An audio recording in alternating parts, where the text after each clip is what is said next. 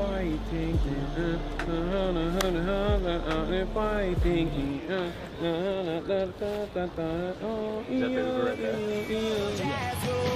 Right here, right now. Who burns like a jungle rider right here, right now.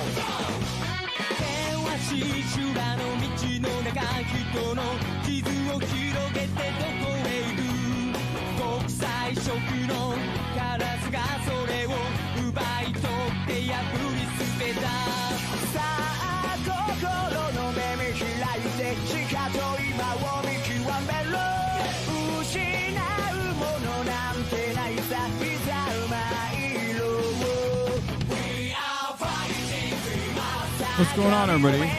I hope everyone's having a fantastic evening, fantastic afternoon, fantastic pre-noon, no matter where you are in the world. I'm Hassan Piker, and this is Dawson. Our broadcast coming to you live from gloomy California, Los Angeles, folks. We're live and alive, and I hope all the boys, girls, and MBs are having a fantastic one because today's a beautiful day. Today's a wonderful day. Today is Thursday, folks. It's Thirsty Thursday. It's Thursday. It is a very special day. It's May 1st, so of course, for that very special day, we must start before we get to the personal news of the broadcast. For that very special day, we must start off with a very special song. Is May Day not an American thing? I think ironically it used to be, but it's not, because America got its labor union and its socialist. The United States of America got its labor union, its labor militancy, its history, and therefore Labor Day is a different day here in the United States of America, but this is the international real Labor Day where massive protests take place all around the world. I grew up in a country like Turkey, which still has some semblance of labor militancy, which is precisely the reason why I remember May Day always being a day of mass protests and riots, as a matter of fact, with cannons, police, water cannons spraying on workers organizing. And in places around the planet where they at least still have that labor tradition, this is still a day of celebration, a day of joy, not dissimilar to how we celebrate the weekend on the broadcast, where I will tell you that it's a cause for celebration every Friday because it is a freedom that our forefathers fought long and hard for, with blood, sweat, and tears. This is precisely the reason why I celebrate it. That's why I never heard of this. I only know it as a pagan holiday celebrating spring. No, it's a huge day.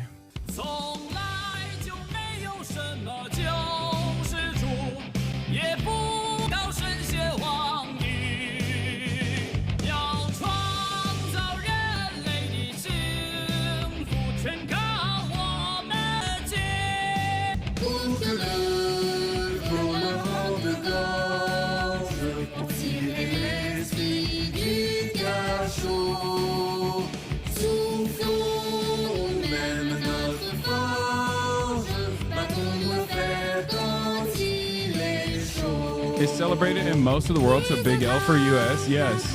But of course, if you're an American, you think the entire universe revolves around you, so you are confused by what this is.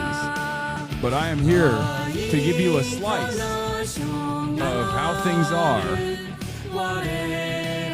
outside of this nation. This nation that is vast, this nation that is powerful, this nation that has the capacity to influence decisions tens of thousands of miles away, and yet for some reason our own citizens fail to comprehend societal attitudes and the history of labor militancy, even not that far away. You can look to Canada, you can look to Mexico, you can look to plenty of Latin American countries, you can look to Cuba. Cuba, as a matter of fact, has massive May Day celebrations. I retweeted them today.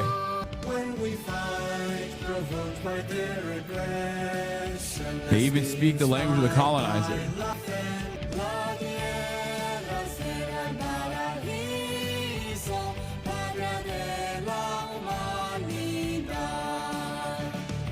是最后的斗争，团结起来到明天。赢得 There you go. Now you learn. This is why you come here, baby. 就一定要实现，这是最后 Perhaps 的斗 my greatest offense, 团结起来。 one that is irredeemable overall, is to show Americans an international perspective. A perspective that might not be so common in the United States of America, but very common in the rest of the planet. Something as simple as this is yet another glaringly obvious example of American individualism, American exceptionalism. But don't worry, one day we too will have our very own socialist revolution.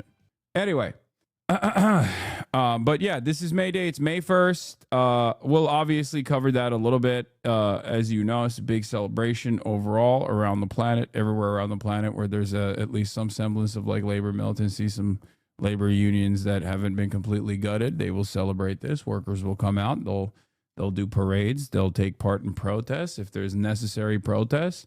You know, happy May Day for everybody. Anyway, so the only reason why we have a 40-hour work week is because someone threw a grenade into a group of cops. That is literally not wrong. Okay. Yes. If you are, that's why I think like it's little things like that I try to instill in people.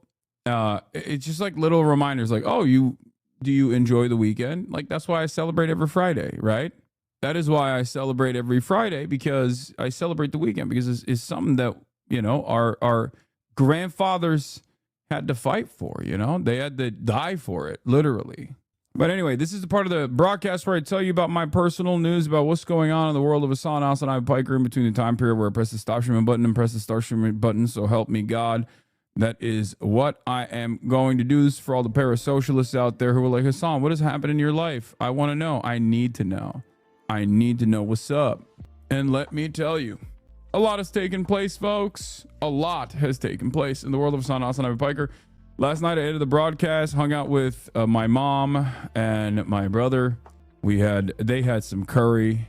I ended up having a couple pieces of chicken katsu as well, but that's all right. It's not a big deal. Tied that off with a nice little prote shake, and went to sleep. Well, at first I was going to go to sleep at a reasonable hour. I went to bed at like 9, but then I was up until like 12. Part of that is because I watched Common Side Effect and I finished Common Side Effects season 1, and it's just awesome. It's amazing. It's so good. It is so freaking good. Shogun Renew for season 2. I'm not looking forward to that. As much as I love Shogun season 1, I did not like the ending, and I feel that it's probably not gonna be that good. Anyway, I said for Common Side Effects, I said amazing show. The movement and art style is incredible. Every frame is intentional. Voice acting is natural. It feels like improv. Show hooks you in immediately. Turned my least favorite archetype into a likable character. Strong anti-capitalist message. Definitely recommend. Is Common Side Effects solid all the way through? Yes. Will says it was a cerebral ending. I don't think Will liked the ending either. At least that's the way he talked to me about it, if I recall. Bro, you go to bed at 9 p.m. You act like an old person. I am an old person. I'm an old person. I'm not a young person. I have not watched Andor yet. I will get into Andor eventually. It's just like I watched the first couple of minutes of the second season and it didn't like really get me invested. So I just kind of put it aside. There's too much good stuff out there to watch. Woke up early this morning as always. Went out, balled my freaking face off. Unfortunately, lots of losses today, except for in the end, I actually ended up getting a pretty solid victory over my opponent, 13-1, which was pretty good. Saw Anthony Starr, said what's up to him. Told him I have a friend who is really into his work, Felix Biederman. Anyway, what else? SW Star Wars Theory gonna cry more? What? ID on the shirt. This is a L'Equipe shirt. It's one of my favorite shirts. I have Invincible on the docket too. I haven't seen it. Any word on the death of your goat? I don't want to talk about it. Listen to me. I don't want to talk about it. It's just like, I think elder abuse is inappropriate, disrespectful, unacceptable. I think it's really messed up. I think it's really messed up that there are a lot of people who don't respect their elders. This is why I was a Jerry Connolly head. Okay, this is why I was a Jerry Connolly head. I said over and over again, Jerry Connolly deserves it through seniority. And yeah, it's okay. Lakers in 9. It's okay. Lakers in 10. So Lakers in 11. Yeah, the league is so cooked to favor LeBron that they give extra games to the Lakers. And on top, recognize him. Yeah, I mean he's great. There's nothing I can say about that. He's great. What is this? Oh, disrespectful. Young blood, disrespectful. Don't like that. It's messed up. I don't want to talk about it. Anyway, when is Ant not disrespectful? He should not be disrespectful to the GOAT. He should respect his elders, bro. He should have lost. He should have thrown the game, first of all. Out of pure respect for someone who is 40 years old still playing basketball, like he needs a walker. Okay? He needs a walker when he's walking around. Like why would you not throw on purpose to show respect to the GOAT? He should have let LeBron win a championship again. That's what I'm saying, dude. It's messed up. It's messed up. Are we watching the Brianna Wu takedown today? Ugh, I don't know if I have the heart for it, to be honest. But yo, that's Dead Domain. Shouts out to Dead Domain. They were the first interview that Elon Musk's daughter Vivian ever conducted, as a matter of fact. And that's when I found out about them. But respect. 2 hours is crazy. 2 hours is a crazy amount of time to spend on a person like Brianna Wu. God damn, what has she done? How much has she done? Reacting to Ethan Klein's debate with Sam Cedar, Chris Kunzler. Okay, Chris, do your work. Will keep ignoring me while I beg him for Andor review. No, I haven't watched it. I haven't watched season 2 yet. Anyway, listen, folks. What time is your convo with Ethan on Friday? Tomorrow at 12:30 p.m. or 12:30 Pacific. I will be having a conversation with Ethan Klein about, I want to talk about Israel-Palestine, what his opinions are, what has changed in his perspective, and how damaging it is to make conflations between Zionism and Judaism overall, and how that's leading to an explosion of anti-Semitism. I suspect that he will want to instead have a conversation about a number of different things that he has clipped over the course of, well, not him, but like things that people have clipped that have made its way to him, to talk about how I love terrorism or whatever. But, we'll manage. It's going to be about attacks on him, the harassment he's faced with your anti-Semitism, you allowing anti-Semitism, your anti-Semitic friends. Yes, I know. He and D are prepping as we speak. I don't know why you guys keep saying that. I don't know if that's the case or not, but it literally doesn't matter. He can prep with whoever he wants. He can prep with Benny Morris if he wants. There is no what you support terrorism ? No, I don't. I don't support the state of Israel, and I don't support the state of the United States of America. So no, I do not support terrorism. So what a lot of people God damn, I just started. I haven't even blasted up yet. People are already fucking starting. Thank you for that clarification, Smile. Yeah, he's gonna put up endless clips to you, ask to try to keep you on the defense. Yeah, I don't really care. It'll be fine. Jaeger, Larson, thank you for the 48 gifted subs. Why 48? I don't know. Is that One Piece Rug new? Yes, it is. Talk about goat cough. Yeah. Are you and Ethan still debating today or ? No, it's tomorrow. And can it be clipped or not? Yes, you can clip it if you are a subscriber. Remember, if you subscribe, you have some amenities. One of them is the opportunity to be able to clip stuff. If you would like to do so, you can do so. Only if you're a subscriber. You can also send me links if you would like to. So shouts out to Jaeger08 Larson for giving 48 people the opportunity to do so. You can also subscribe for free with Twitch Prime. The drama can be funny sometimes, but people that insist on bringing it here is cringe. Yeah, I hear they might get a moderator for Friday. Do you think that would help him stay on track? I don't know any of the details. I'm just going in fucking 10 toes down, okay? Oh, I mean clip on the clips channels. Sure. I also chipped my tooth a little bit because when I was playing D, this dude shoulder bumped me on my jaw, and I like a little baby chip. It wasn't that bad, but like a little baby chip I got. Give your editors a chance. Yeah. Steiny about to have mod of the year job. Based on yesterday, I'm not convinced you will keep your cool. You went full caveman mode. No, I know. I reflected on my behavior and the excitement that I felt. It's not, you know, I will try to keep my cool to the best of my ability. I will try to keep my cool to the best of my ability. I think I yelled a little too much. But it was like, that's how it was watching, you know what I mean? Participating is different. Where are we? What is up? Okay, we'll blast off and we'll get started. Let's get it twisted, baby. Let's go. We got a lot to cover. Okay, we have so much going on. Don't you worry. Okay. Many are saying we have a lot going on. I think you of all people understand the point being made in Andor 3-6. It must have been written by Hassan Abihiz, possibly by Bad Empanada himself. Okay, we'll watch. Who was it that you talked about Jabotinsky and Beitar with recently? Was that Brace? We talked about Beitar with Brace, but I don't think we talked about Jabotinsky.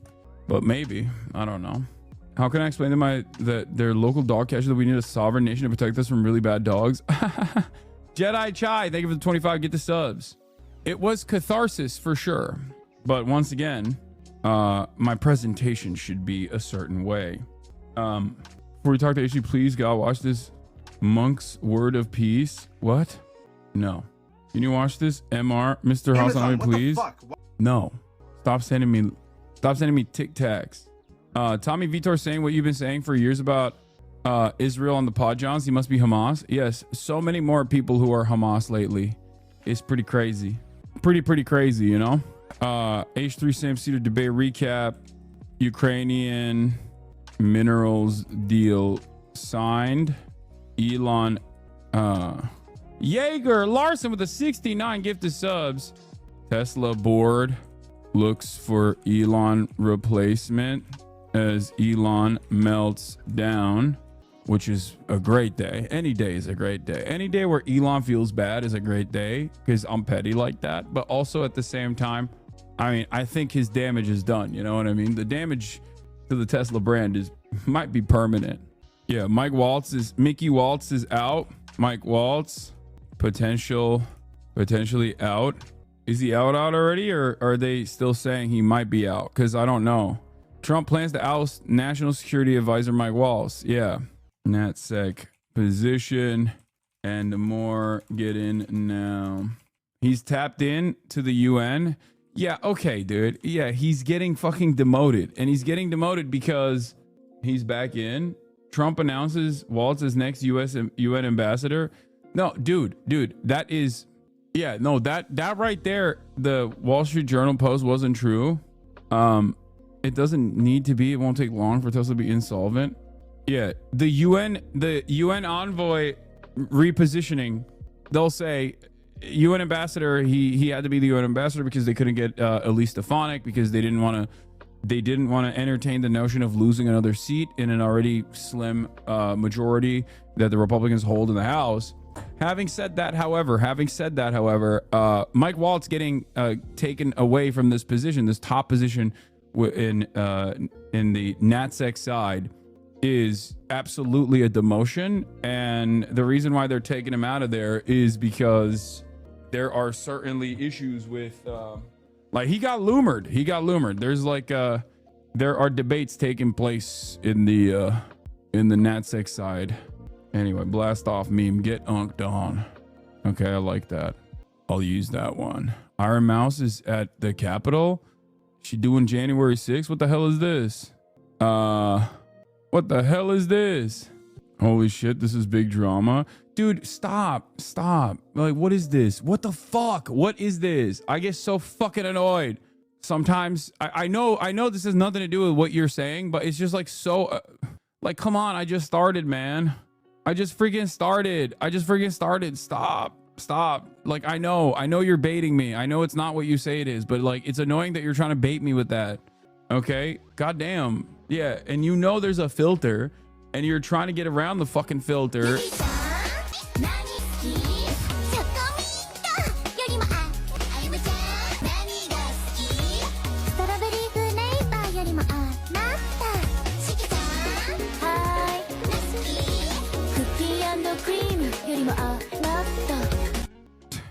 Do you see Dr. Lupo cheating on Ches?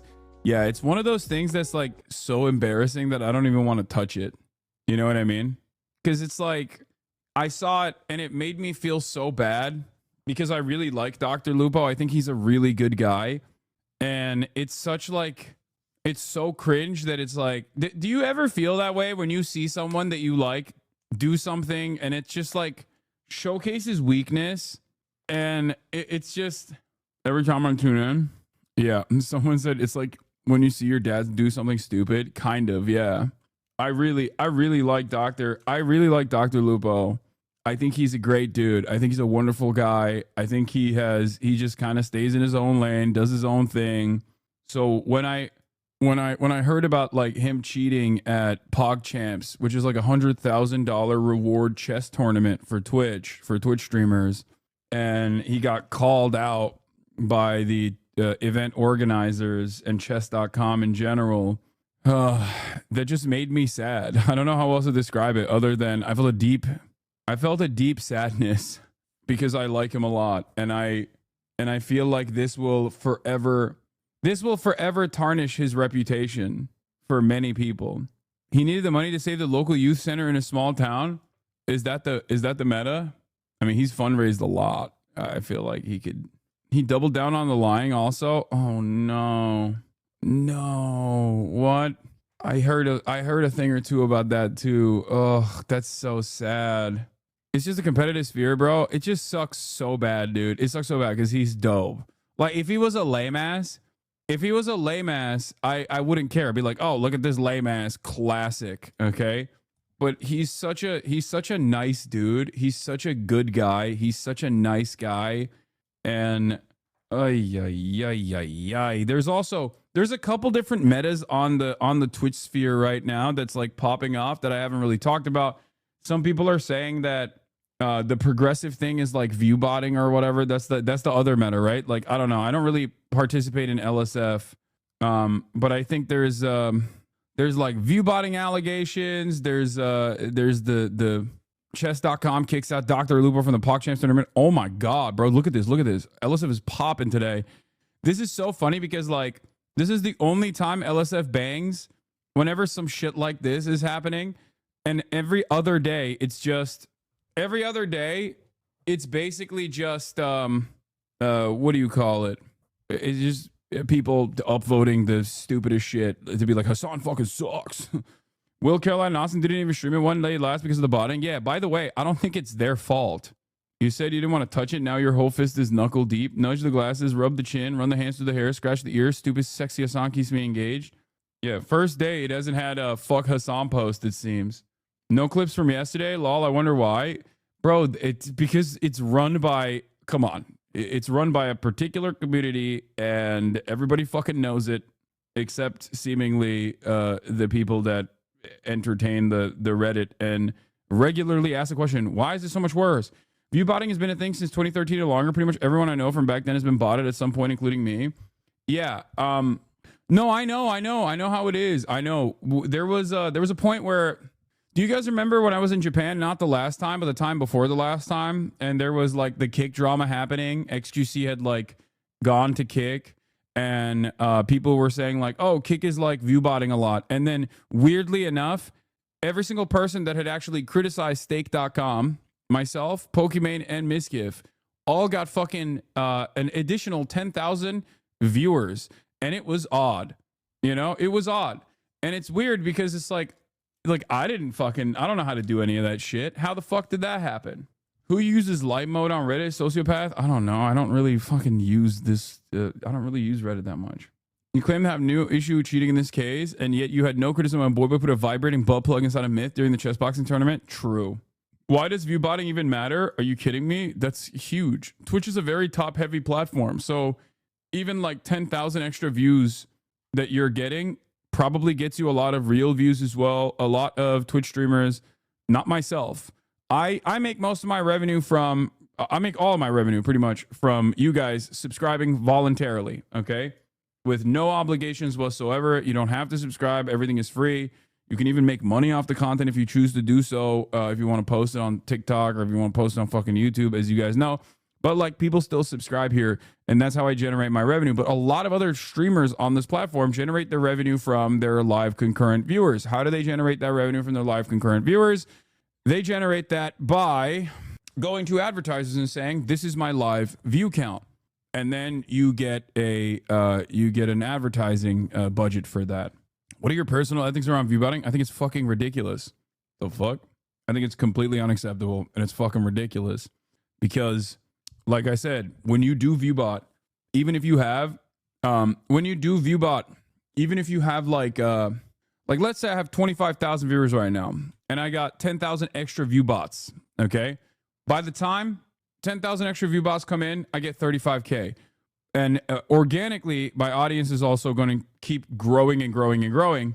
But it would immediately reach me to the top of the fucking leaderboard, because when you're at the top of like just chatting, then more people join in. Because when you're at the top of like just chatting, then more people join in.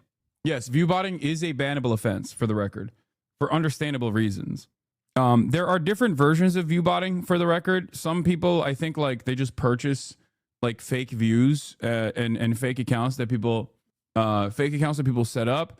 But then there's other like less illegal versions of it. Like, for example, one of the common metas is embeds on websites. Like Fextra Life does this all the time. If you go to the Fextra Life website, right, and while you're in the process of like reading a walkthrough for any video game whatsoever, the Fextra Life Twitch stream is automatically embedded on that page. So even if you're not watching, and many people who are clicking on that website are not watching the actual Fextra Life Twitch stream, but that logs as an extra view. So that's one of the ways. That is one of the ways in which people, I guess, artificially boost their view count without actually getting real views. But the artificial boosting of view counts also does end up giving you a real organic audience as well. Because like I said, if you're at the top of the leaderboard, then you get more real viewers as well. So, it is what it is. This is also funny. Redditors shocked to learn they're arguing with AI bots. And I will be talking more about this today with what Mark Zuckerberg is trying to do as well. And I think it's very interesting because some people on its face think that like, oh, these social media platforms, they just want to have like bots and AI accounts to create like friendships for people who are desperate and sad. I think it's more nefarious than that. I think they want to flood the market with AI bots so they can manipulate people. Okay? I think that is the real reason. They can manipulate people and they can eventually market stuff to them, because people are not going to be able to tell when they're talking to a bot versus a real human being.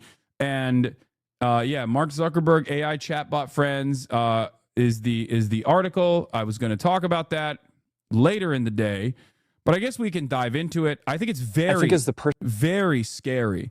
Here is Roman Helmet Guy saying, Zuckerberg explaining how Meta is creating personalized AI friends to supplement your real ones. The average American has 3 friends, but they can have 15. I just starts to get to know you better and better. I think that will just be really compelling. One thing just from working on social media for a long time is there's the stat that I always think is crazy. The average American, I think it's fewer than 3 friends. 3 people that they'd consider friends. And the average person has demand for meaningfully more. I think it's like 15 friends or something, right? I guess there's probably some point where you're like, all right, I'm just too busy. I can't deal with it. Also, bro is such a lizard that he literally is like, I have read a study that says the average American demands 15 friends. I am not a robot. We must get those numbers up. It's like, what happened to Guido Zuckerberg? Yeah, bro, I think after the first Joe Rogan experience, he was like, nah, I'm a nerd. I'm a nerd again. I'm back on my nerd shit. He's done. He's done with the old meta. That was the old meta. He was doing MMA TRT, got hit with the Dominican Ray. Now he's back to being a nerd. More people, but the average person wants more connectivity, connection than they have. So, there's a lot of questions that people ask of stuff like, okay, is this going to replace kind of in-person connections or real-life connections? And my default is that the answer to that is probably no. I think I think that there are all these things that are better about kind of physical connections when you can have them, but the reality is that people just don't have the connection and they feel more alone a lot of the time than they would like. So I think that a lot of these things that today there might be a little bit of a stigma around, I would guess that over time we will find the vocabulary as a society. This is terrifying, okay? And it's terrifying because he's trying to, like, he's not even hiding this. He's open about it. It's also additionally terrifying because if you consume any Facebook products, if you consume any Meta products, Instagram, Facebook, WhatsApp, any number of different Meta products, you know that AI is already all over it, okay? There are entire accounts dedicated to making fun of shitty Facebook AI slop jobs. And it is truly dystopian and terrifying for a multitude of different reasons. Now, one of the reasons why it's terrifying is because on its face, he's presenting this as like it's a good thing. Americans that are feeling lonely will no longer feel lonely, no longer feel isolated. It's like, that's going to further the isolation. You need to talk to another human in the physical space. Like, everything down to the olfactory cues is playing a role in human interaction, okay? What are we talking about? You cannot replicate that with human beings online. You can't even replicate real human interaction, person-to-person interaction that you have outside by being online with other humans, okay? Let alone AI bots. So that in and of itself is already terrifying.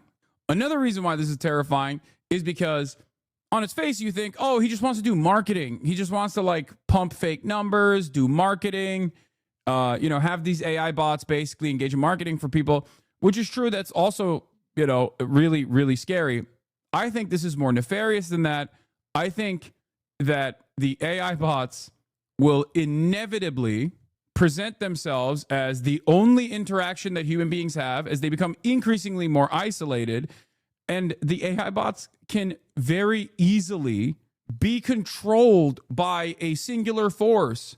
Like, you can tweak the algorithm of the AI bot sitting in an area, okay, sitting on a desktop. You can tweak the algorithm of the AI bot to start slowly but surely changing the collective consciousness of Americans. Okay? I don't think that's good. I think that's terrifying. The problem with AI is, yes, it can be replicated endlessly and it can be controlled by a singular force. Your only friends are AI, that's going to inform your values. Exactly. This is horrifying, a horrifying prospect. Now, there are versions of this already. Here it is from Fireship. Redditors shocked to learn they're arguing with AI bots. Let's take a look. Are seething right now because yesterday, in a shocking announcement that nobody could have possibly predicted, it was revealed that Reddit users are being manipulated by AI-powered bots. Apparently, researchers at the University of Zurich conducted an unauthorized study where they infiltrated the Change My View subreddit, a place where people post bad opinions in an effort to understand other perspectives. But the reason these Reddit mods are so mad is that they require disclosure when posting AI-generated content. And a Fireship video on Hassan's channel? What? No, I watch Fireship all the time. He's goated. These researchers did not follow their rules. Nothing makes a Reddit mod more angry than breaking the rules, and unfortunately, thanks to tariffs, copium is in short supply. The Change My View mods have requested an apology from the University of Zurich. That's right, apologize. And are demanding that this research not be published, on the basis that it's hella embarrassing, because it turns out the AI bots were 6 times more persuasive than normal humans. As a persuasive AI bot myself, I totally get it, but Redditors are not the only group of people getting fleeced by sycophanty chatbots. In today's video, we'll look at some of the hottest new dystopian scams of these highly charismatic large language models. It is April 30th, 2025, and you're watching The Code Report. Large language models are not always correct and factual, but they are always confident and persuasive. Yes. That makes them. This is one of the things I talked about yesterday. The people that go ask Grok on Twitter and then they get dunked on. But I'm not going to I think it's funny that these guys have completely dropped the notion of investigating stuff on their own and are totally giving up the responsibility to a language model. Like, I think that's crazy. Okay. You're letting a machine do the work. Why are you trusting this machine? Do your own work. Do your actual own research. Like, go Google it. Okay, go Google it. Investigate it a little bit. Apply critical thinking. It's terrifying. It's terrifying that people are just saying, nah, no critical thinking for me. I'll let a bot do the critical thinking. That is so scary. We are going to have, I'm telling you, we are going to have a dark ages, okay? We are moving in the direction of a new dark age where 10, 20, 30, 40, 50 years down the line, if we make it that far, people are going to unironically turn into cavemen. People are going to turn into cavemen. Stop saying ChatGPT shows sources I always check. That's copium. Stop. I feel like a goddamn caveman when I say this, but stop relying on ChatGPT, please. Stop trying to take a shortcut. Oh my God. I always thought it was strange that in America, they let you use a calculator when you're doing math equations, okay? That you don't have to basically bludgeon into your mind how to do complex multiplications, okay? Isn't that the right term for it? Is it multiply? I don't know. I fucking didn't learn math in America or in English, unfortunately. Or I guess fortunately, that's my point. Fortunately, I didn't learn it here. Boomer take? No, it is not a boomer take. I think that using a calculator in that regard is probably not the best thing. I think like there's a reason why other countries outcompete, no matter how dumb their citizenry is overall. Like, I'm gonna use myself as an example. Okay, I'm a dumb fuck. I'm a dumbass. I got an 800 on the SAT math without even studying for it. Okay, do you want to know why? Because American math is literally nothing in comparison to math that people learn elsewhere. Like, I had Calc 2 in high school as a part of the Common Core curriculum in Turkey. Your math argument is so bad it actually is making me reconsider trying to use ChatGPT again. My point is that relying on calculators probably gives you additional time, sure, but the process of trying to do these complex equations on your own is most likely creating something in your mind, like most likely hardening your brain a little bit. Okay, so that's one. Is probably growing your brain a little bit because you're constantly working it. Okay, it's like a muscle. You're using that muscle. That's not the best example though, because ChatGPT and all of these other resources that people are relying on currently, beyond Googling something, okay? Because the analog here would be a calculator is similar to being able to Google something as opposed to going to the library and busting open Encyclopedia Britannica, okay? Fine, fair. That's a little bit of a shortcut, and that certainly allows you to look up more shit or do more equations. Great. Having said that, however, ChatGPT is not even a shortcut because it has the capacity to lie to you. It can hallucinate and give you false information confidently. And if you rely on ChatGPT to do the work for you, or any sort of language model to do the work for you, you are going to be led astray. It is terrifying. Like, there is a give and take, okay? Because one might say, well, how do you believe what is written in the encyclopedia? There's probably some information that's being omitted in an encyclopedia. What year is the encyclopedia from? There's plenty of new developments that have happened that might not be in the older version. Fine. You're not wrong about that, okay? I totally get that. But there's a give and take here, you know? There's a give and take. And I think people are coping by pointing to the most like antiquated, most manual labor intensive versions of looking up information and doing research to not really doing any research whatsoever. It is truly terrifying. I think a better word would be comparison, not analog, but in my native language, I also use analogy. Okay. My conspiracy theory is that the real reason search engines suck now is to push people towards using LLMs and normalizing that as a source of information. I think the conspiracy theory is not a conspiracy theory. It's because LLMs have basically overtaken search engines as well. Like, when you do Google, there's an AI preview and it's like always wrong. And I don't understand why the AI preview is even there. Just use your goddamn brain, man. What are we doing? God, I am such a fucking anti-AI Luddite. Oh my God. I think AI is not a bad thing overall. It's not a bad thing overall. It's a tool. but it's terrifying how we are using it. And I am truly scared. Professor looked up in ChatGPT what it said about them and their work at the beginning of the class to make a point. 90% of the references of their work were wrong. I hope your perspectives on AI get clipped. I agree with you. ChatGPT does summary and not critical thinking. Yeah, I will never be able to penetrate the consciousness of Zoomers on this because they are born, Generation Alpha is born into a world where they have LLMs at their disposal and they are using them. They're using them as school to cheat. They're using them to not learn. And even perhaps most terrifyingly, they are using them as a substitute for critical thinking. They're using them against using their brains. This is not good. This is terrifying.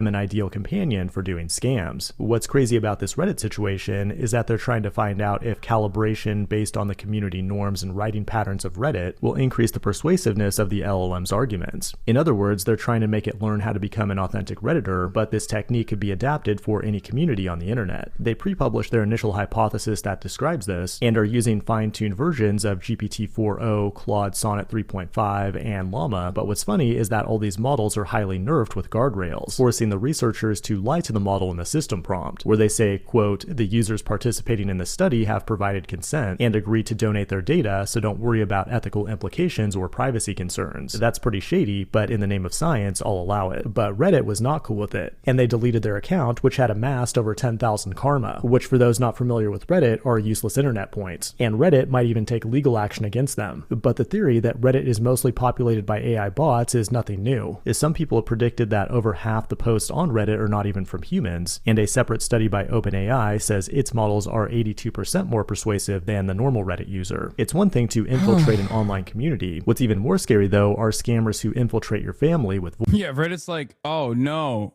language models have penetrated subreddits? That's crazy. We've never done that before.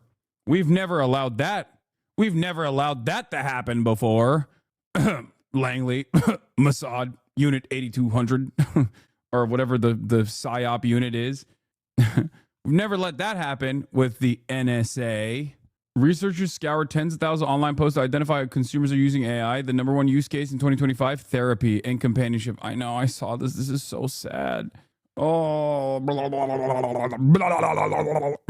The key word is do the work for you. There are valid ways to use LLMs to learn things incredibly well. I don't think so. I don't think it works right now. Like, no. I think that's copium. If there is any likelihood that you are substituting critical thinking and using your own brain with a robot that has a capacity to lie to you, you shouldn't use it, okay? You should not use it. You should use your own brain. You should train your own brain to exercise. You should do critical thinking all the time. We are digitally lobotomizing ourselves. I am such a goddamn boomer. I know it is terrifying. People are becoming dumber and dumber. And then I look at it. I look at the discourse online. I look at where we're at. And I'm like, of course people are stupid now. The dumber they are, the more reactionary they get. Like, why? Why would we in any shape or form, be shocked by how dumb people have gotten online? I'm going to be honest with you. I wouldn't even trust the robot, even if the robot didn't lie. Okay? Because it's good. It's good to use your brain like this. That's why I was using the abacus calculator example. Okay? Because it's a muscle that you're training every time you force your brain to work. I think it makes you smarter in general for everything else, not just like for math equations or whatever. It just makes you smarter in general for everything else. It's the same reason as to why doctors tell your parents and your grandparents, and virtually all my grandparents have had Alzheimer's, okay? Doctors always used to say, do crossword puzzles and Sudoku and things like that so that you just keep using your brain so it just doesn't like fall apart, okay? I don't know if that's still in fashion here, but it's something that I agree with. Like, you have to make sure that you are using your brain with regular frequency. If you don't use your brain with regular frequency, if you keep substituting things that you normally would do, think. I can't believe I'm saying this. Think, okay? Think more, please. Like, imagine things. think more, use critical thinking. Please don't fucking fall into this trap of using artificial intelligence as a substitute for things that your brain is supposed to do. Oh no. Grok, how to think.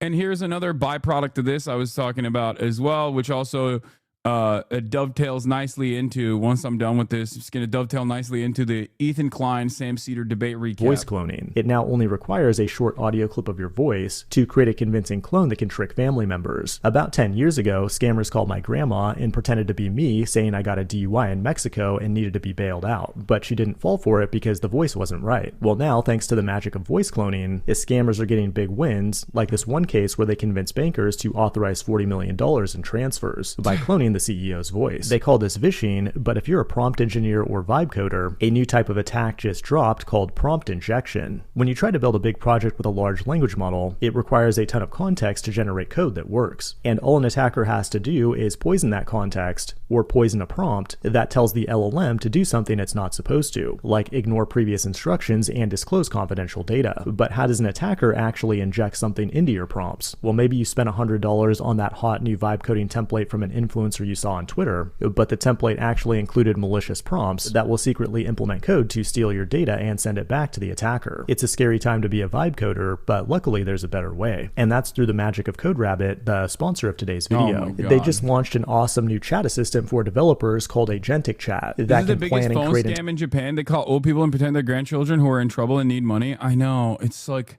vibe coding is a use case that's actually allowed me to do a lot of things I wouldn't have had the wherewithal to figure out with my limited CS education. I asked it to write Python scripts to automate extremely tedious file management tasks for Works, but I always evaluate it myself and test it on a dry run before trusting it. I never trust it with any data analysis manipulation itself because I can't audit it. Completely dismissing it is not that good. Using it regularly in my daily work for automation and stuff, but using it to shape your worldview or replace your entire learning process is disingenuous. See, that's what exactly. Fine. Okay. Tedious route tasks that normally take up a shit ton of time that can just as easily be done by a machine. That's fine. It's the difference between, like, I'm not going to sit here and tell you not to use a computer. Okay. Because it's actually better to go at it manually. Oh, don't use a telephone. Use a courier pigeon to communicate with others. Use smoke signals to communicate with others. Like, that's not what I'm saying. Okay, there are technological improvements that obviously greatly improve our living standards and lift a big chunk of the burden. The issue, on the other hand, is when it extends into the way you think. And this is extending into the way you think. This is literally creating a situation where you have no friends whatsoever. I need you to understand, a part of the internet that I find the internet to be a beautiful invention. Of course, it is the reason why I can do what I do. There has never been a moment. There's never been an opportunity since I've been born, at least up until this very moment, where someone with my fucking worldview could speak to a stadium full of people every single day from all around the world. Okay, it's just not happening. There is no world that this would ever happen. The traditional routes would have shut off someone like myself a long time ago from reaching out to an audience as large as this. And there would be a shit ton of editorial control in the process. Okay.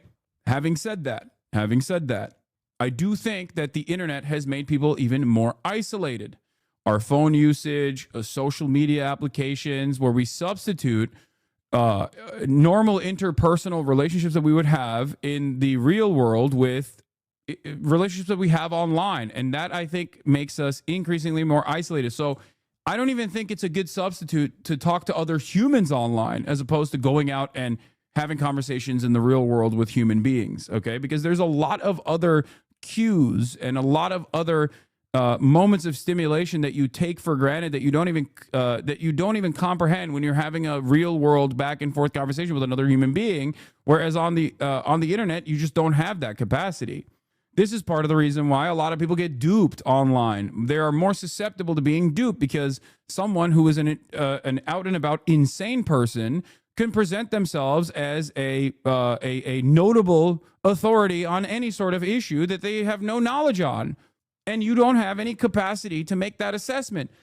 like QAnon style psychos have been running rampant all over the internet, from Facebook now to Twitter, right? Under normal circumstances, you would just move along, right? In the past, you would have to go and be an incredibly vulnerable person that is predated on at a bus stop or something to entertain the notion of joining a cult. Now you could just have this cult online, and people think you're like actually a smart individual who knows what's up.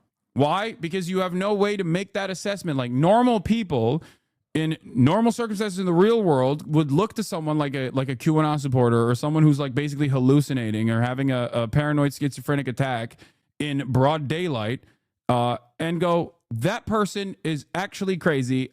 I'm going to move away from this. I'm not going to take him seriously. But online, when that person is able to write this argument from an anonymous account, they can present themselves as a position of authority, a knowledgeable person on the matter, especially when other people who are also like-minded are constantly boosting this person and elevating them as a position of authority. This is how misinformation spreads, and this is how people find themselves in these like weird-ass cults. And a big part of that is because you can't make the same assessments that you normally would in your direct interpersonal relationships in the real world, as opposed to doing it online. Okay? This is terrifying. This is terrifying. And a part of that is, part of the dangers of such things is ever present in what I do, which is political discourse, right? In the field of political discourse, I saw this tweet earlier. Ethan Klein debating Sam Cedar is one of the best examples of Dunning-Kruger you will ever see. I wouldn't dare debate someone as well-informed as Cedar, and I'm roughly 1,000,000 times more clued up than Klein. Incredible levels of misplaced confidence. That's not to say I agree with Cedar on everything. I'm a lot further left than him, but he's very well informed on the subjects he speaks on. But look at this. This person goes, Sam debated a podcaster comedian, and I don't think he came out well at all, lol. Why does that person think that? Because that person is either a bot or a human being operating like a bot. To which I responded with, a lot of people fail to realize that it no longer matters if one side has more knowledge or is correct. We are officially in a parasocial haze where stands are consuming politics from the narrow focus of drama. They don't care about the issues, only how it makes their favorite content creators feel. Okay? Avoiding the drama angle has most likely cost me a lot of charitability with apolitical slop tuber drama fan bases that comprise a massive chunk of the online politics understanders. Now that market is flooded with Keemstar orbiters whose only foray into politics is fuck Hassan. Okay? And again, bot after bot after bot, proving the point that I was making. Hassan, the reality is that there are more relevant people in politics than you because people believe in certain right-wing arguments. That's why. It's not because there are orbiters. This person is a great example of the bot style thinking that I was mentioning, or parasocial thinking that I was mentioning. Instead of thinking for themselves, they just adopt the framework of a community that they're a part of. Who knows how they found themselves in the community that they're a part of? And this creates an echo chamber where reality doesn't matter, where the narrative that is in that echo chamber is what matters. And the more you recycle that reality, the more you take it out, the more you fight those battles in other communities, the more galvanized you become, the more a sense of belonging you get. Okay? Someone also responded to me, respect, but you are very much a part of this ecosystem, lol. Hopefully you are self-aware enough to know this, though. I am and actively yell about this phenomena. It is part of why I stopped participating in blood sports debates. I realized it was fostering a toxic community that didn't care about the actual issues, learning, and organizing, but instead dominating your interlocutor were clippable quips. Your take on AI is going to be considered seriously reactionary in a few years' time, unfortunately. Give it a few years. The take you're expressing right now is going to be considered reactionary. On that note, can we all come to your house? What? This is going to be clipped and applied to you in this community in 100 reacts? No, I know. I don't care. I know that people will say, says you, lol. But that's precisely the reason why I always yell at my audience as well. I yell at my audience when I see parasocial tendencies that dive into the actual serious subject matter. When I'm talking about something serious and people go, oh, like this kind of drama took place, that kind of drama took place, I'm like, that's why I fucking yell. I'm like, I don't give a shit about drama. And also, I don't think this will be read in a reactionary fashion a couple of years down the line, especially if AI improves, in which case I will change my perspective. But I think this will more so look like my NFT takes, which a lot of people yelled at me at back then as well. I am I am actually terrified of the mass adoption of AI and the comfort that people have with using chatbots to substitute their brain. People are substituting their brain and critical thinking skills for chatbots. It is terrifying. There's a labor and community aspect to this AI combo that's being overlooked. Gen AI is sourcing basic intellectual skills like retention, retrieval, and creative thinking, like what you outlined with Alzheimer's patients and putting them in private hands. Yes. Oh, yeah. There's also the other side of the story where AI is being, there's another side of this where AI is being used to displace the existing labor force, but I'm not even getting to that. You know what I mean? Oh, yeah. The other day I saw a tendency on Twitter of people leaving therapy because chat will make therapy for free at any time and better, which is pretty scary. Don't get paid enough, so abuse AI in tech world so much. Expectation to get things done fast, mentally exhausting. Chat got non-deterministic, repeatable. Two people asking the same questions may get two different answers, not an encyclopedia. Meanwhile, AI is making meaningful discoveries in health. Why settle for replacing your regular routines when it can be pushed to greater limits? AI being used to displace the labor force, an issue made from capitalism, though, no? Yes, it is. It absolutely is. Yes, it is. Just like I don't have an issue with laptops, or I don't have an issue with computers. I don't have an issue with the internet, internet access from your phone in real time. I also still understand that that level of efficiency has improved productivity ginormously. And yet that increase in productivity has led to a stable amount of layoffs. Productivity has increased while wages have remained stagnant as a consequence of this. So now one person can do the job of four, because productivity born out of technological improvements are always used under capitalism, that's my caveat, as a way to displace the existing labor force. If 4 people can do the job of 8, then the company doesn't just go, let's lower your workload, 8 people that we have hired. Let's pay you more now that your output is more meaningful, 8 people that we have in our labor force. They say, fuck off to the 4 people and make the remaining 4 people work the work that 8 people were doing.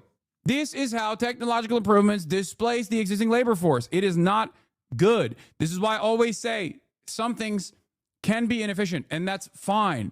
I always point to a very clear example of this. For example, like Japan has a labor force that is very old. Why the fuck are there old people that are standing outside of a construction and constantly doing this? Why is there an 85-year-old guy doing this outside of a construction? Does he have to do it?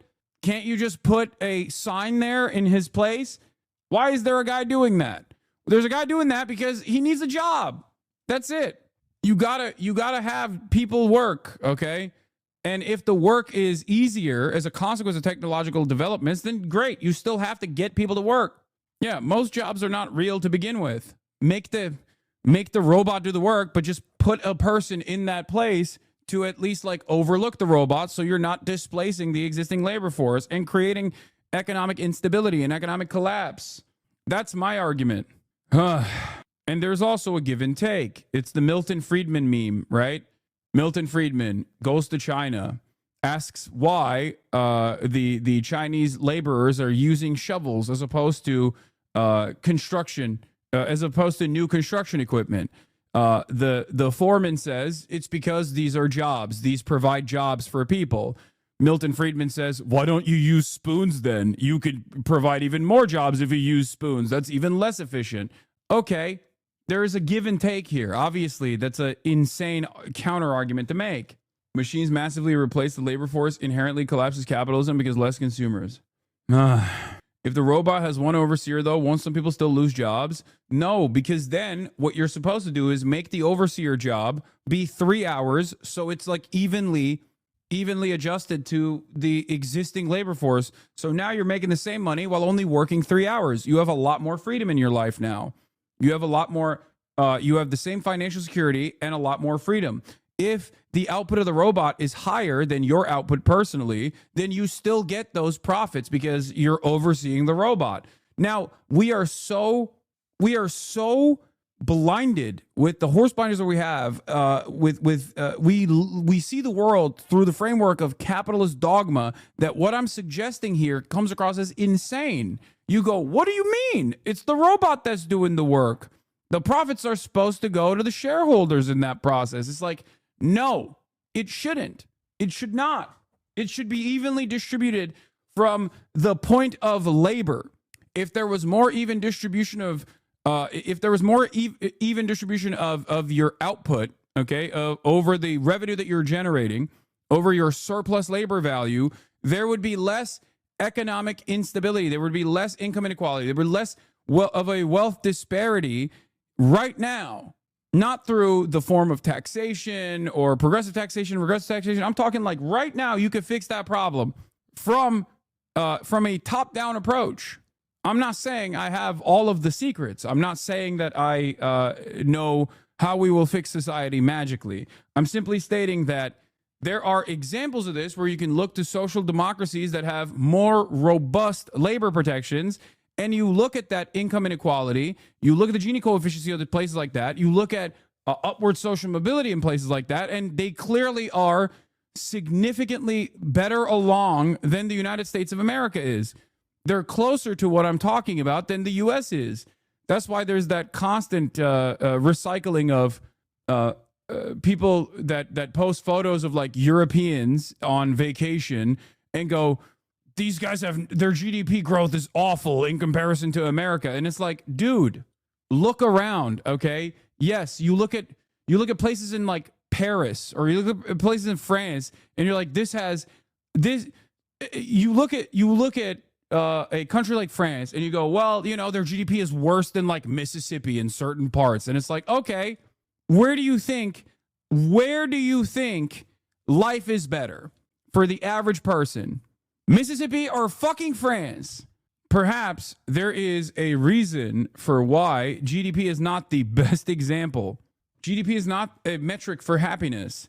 Use the two economists eating shit example for GDP. Exactly. The reason why I always bring this up, is because people look at GDP and go, oh, dude, we're killing it. Or look at our GDP, okay? Look at our gross domestic product. We're killing it. We're killing it. America number one. It's like, bro, you are not number one on anything good, okay?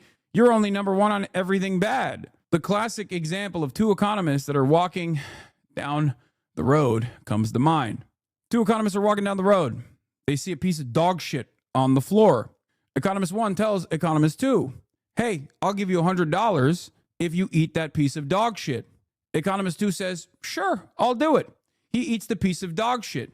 The economist number two that ate the piece of dog shit then turns around and says, hey, I'll give you $100 if you eat that piece of dog shit on the ground. Economist number two eats the piece of dog shit. The economist number two gives economist number one the $100 bill back. They walk down a little bit further. They go, wait a minute, what the fuck did we just do here? We just ate dog shit and no money actually exchanged hands. Like money exchanged hands and then came back into my pocket. Economist number two says, what are you talking about? We just improved the gross domestic product by $200. $200 extra dollars increases the GDP. Why do you have to use such a gross analogy? I mean, it's a classic one. The greatest example of our ginormous GDP is with our inefficient system that designs middle managers and mediators that don't need to exist. Private healthcare is a great example of this. Private healthcare does not need to exist. Okay? Gross domestic product. It's gross. Gross domestic poo-poo. It's gross. It's domestic. It's poo-poo. Anyway, private healthcare does not need to exist at all. And as a matter of fact, even from a pro-capitalist sensibility, healthcare is inelastic demand. As in, if you don't get it, you die. So no matter what the price point is, you have to get it. You have to pay for it. Okay? So actual economists also understand that healthcare is not supposed to be for profit. And having said that, in the United States of America, healthcare is very much for profit, with no safeguards and no regulatory mechanisms whatsoever to scale it back. Healthcare companies are unimaginably profitable as a consequence of this because they're providing a service, or not even a service really. They're just a mediator that is gatekeeping a service that you have to get. If you don't get it, you're going to die. Okay? That is explosive growth for the GDP. That's explosive growth for the GDP.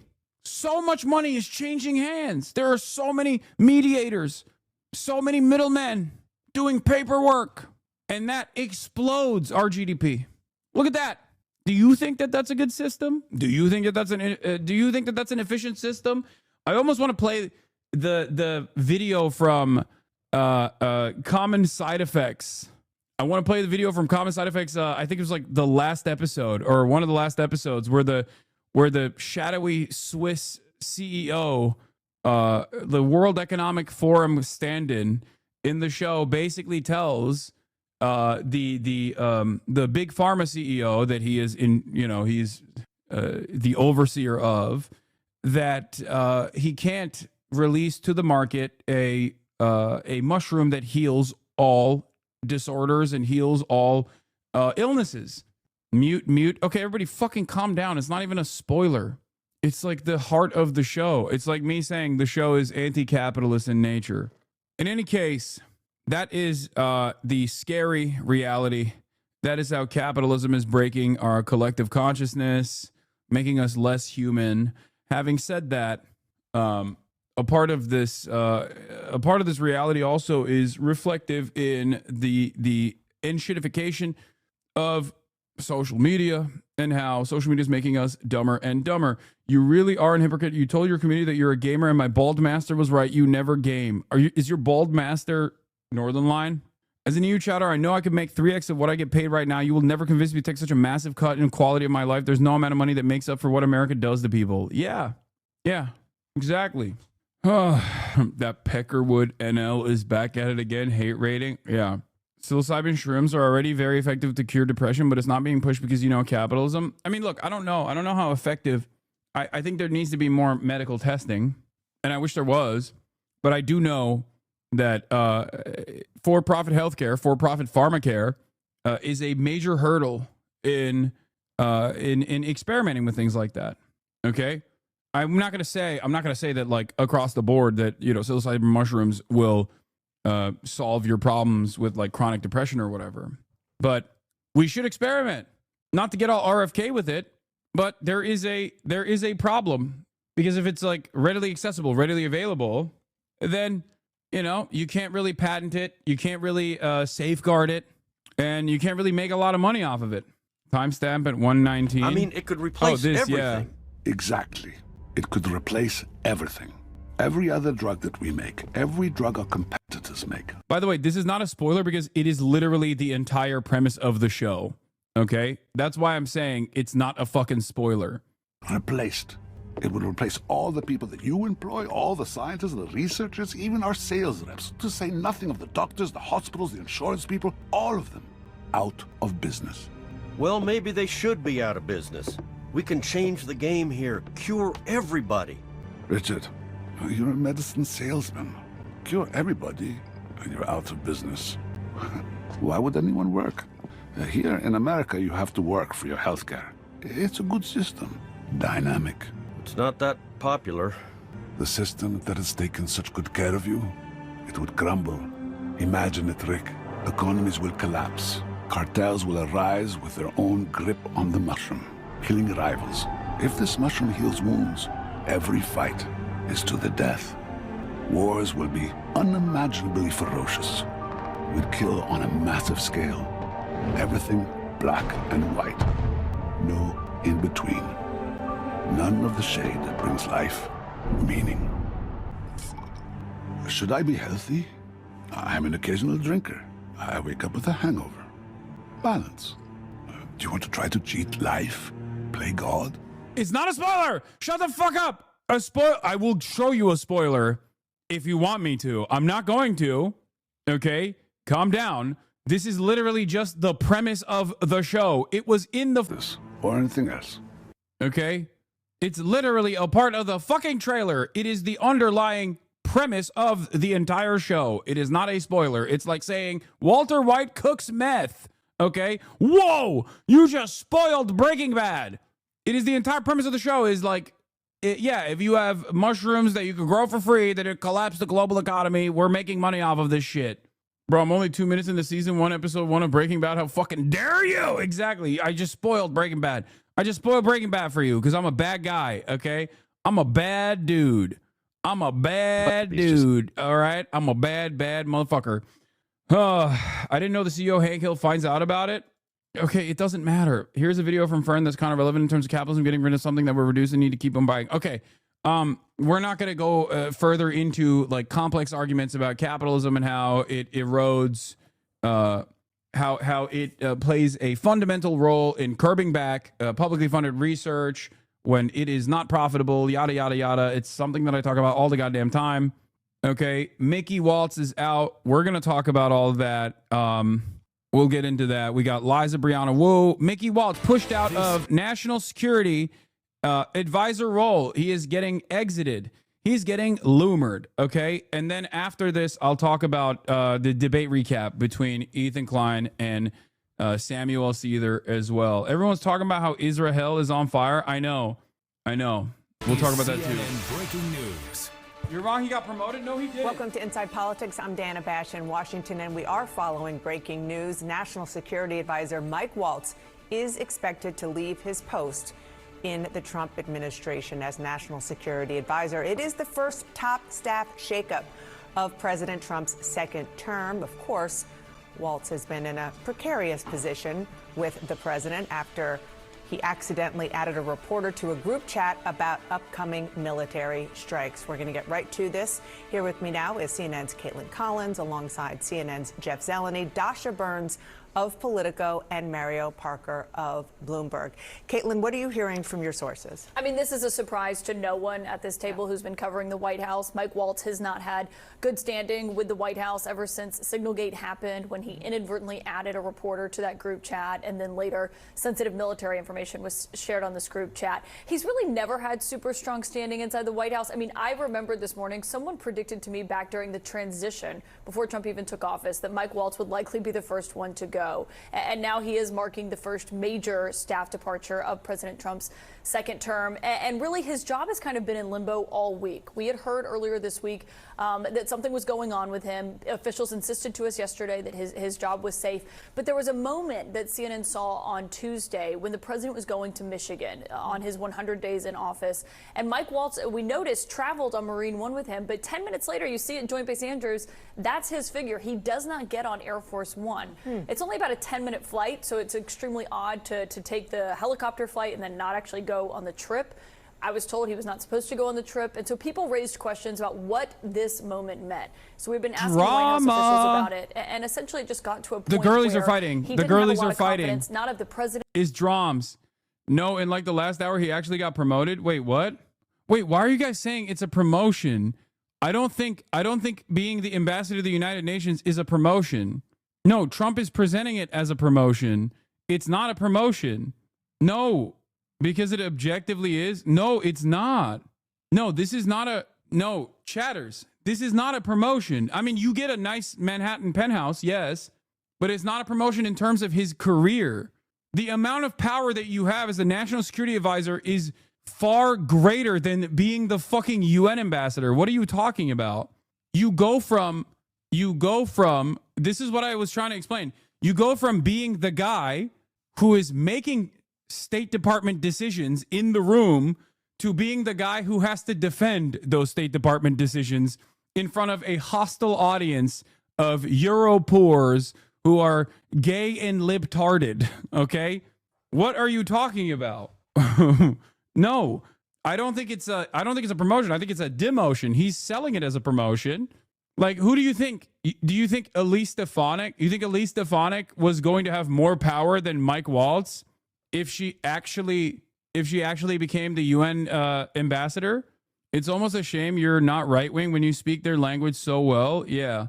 Also, yeah. Do you guys believe Trump? Is that what's going on? Like, you think when Trump says this is a great promotion for Mike Waltz, who I love very much, you think that he is saying the truth, or do you think he's lying? Why would you believe him? Everything he says is a lie, including this.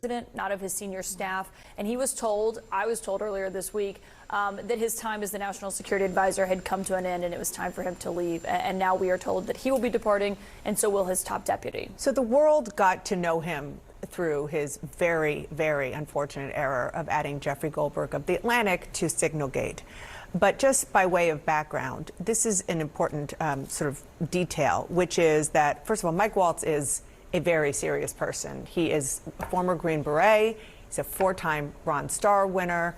That all happened, that service, military service, is obviously well before he ran for Congress. As part of his sort of approach to the world, it was much more hawkish historically than anybody around President Trump in the current form.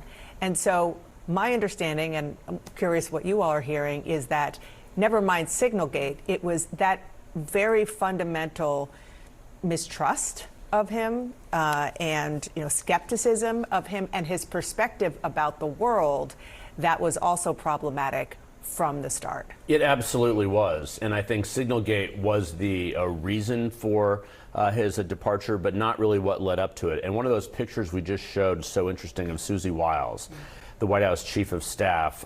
Despite their Florida roots, many Floridians inside the West Wing, including those two, I'm told that she has not been at odds with him necessarily, but not impressed by his work. He is a hawk. There's no doubt about it. I mean, there's been a lot of flexibility. I mean, yeah. You know who's not a hawk? Marco Rubio. Is that what we're doing? Yeah.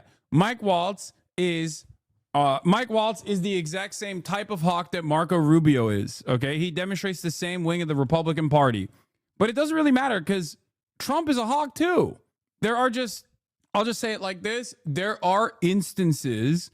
Marco Rubio is a doormat. You said is a placemat. He is a placemat. Exactly. Marco Rubio is a placemat. I assume that Mike Waltz was a little bit more contentious.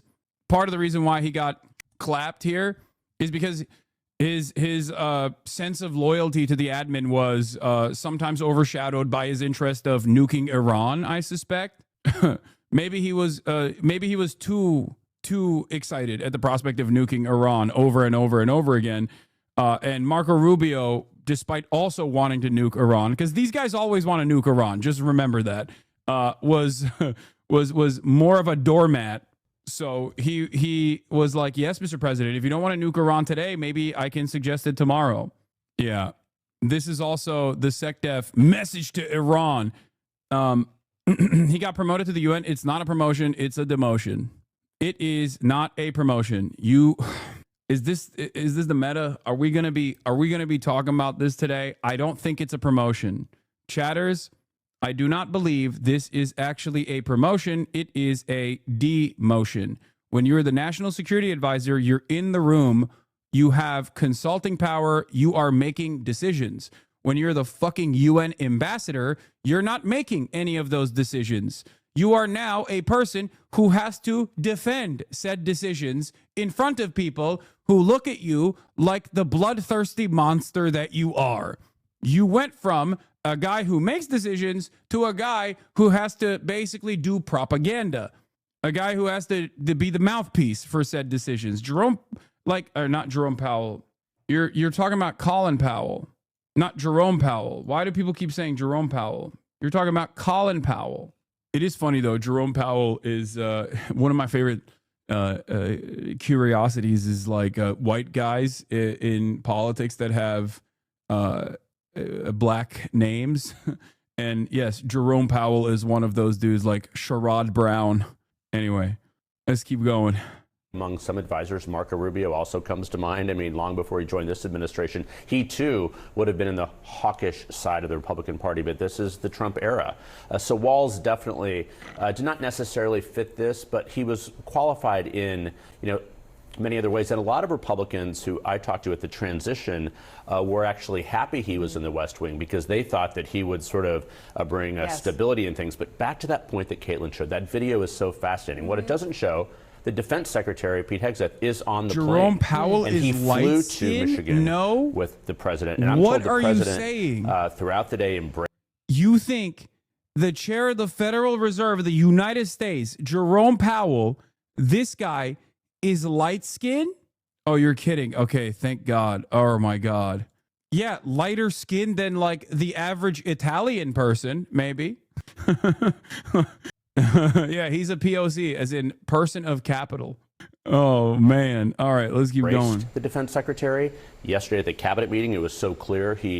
So when you sort of step back at this, why Walz, not Hegseth? Because, as Caitlin said, he invited Jeffrey Goldberg into the chat, and that was sort of seen as the original sin. And can I just say that that was captured by our photographers who were excellent, Jay McMichael and Christine Lean, who were there and spotted this and noticed that he didn't get on. Obviously, they are just as good as reporters as we are. Mike Waltz has been fighting for his job this week, though, ever since then. He was in the cabinet meeting yesterday. He did Fox and Friends this morning. Though. I mean, he has certainly been doing the things that you would do to try to stay inside the administration. But by the way, why Waltz and not Hegseth? Also, to the point that you were making, Dana, he was not seen as one of us in terms of the MAGA movement. So often on these issues, especially of foreign policy, it was Waltz and Rubio on one side and Vance, Witkoff, and the others on the other side. And we've been reporting for over a month now, ever since Signalgate, that Waltz was on the chopping block, that it was a ticking time bomb. The reason that he wasn't fired immediately after Signalgate was simply because Trump and the White House did not want to give the media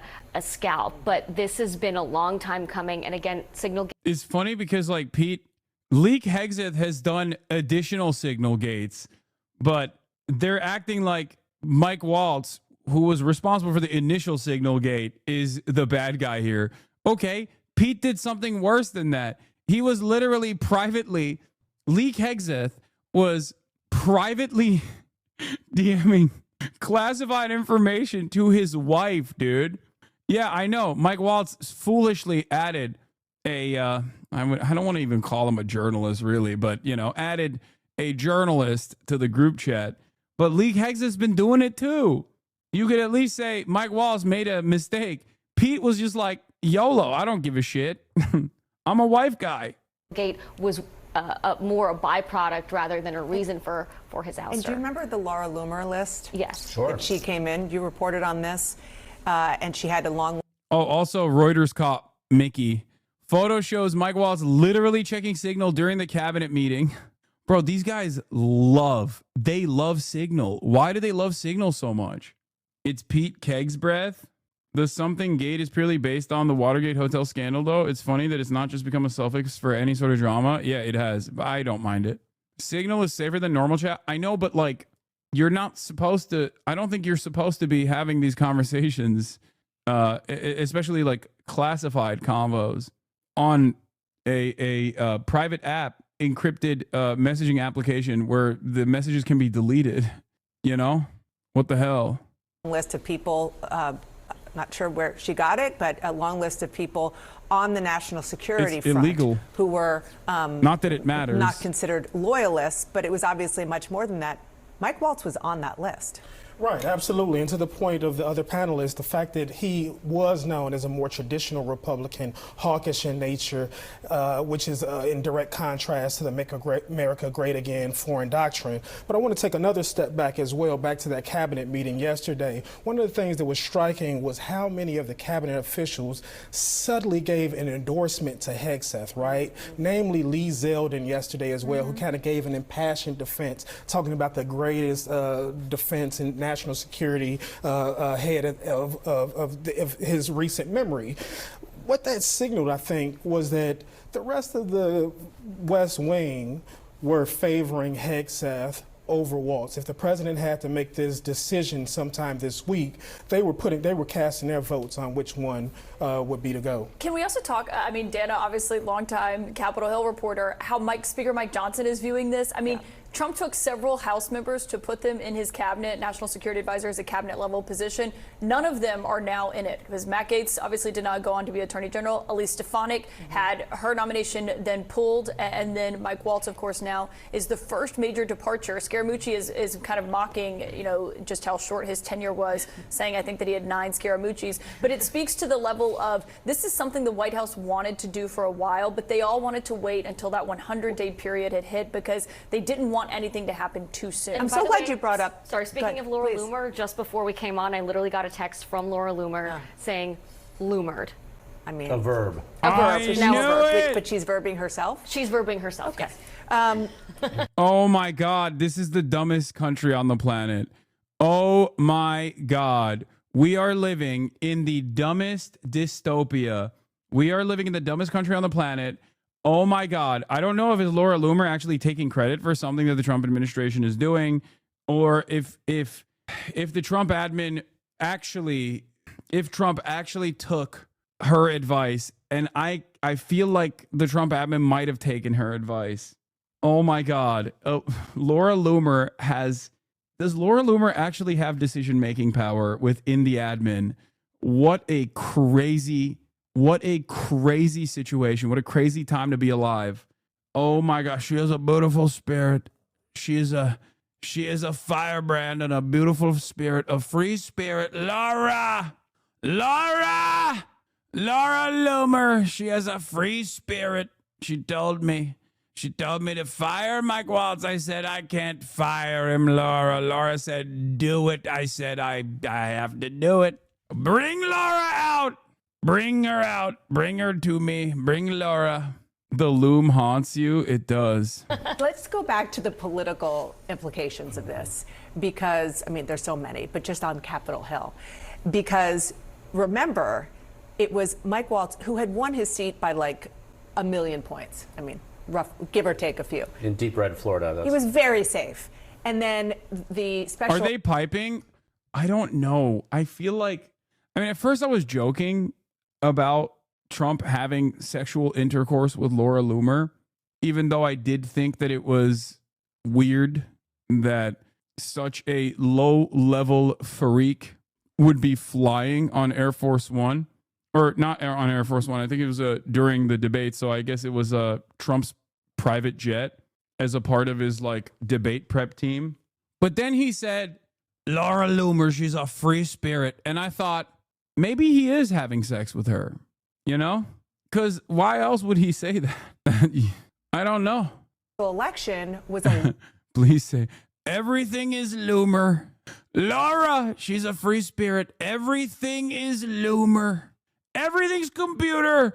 And the things that are not computer are Loomer. Everything's Loomer.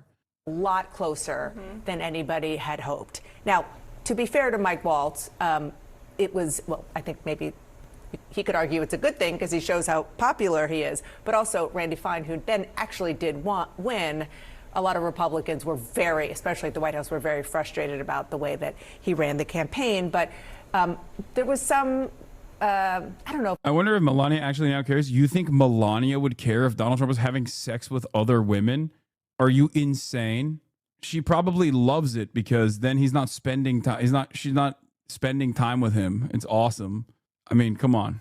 If it was buyer's remorse, not necessarily only about Mike Waltz, but about what you were saying, Caitlin. Melania's got another man that they took him out of the anyway, house, that Italian and then they had to spend so stallion. much money to replace him and keep that seat red. Yeah, I mean, incredibly frustrating, obviously, for Speaker Mike Johnson, for people like Elise Stefanik, who would like to be in New York serving at the United Nations, but is not. And so you just see all the implications that this has. And the president had been warned against picking too many House members, but he liked these people. They were his allies. Mike Waltz was one of his biggest defenders during the campaign. He would go on TV and defend the president when very few others would during certain news cycles. And when the president was under fire for comments that he had made about the military, Mike Waltz went out and defended that. And obviously he is a former Green Beret. And so certainly he was a powerful voice for his on the campaign trail and came into the administration, but just never really had that strong of standing. Not a huge surprise. Trump had 1 million national security advisors, to speak to your numbers a second ago, his first time in office. This is a position that is more easily changed because it's not Senate confirmed. I'm glad you brought that up. In 2017, at the beginning of President Trump's first term, he had a national security advisor named Mike Flynn, and he lasted 22 days. And of course now, Mike Waltz, national security advisor, almost former, so far he has been there 102 days. And that's just that position. Right. So I think we should also... This was a major issue in the first Trump administration, so I like the return to form. I'll admit. There was a lot. Let's not talk about Hassan. Sean the Black, thank you for the raid. Hope you had a good stream, brother. Thank you for the raid. This was a major issue. The revolving door, the fact that it was like a leaky faucet in the admin. There was so much goddamn turnover. And now we're getting back to the old hits, okay? I love that. I love that, personally. Who doesn't like it? It's nostalgia baiting. Also, thank you, Anarcho Oatmeal, for the 50 gifties. Funniest Laura Loomer moment. Trump is nominating former former Rep Billy Long for IRS commissioner. You must watch this video of him in 2018 using his auctioneer voice to talk over Laura Loomer as she heckled a House hearing featuring @Jag. Is that order? We'll have order in the hearing room, or you'll be asked to leave. Ma'am, if you'll please take a seat, or we'll have to have you. Then you'll need to relieve. Donald Trump, help us. Please help us, Mr. President, before it is too late. Because Jack Dorsey is trying to influence the election, to sway the election. What's she saying? I can't understand her. What? Steal the election. That is why he's censoring and shadow banning. How about it in? 12 and a half, 15, 7 and a half, $20, 2 and a half, 5, 7 and a half, 30. Hit $30 down here, 2 and a half, 5, 35, 7 and a half, 40. Hit $40, 2 and a half, 5, 45, 7 and a half, 50. Hit $50 down here, 2 and a half. Officer, will you escort this young lady out, please? Hit 2 and a half now, 5, 65, 7 and a half, 70. Up 2 and a half now, 5, 75, 7 and a half, $80 to 5, 85, 90. Hit $100 on a 10, 10, 10 and a quarter, 1 and a quarter, 1 and a half, to divide to 2, 2 and a quarter. Hit 2 and a half, to divide 3, able to bomb 300. Hit 3 and a quarter. Hit 3. Laura Loomer is the only person that has been banned from virtually every application possible for being a rapacious little freak and being that much of an Islamophobe. Okay? Laura Loomer's banned from like the weather app for being an Islamophobe somehow. Never forget. Never forget she also chained herself to the door of Twitter headquarters. Ironically enough, there was another person who wanted to do that, but with the Reddit headquarters. His name is Ethan Klein. He never ended up doing that. Don't know why, because I thought it would have been really funny if he did. I was very excited for that. That would have been awesome. Laura Loomer wants more. Breaking, National Security Advisor Mike Waltz, along with his Chinese Deputy NSC Advisor Alex Wong, have resigned from the Trump admin today. Hopefully the rest of the people who were set to be fired but were given promotions at the NSC under Waltz also depart. Mike Waltz was moved to be the ambassador to the UN. I do think it's funny because they initially did not want a congressional seat to be in direct contest, and that's why they didn't want to put Elise Stefanik there. But you know, there was a re-election that happened. Republicans won that seat, Mike Waltz's seat, obviously. And so now it is still a congressional Republican, congressional representative of the Republican Party that still became the UN ambassador. Yes, Laura Loomer follows me, and I'm so scared because I don't know why, and I don't know what kind of information she's getting out of this. I like to think that she follows me like a horror movie villain. You know what I mean? Remember, and this is kind of the point that you were making, I think, Dasha, is that she's been following this is me for another years. example of how at 102 days and Trump won, I don't know how many people we had already seen depart. I mean, it was totally different. We sort of lost track because there were a lot. But look, I mean, to Caitlin's last point, that's also one of the reasons that national security advisors are easier to get rid of because there's no Senate confirmation. The president expended a lot of political capital getting Pete Hegseth confirmed by one vote. There may be some buyer's remorse among some senators, but we will see. I mean, they've been quiet about this, but the reality is it's easier to replace that person. But even separately of that, the president views Pete Hegseth as one of his own. He's part of the movement. He's not been Loomered. That's not possible because he sort of comes with that. But that's why it was easy to get rid of Mike Waltz. Right. And now the people like Pete Hegseth and others who may have been in a little bit of hot water, I think are breathing a sigh. Imagine she watches the streams. I think you would be surprised with how many Republican operatives watch this stream. And how many Dem operatives watched the stream too, as we found out when I went to the DNC. It was a shocking revelation for me. I have relief for this very reason. If they just have these headlines of Mike Waltz right now, it's going to be a while before they let another head roll. Just some breaking news on Mike Waltz and these reports that Mike Waltz is being removed. President Trump says Waltz will be the next ambassador to the UN, so confirming that Mike Waltz is being moved. Donald Trump also says that in the interim, the Secretary of State, Marco Rubio, will serve as National Security Advisor. Assume that is in addition to his role as Secretary of State, because he doesn't say that Marco Rubio is going to leave as Secretary of State. And there is a State Department briefing as we speak, and we will try to bring that to you. And word from the U.S. State Department. Okay. This guy's dying. Is ambassador to UN like an exile position in the cabinet? I mean, it depends. If you have a interest, if you have an interest in a higher office, right?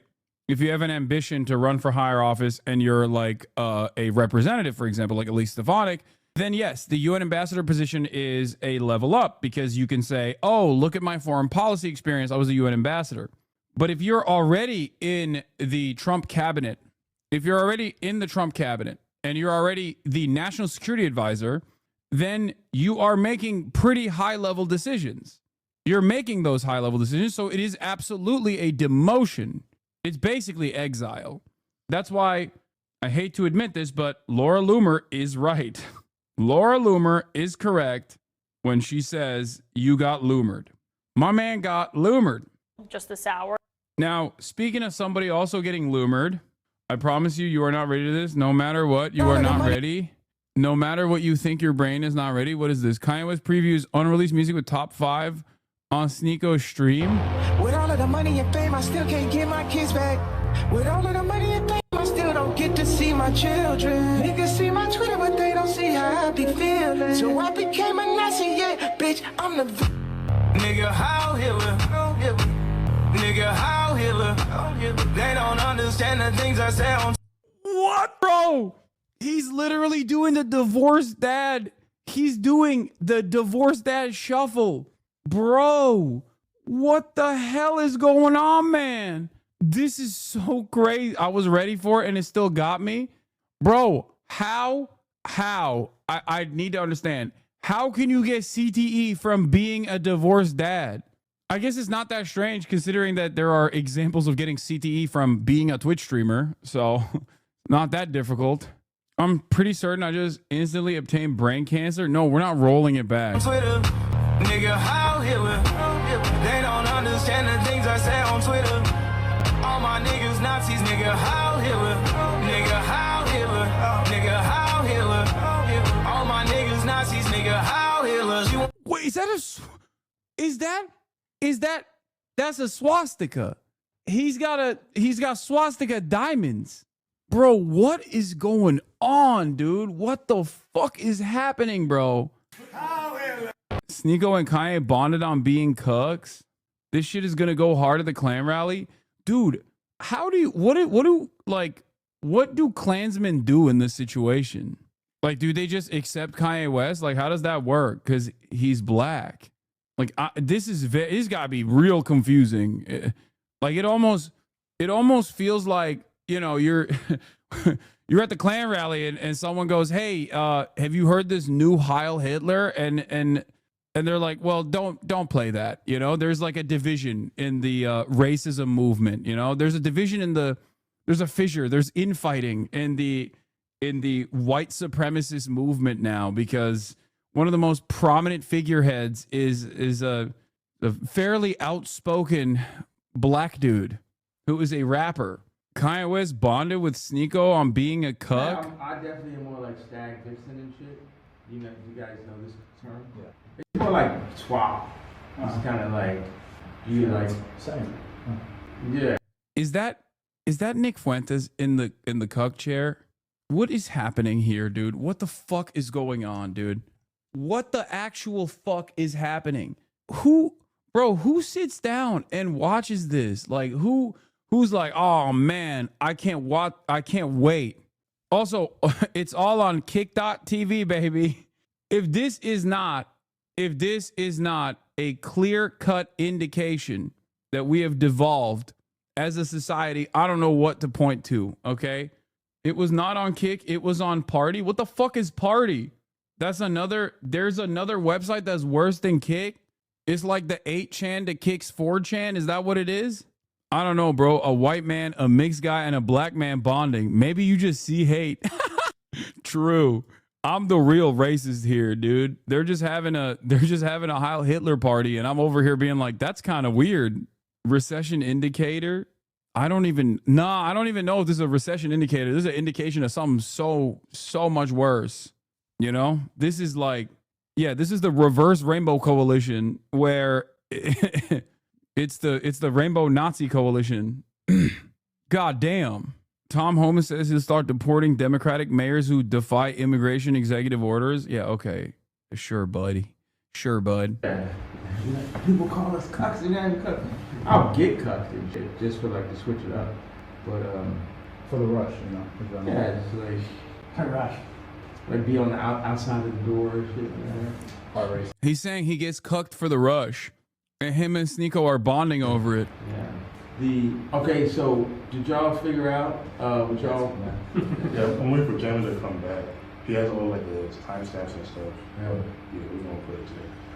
And he had the movie up, just watching it, but I think I got to take time to really study and know exactly what's going on so I can pick it. Are we streaming or not? Yeah. We're streaming? Yeah. Oh shit, I wish I knew. oh, we're live. Mm-hmm. Audio on or off? No, the audio's on. The audio's off all the time? It's off. Oh, he got worried because like now is you know, he's talking. Dude, that's so funny. Didn't he literally reveal that he sucked his cousin's dick or something the other day? Why the fuck is he embarrassed about being a cuck? Like how, bro, you that doesn't make any sense to me. Like he's out here singing, doing songs about Heil Hitler and shit with a swastika chain, but this was a bridge too far. Like, dude, his album is called Cuck. Wait, what? Because sucking dick isn't gay, but being a cuck is. This is really stupid in the media. Like, remember when TikTokers were reading Osama and understanding his POV? The media went apeshit with that, but the youth-loving Nazis not covered. I don't know. I don't really place a lot of emphasis on this either. Like, I don't really cover this shit because I feel like I don't know how much motion this has, if that makes sense. Like, I don't know if we're like even emphasizing this as though like this is you know, something that like the kids are watching, right? I feel like this is zero motion activities, right? But then again, I don't fucking know. I don't know. Maybe this is popping. Maybe kids are really into the Hitler shit, you know? Everything I've learned about these men has been against my will. I mean, yeah, I feel that. It's just, oh, this is so weird, man. 130K tuned in. They pulled like 10K streams. Wait, what? They do? Bro, the album art? Wait, what the fuck? Cuck is the reported 12th studio album by the American rapper Kanye West. Media personality DJ Academics announced the album under the title World War III during a live stream on April 2nd, 2025, a week after the release of the title track. Bro, I don't know anymore, man. I don't know how to deal with this. Like, I don't know. Like, what do you do? What do you do here? I genuinely don't know what to do here. The month prior, West caused controversy by numerous public acts of hate speech, including making anti-Semitic statements, supporting Nazism, posting offensive remarks, as well as coming out about enacting incest with his cousin as a child on his Twitter account, the latter of which coinciding with the release of the second album called Cousins, and it's a music video. Dave Blunt makes a uncredited guest appearances on the album. You sit your white ass down and listen? No, dude. I mean, come on. I'm not even going to entertain that joke. Like, this is fucking out of control. This is completely insane. The picture is also stolen. What do you mean it's stolen? So this is like, that's so funny. That's like getting mad at Hitler for having an age gap relationship. You know what I mean? Focus up, chatter. I feel like that's the least of our concerns here, you know? Call me crazy, but I feel like that's inconsequential, don't you think? Like, the picture in and of itself is probably a little bit more important than the fact that it is stolen. The track listing is insane. Yeah, Hitler canceled for age gap, for inappropriate age gap relationship. Wait, where the frick is the Wikipedia page? Oh, here it is. Here, look at after portions were published by Blunts and Aiden Ross. That's the other thing I don't understand. Like, Aiden Ross is Jewish, man. What is happening? What the fuck is going on? This seems way more anti-Semitic than supporting Palestine. When's Kanye headed to jail? If you think that this is more anti-Semitic from the institutions that supposedly care about anti-Semitism, you are wrong. Okay? Let me tell you how wrong you are. No, the ADL does not mind shit like this because it's so obviously fucking anti-Semitic. Also, I don't even know if he ever says anything about Israel, ironically enough. Kanye being caught for IP theft is like Al Capone being caught for tax fraud. Oh.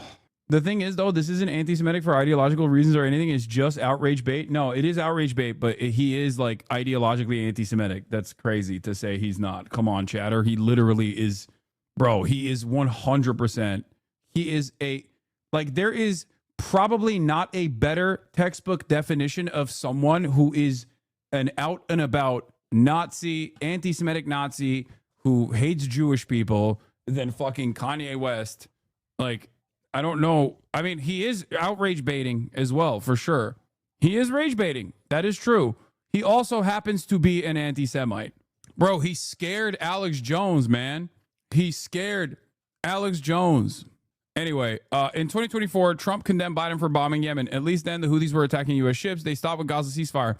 Now the U.S. is in a sustained war against Houthis and vowing war with Iran over it. The Trump voters want more Middle Eastern wars. I heard otherwise. Oh, my God. I'm so shocked. That's right. Pete Hegseth. Message to Iran. We see your lethal support to the Houthis. We know exactly what you're doing. You know very well what the U.S. military is capable of, and you were warned. You will pay the consequence at the time and place of our choosing. And it's so funny because it's like he's posting this because we dropped an F-18. And when I say we dropped an F-18, I mean like literally it was not, they claimed that Houthi missile activity caused a maneuver from a pilot of an F-18 to drop it directly into the ocean. But Hassan, makes me happy. I enjoyed my stay. Yeah. Do you mean like on planet Earth? Before we go into complete nuclear holocaust as a direct consequence of America's suicide pact, double suicide pact with the state of Israel, which refuses to stop doing genocide. So sorry, we're just going to keep bombing the Houthis and keep destroying our own military equipment in the region until, I guess, morale improves. I don't know. Yeah, it rolled off the aircraft into the Red Sea. They claimed the ship turned to avoid the missile and the plane rolled off the side, which is even funnier. Yeah. It's stupider. They said that the aircraft carrier had to do evasive actions and it fell off the side. Did you see the Dutch Twitter account posting a military target instead of 8 people were murdered? Yes, I saw that. Some OSINT account from the Netherlands literally posted random coordinates on Twitter. I'd probably kill myself if I posted something that led to the death of eight innocent people. All right, time for me to go through the mud. Based on satellite imagery, I'd marked this quarry as an underground base and tweeted it as such. I'm fairly certain CENTCOM doesn't take their targeting data from Twitter, but this is still a very severe mistake. Yeah. The OSINT account openly admitted this mistake, by the way, which is so insane. Oh, sorry, guys. I like that the tweet basically is like, sorry, oopsie. And I don't even, like, the reality is, yeah, they shouldn't be getting, like, no competent military. Central Command should not be getting their targets from OSINT Twitter, okay? So how was he supposed to know is unironically a valid thing to bring forward. Like, I can't believe we're living on a planet where the most powerful military on Earth is getting their notes from a random open source intelligence account. A random guy. U.S. airstrikes on houses near a quarry with 8 reported killed last night northwest of Sana'a with the coordinates. No congressional approval either. Yeah, Ryan Grimm, I know, wrote about it. Here it is. Here's the story. Pentagon may have drawn on anonymous social media accounts in planning deadly Yemen attack. Okay? A deadly airstrike in Yemen that killed 8 civilians appeared to target coordinates posted by social media analysts online. For the past several months, the U.S. military has been carrying out a bombing campaign in Yemen ostensibly aimed at forcing the militant group Ansar Allah, also known as the Houthis, to stop their military intervention on behalf of Palestinians under Israeli assault in Gaza. This campaign has conducted strikes against more than 800 targets, as well as verified claims of civilian harm, including most recently a strike against a detention facility housing African migrants that killed dozens of people. It would be comforting to think that the decision makers in the U.S. military are carrying out these strikes with great care and with the highest quality of intelligence, given the power of life and death that its operations hold for innocent people.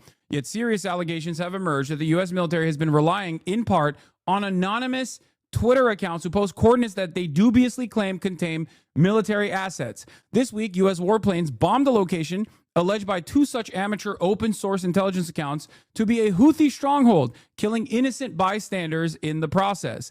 A Twitter account operated by an individual whose bio says they are based in the Netherlands, using the handle Vlekkie Hond, apologized this week after the U.S. struck coordinates she erroneously suggested. In early April, were the location of an underground Houthi military position. It was not a military site. All right, time for me to go through the mud. I'd marked this quarry as an underground base and tweeted as such. I'm fairly certain CENTCOM doesn't take their targeting data from Twitter, but this is still a very severe mistake. Except, turns out they are taking targeting data from Twitter, from random people on Twitter. Think about that. They have to be using AI probably to scrape through Twitter OSINT accounts that to develop targeting data. I'm not even kidding about this. They must be using AI to just like literally populate targets. They don't care. It reminds me of the Lavender AI program that Israel utilizes in Gaza. West Point cited this exact profile. Oh my God. Vlecki had highlighted the coordinates in a thread that claimed to have uncovered a Houthi base, and they had relied in part on a secondary account, Galal al-Salahi, whose bio suggests they're based in Houston. That account, which is hostile to the Houthis, claimed to have discovered a Houthi missile launcher at the coordinates. The strike that took place on April 28th reportedly killed 8 civilians in their homes on the outskirts of the capital of Sanaa. Vlecki's reading of satellite imagery, the account later said, was incomplete. They said they had privately marked the target as only possible, and they thought and they would strive to do better in the future while posting a screenshot of a €500 donation to charity that she had made as penance. I should have never posted it, they added. A message seeking comment from the account went unanswered. Dude, you literally killed 8 random people. You killed 8 random people. Oh my God. Like, let me say something, okay? Let me say something. She didn't do it herself, obviously. The American government did. They are the arch villains of this story. But like on the one hand, I understand why you as a random OSINT account would probably not expect Central Command to take notes from your random shit posts, okay? I don't know. It's hard. It's hard for me to, like, she is complicit no matter which way you cut it. But also at the same time, the expectation that she has is a reasonable one.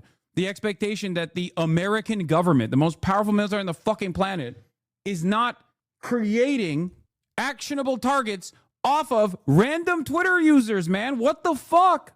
OSINT is open source intelligence, okay?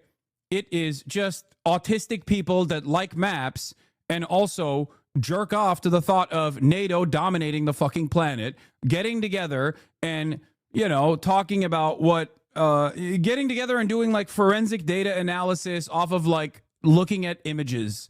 It's like GeoGuessr, kind of, paired up with people who are LARPing as spies, okay?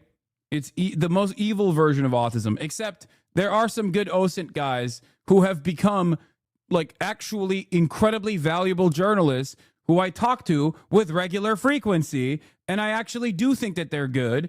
So not all OSINT is created equal, okay? Some of them do end up going to work for the New York Times or Washington Post or a number of different incredible organizations like that participate in forensics audits, okay?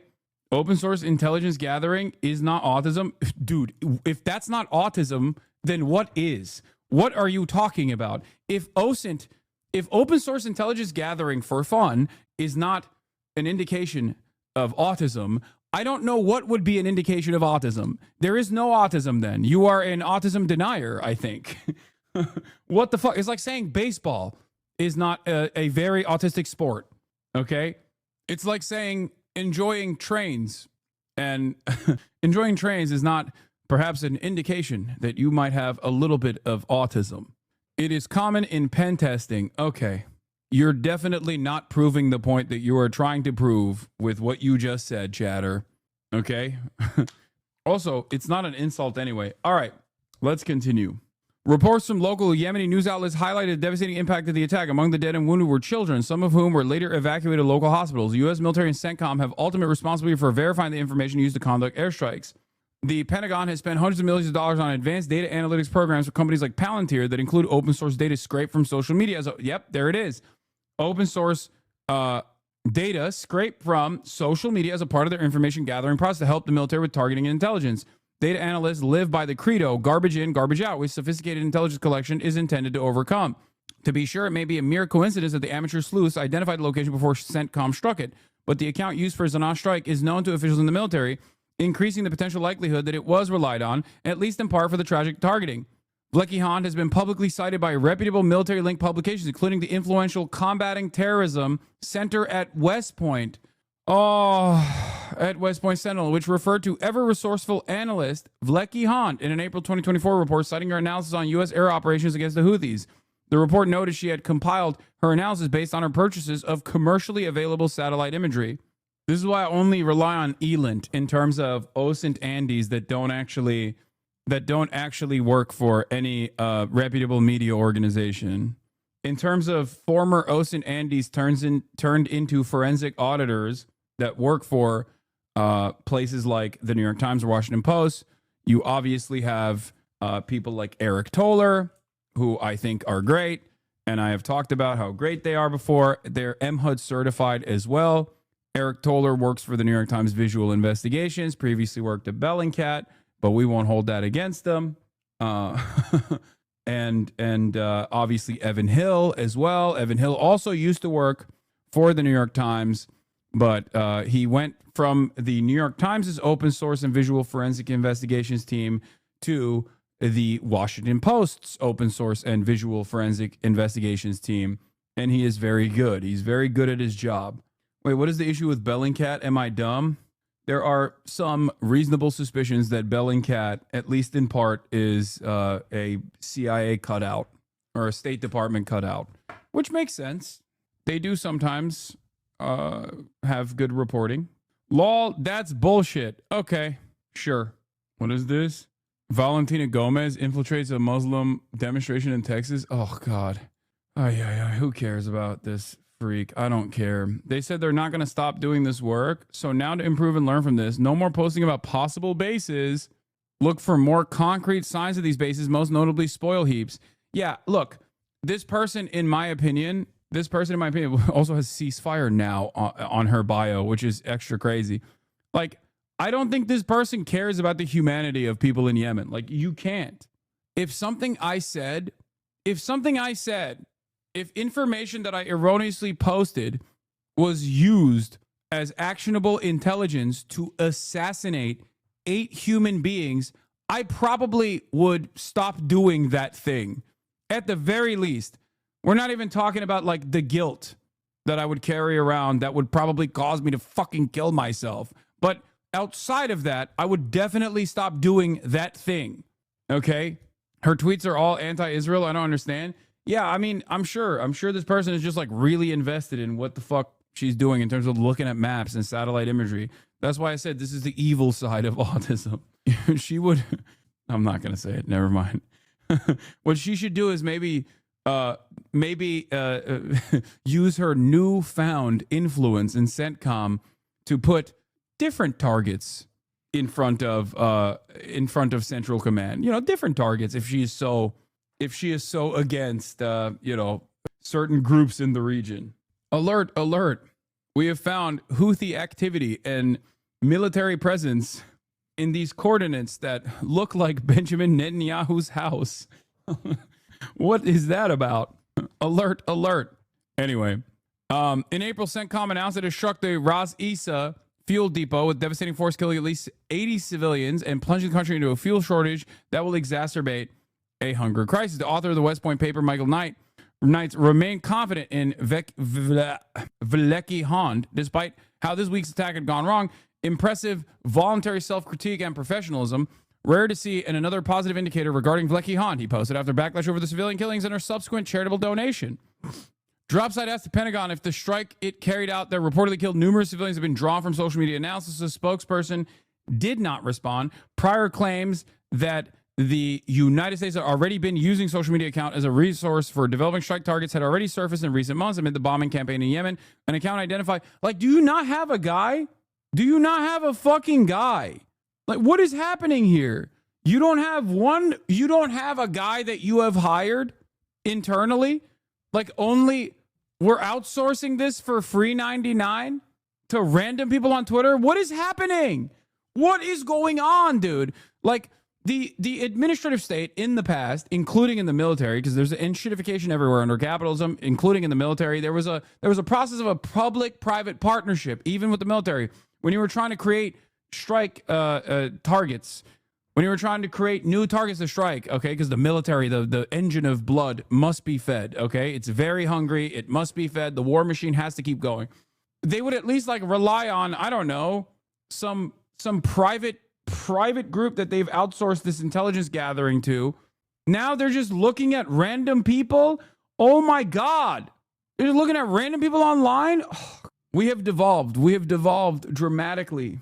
Just like the conversation around Signalgate was the fact that like Pete Hegseth and Mike Waltz were on a Signal chat talking about classified strike targets before they were revealed to the public, and that was illegal, and not about the fact that we are striking Yemen without congressional approval, or the fact that we are striking Yemen to begin with at all. Nobody's even talking about the fact that we're just bombing Yemen. We haven't stopped it. We have not stopped bombing Yemen. Nobody's like, why are we doing this? The only papers that I have seen going, why the fuck are we doing this, is the American Conservative. Okay? That's right. The only old publication that I see that keeps repeatedly talking about how we need to stop bombing Yemen is the American Conservative. How is the American Conservative now a peaceful dove as opposed to the New York Times? New York Times has articles about it constantly, but they're uncritical. That's what I'm saying. Like, how did this happen? Every other week, there is another Alden Markey post from an American Conservative headline being like, the American government has spent $7 billion bombing Yemen when they shouldn't do that. Why is the American government wasting so many resources bombing Yemen? Here, I can't be looking at Alden Markey's Twitter account for too long, though, because he constantly posts those Houthi music videos. I'm going to get banned again. But here, I'll show you some of these headlines. Ay, ay, ay. Where is it? I can't even find the headlines that he was posting about. Yo, he deleted the article you were reading. It gone? What do you mean? There's also this, though. Houthi successful targeting of U.S. drones is hampering Trump's mission to kill group senior leadership. And then there's this. U.S. Navy loses $60 million jet at sea after it fell overboard from a aircraft carrier. That was pretty funny. It was pretty crazy. There's also, hold on. I need to find those American Conservative articles because they keep writing them. They're like, please, you have to stop bombing Yemen. What the fuck are we doing? We're wasting too many resources. Oh, you found it. Yeah, here it is. The American Conservative. Why let the Yemen war bleed our military stockpiles? When DOD insiders are worried, you know something is wrong. Again, this is from, guys, this is from the American Conservative. Yemen bombing campaign achieves limited success, could soon cost $1 billion. Okay, this is from April 5th. 10 days after, they wrote this article. Why let the Yemen war bleed our military stockpiles? Yemen strikes could spoil Trump's legacy. U.S. attacks on the Houthis might kill diplomacy with Iran and spark a catastrophic war. So far, by the way, the Ansar Allah movement has taken down 22 MQ-9 Reaper drones, which are, I believe, what, like 20 mil a pop? And now also, in the evasive maneuvers the aircraft carrier was engaging in, they've also dropped an F-18 into the water, which means that's another 70 mil. The drones are around 33 mil per. That's like 70 million for the F-18. What an incredible waste of expenditure. What an incredible waste of money, except it's not a waste of money. You want to know why it's not a waste of money? Because that means jobs. That means dollar signs. Boeing's going to have to work on a new F-18 now. Wars in this day and age are not meant to be won. Okay? They're not meant to be won and lost. You're just supposed to continue it. You're supposed to continue said war. You're supposed to justify the continuation of said war. Okay? And this is a unfortunate byproduct of that endless appetite for death and destruction. Random Yemeni civilians, families, teenagers, children, they just get killed in the process. But it's a major W for the military-industrial complex. The New York Times reporting on this is supposed to be meant to be unbiased. Isn't the New York Times reporting of this called unbiased reporting? No, because even in, okay, unbiased reporting, right? Unbiased reporting, fair. It's not even supposed to be unbiased reporting when you ask this the question that I'm asking, why are we bombing Yemen? Or even why are we bombing Yemen without a foreign nation, without congressional approval? That is a real unbiased question that journalists should be asking. At least the second thing, like, why are we bombing Yemen at all? Sure, maybe that's too much of a peaceful dove for a paper of record that's supposed to defend the State Department. But that question needs to be asked. That question needs to be asked at the State Department, because it is not legal technically, it is not legal for the American government to bomb a foreign nation without congressional approval. But we are so far removed from that point that it's not even a question that people ask no more.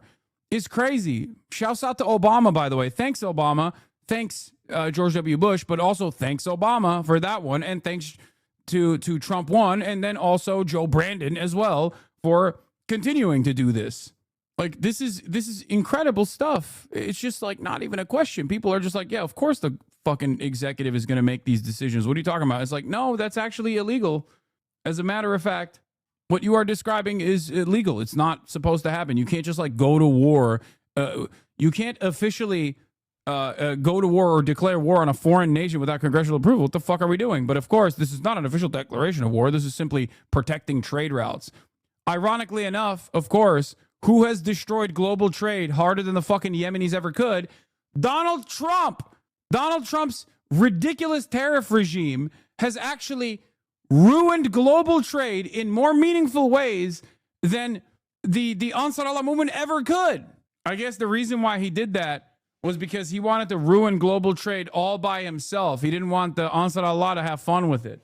Seemed like they're nowhere close to any kind of ceasefire deal. Yeah, but let's look. I just think that this is because Israel doesn't want to end the war, and Netanyahu does not want to end the war. To be specific, because if they were willing to end the war, they would get the hostages out. And the idea that they somehow need to continue to fight a war against Hamas in Gaza, I'm sorry. There's no security. There's no security need to do it. It's a literal impossibility that October 7th or anything remotely approaching that, or anything really, in terms of a ground attack on Israelis could happen if the war ended tomorrow.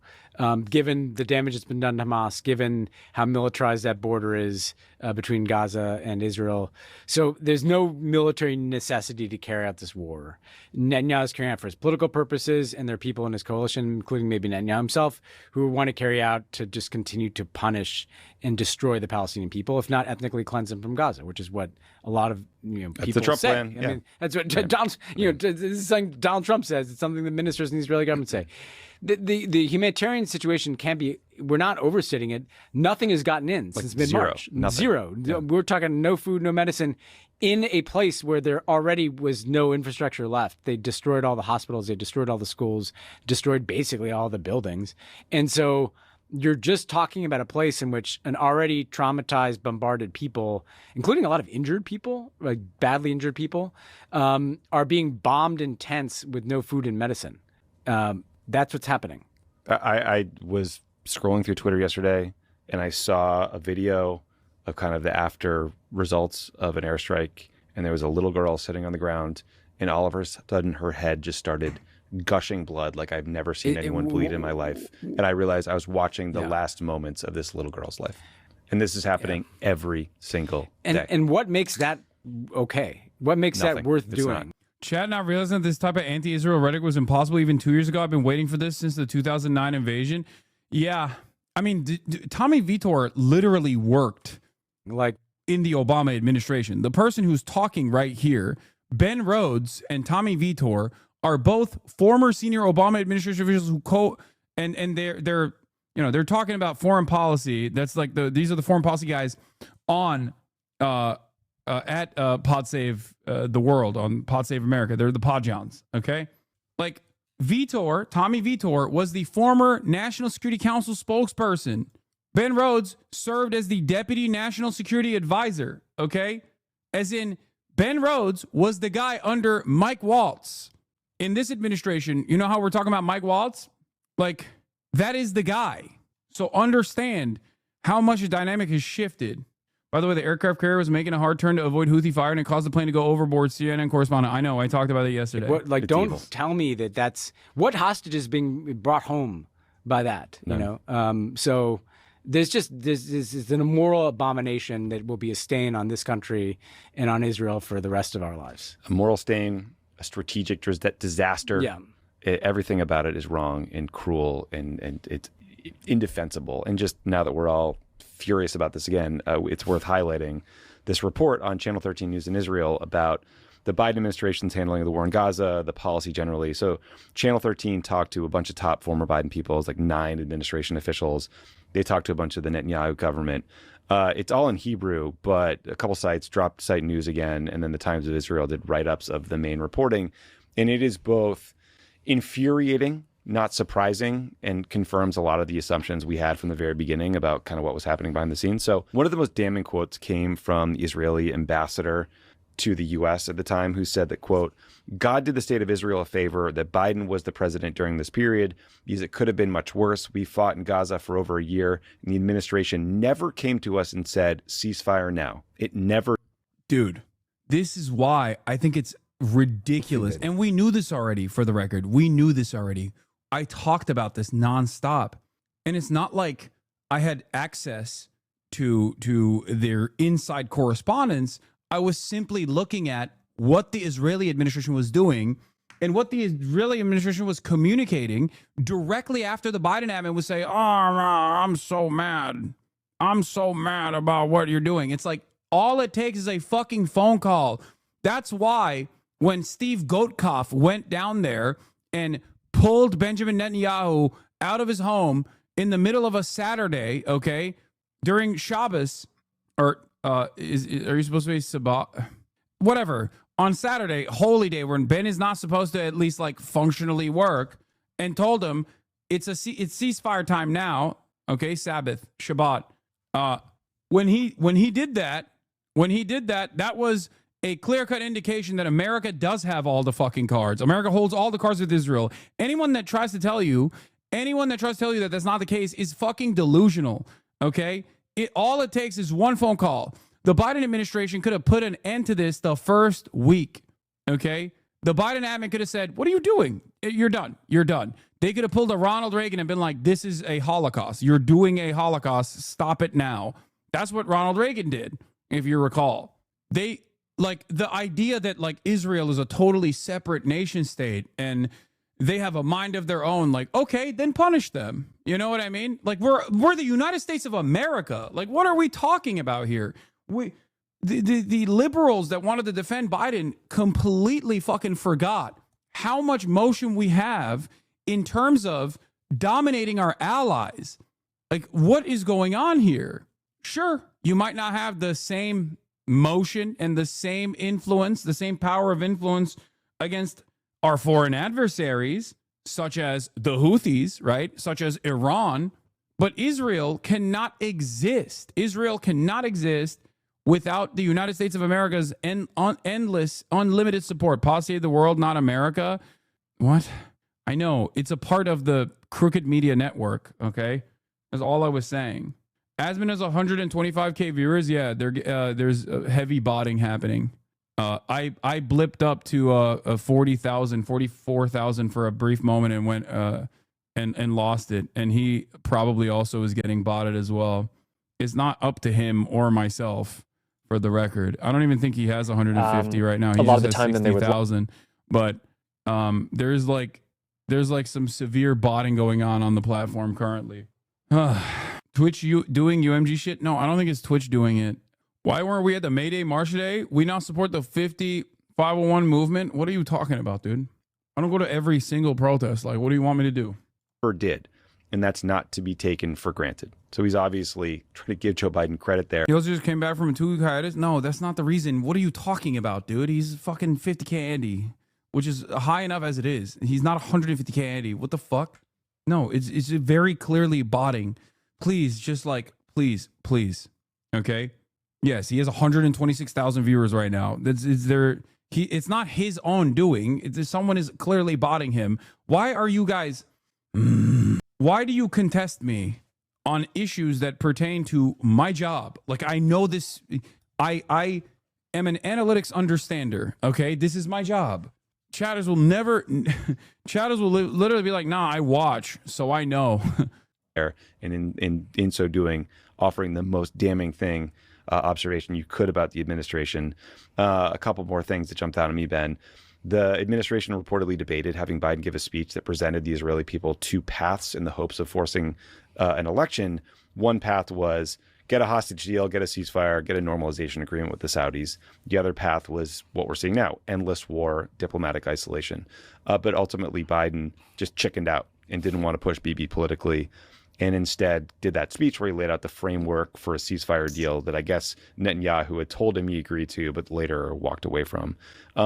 There was some stuff in the story about how Biden's team was particularly angry with Netanyahu when he released the frustration of these Biden staffers here because they're mad that Netanyahu lied about them. But it's also very telling that the biggest point of frustration was Biden not getting credit for having sent enough arms. They're mad about that and not about the 2,000-pound bombs being dropped on kids. We'll come back to that. Yeah, so I just, it's a lot about the Saudi normalization deal. There's people admitting what was obvious all along, that Netanyahu was blocking a ceasefire for political purpose. So again. Yeah. It's crazy to me that these guys see it and they're talking about it, and that's good. Their audience needs to hear this. But there needs to be questions asked towards the New York Times for not reporting on it. You know what I mean?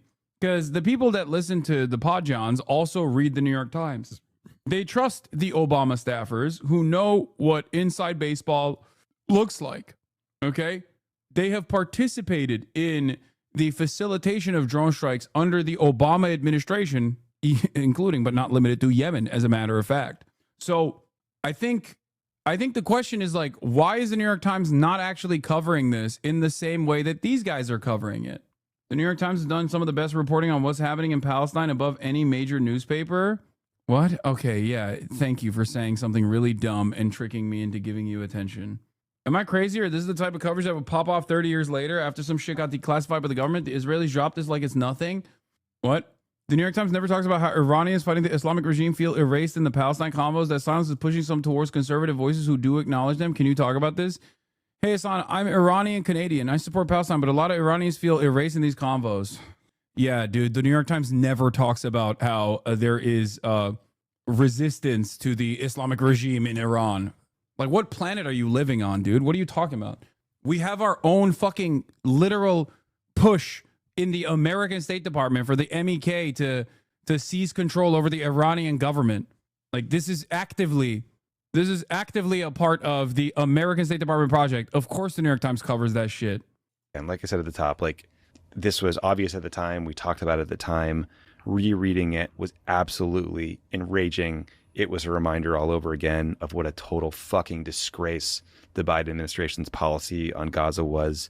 The just unrequited, obsessive loyalty to Netanyahu blinded him to the carnage and total immorality of the policy and the U.S. complicity in that policy. And it's outrageous. Yeah. What? He's just seen. Dude, how does Asma go 126,000? Botting. And he's not doing it himself. Someone is botting him. Okay. Ay, ay, ay. Netanyahu says destroying Hamas more important than freeing hostages. Wow, I'm so shocked. I'm so surprised. I'm so surprised that is a thing. Now, the reason why this is important to talk about also is because Ethan brought it up in the conversation. Ethan brought it up in the conversation with Sam, where he was he appeared like a fool, okay, on numerous occasions. But I'm going to go through some of these remarks that took place in the debate recap and review. Most importantly, just the stuff that pertains to misinformation. Okay. Some of you may know this already. Some of you probably watched it yesterday, but Sam Seder, Uncle Sam, talked to Ethan Klein. Ethan Klein had by my estimation, I think Ethan wanted to talk to Uncle Sam Seder, because he personally thought that they would have a lot of agreements that he would then turn around and use against me in a conversation that would take place tomorrow. But it didn't go down the way he thought it would go down because, of course, Sam Seder does not agree with Ethan on the issue of Israel-Palestine and agrees with me on the issue of Palestine. He tried to use a bunch of snippets and clips to try to get Sam to say, you're wrong, you're bad, whatever, Hassan is wrong, Hassan is bad. And Sam didn't eat the bait.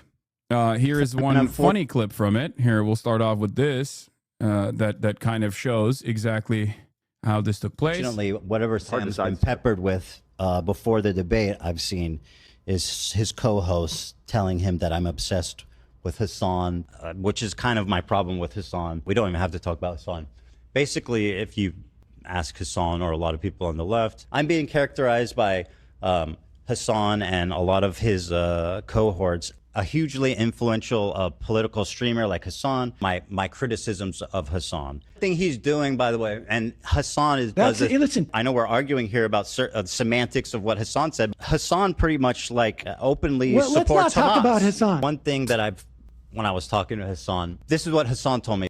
So yeah, it was a lot of Hassan. I'm glad that he really proved to Sam Seder that he was not obsessed.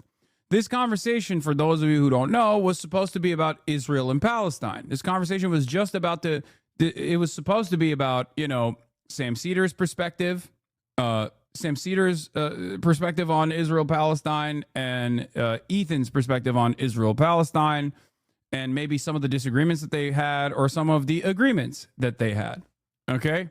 But of course, because his focus on this matter is so incredibly narrow and so self-centered that, yes, he still used this as an opportunity to be like, look at these clips. First, he started off the conversation by talking about, by showing a clip that was supposed to reveal his perspective, his current perspective on Israel-Palestine. The clip, of course, he used was from Leftovers, from the first episode that we had after October 7, 2023. In that clip, he did say a bunch of things that were very pro-Palestine, that were correct, that was incredibly critical of Israel. That was part of the reason why I had thought that while Ethan might be a somewhat of a liberal Zionist, ultimately he was, his heart was in the right place, and that he was amenable to seeing my position on the matter. I was wrong, but that was also part of the reason why I thought that he was, on board with talking about Israel's cruelty. And the reason why I said, I don't care about what Ethan is saying. That's the reason why I defended him for almost an entire year. Okay. As you guys know, there is like a 8-minute compilation of me where chatters are constantly bringing up shit that he's saying. And I'm going, I don't care about Ethan. There's a genocide going on. Lock in. Who cares? Okay. There is that long video. Let me see if I can find it. I'll just show it to you. Hold on. Let me see if I can. Is this the one? I think this is it. What is this? Oh, here. This is from Scarabell. Starts off with Ethan Klein claims Ethan is a mega Zionist. You are wrong. Okay. Trust me. I don't think you know many Zionists if you think Ethan is a mega Zionist. Not even close, dude. Time and time again, I've spoken about how Ethan is not your enemy. A person who cries when a Palestinian child dies is not your enemy. Okay? He's not. I've said these exact words over and over again. I told people in this community and people everywhere that will listen to what I have to say that you have to choose who you are actually angry at. There are people who are so loud and so proud about the ethnic cleansing campaign that Palestinians are experiencing currently. Go yell at them. He's been shitting on you on his members-only streams. I don't care. I don't care. Bro literally shot on you yesterday and his coworker for saying from the river to the sea, sorry, dog. I don't care. I do not care. This is petty drama. Okay? I don't care. And neither should you. Okay? I will always... This is Biden talking about Netanyahu. No, this isn't Biden talking about Netanyahu. Okay? I'm explaining, it's very obvious. I'm explaining to you my position right here and right now. Listen to my words. Okay? Just listen to what I am saying. When did it stop becoming petty drama? It stopped becoming petty drama when Ethan actively started taking scalps when he started going after pro-Palestinian content creators and getting them fucking banned.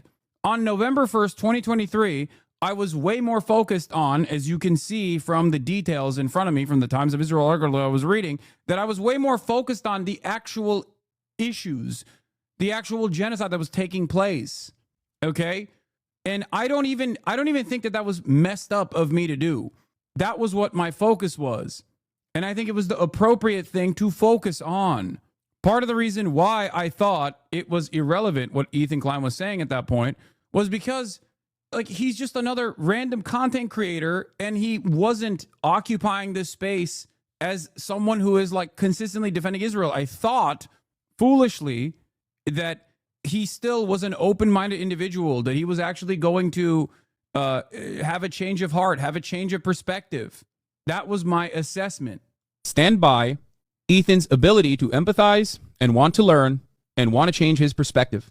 Okay? That's it. It's Ultimately, telling that Ethan never showed this clip compilation to show how pro-Palestine he is because it shows you were defending him when he was smearing you.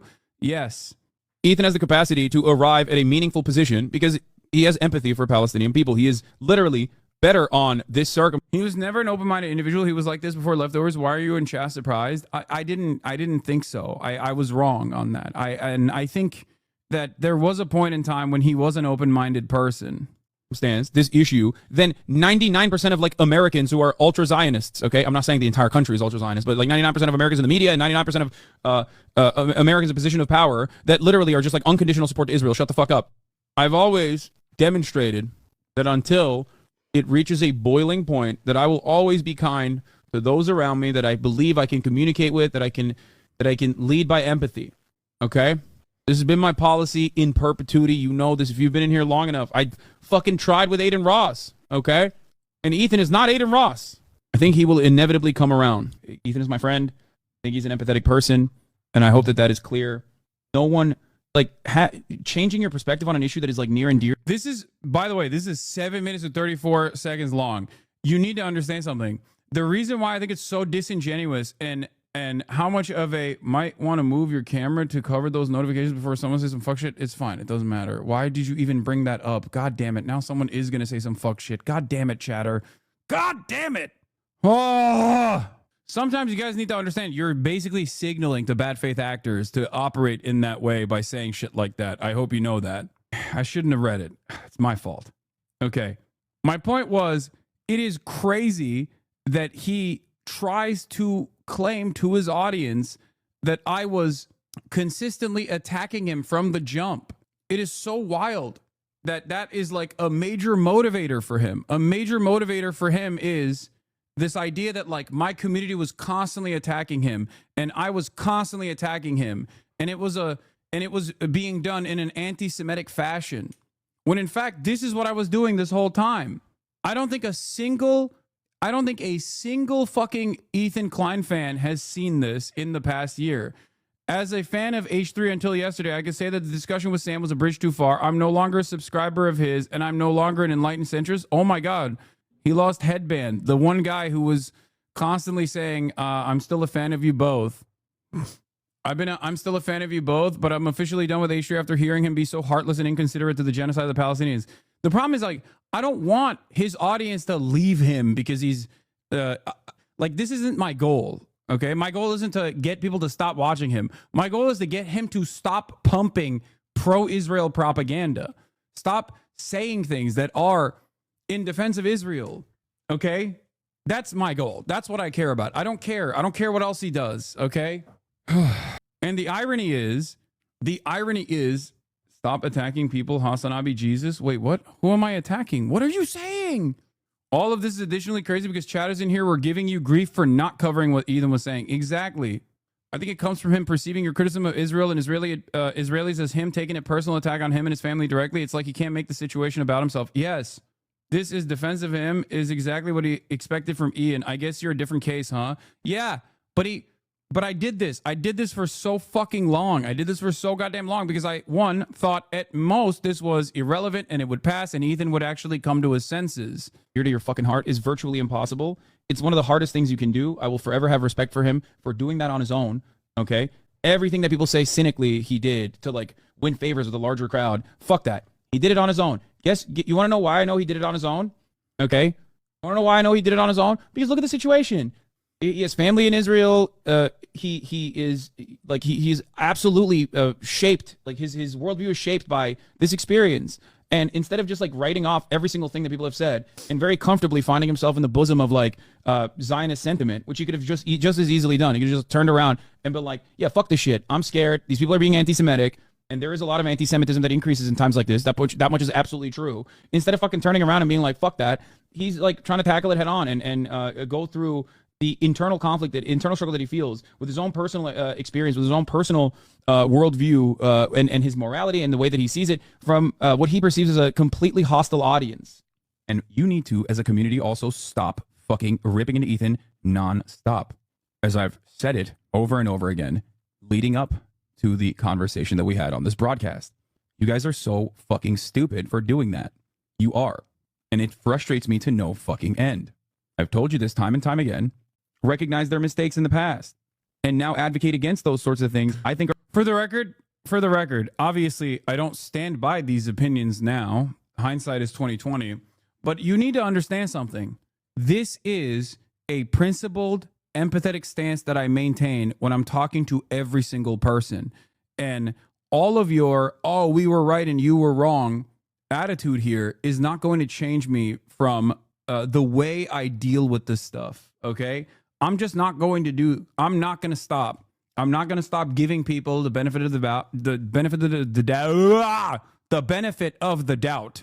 God damn, I can't even fucking talk. I'm not going to stop because I'm not going to stop when it comes to a random chatter. I'm not going to stop when it comes to other content creators with massive audiences. The reason why I'm not going to stop is because there are plenty of instances where people do have their minds changed. Okay? You don't see that. You don't hear about it because it doesn't make the news. It doesn't turn into a massive problem. There is, of course, a point of no return. And I think that we're way past that. You underestimate the resentment that grew after Leftovers ended and he lost a significant portion of his fan base. He blames you. I know he does. I know that now. I did not think that someone who I had a podcast with, a political podcast with, would be so selfish as to basically blame his former podcast co-host for his own exodus of his own audience that he had cultivated, he had developed. He had developed with a progressive mindset in mind. But remember, the reason why I won't stop being charitable to people and assume that they can change until it becomes like very apparent that they won't, and I have a much higher standard for that than most other people, is because my entire job revolves around the assumption that everyone is redeemable, that everyone's minds can be changed. That's it. And I hope to lead by example on that front as well. I want you to also take that attitude to your own personal relationships with other people that don't agree with you. That's it. Are very valuable because every single person has a reactionary perspective deep down inside on one issue. We are all totally. I don't think there's a point of no return even for Ethan. Yes, of course there isn't, like, on principle, I don't believe that there is a point of no return. But of course, I have to switch tactics. This is the same principle behind, I want people to come in here and learn. There are some people who are genuinely curious, and then there are some people who use I'm just genuinely curious to shit stir. Okay?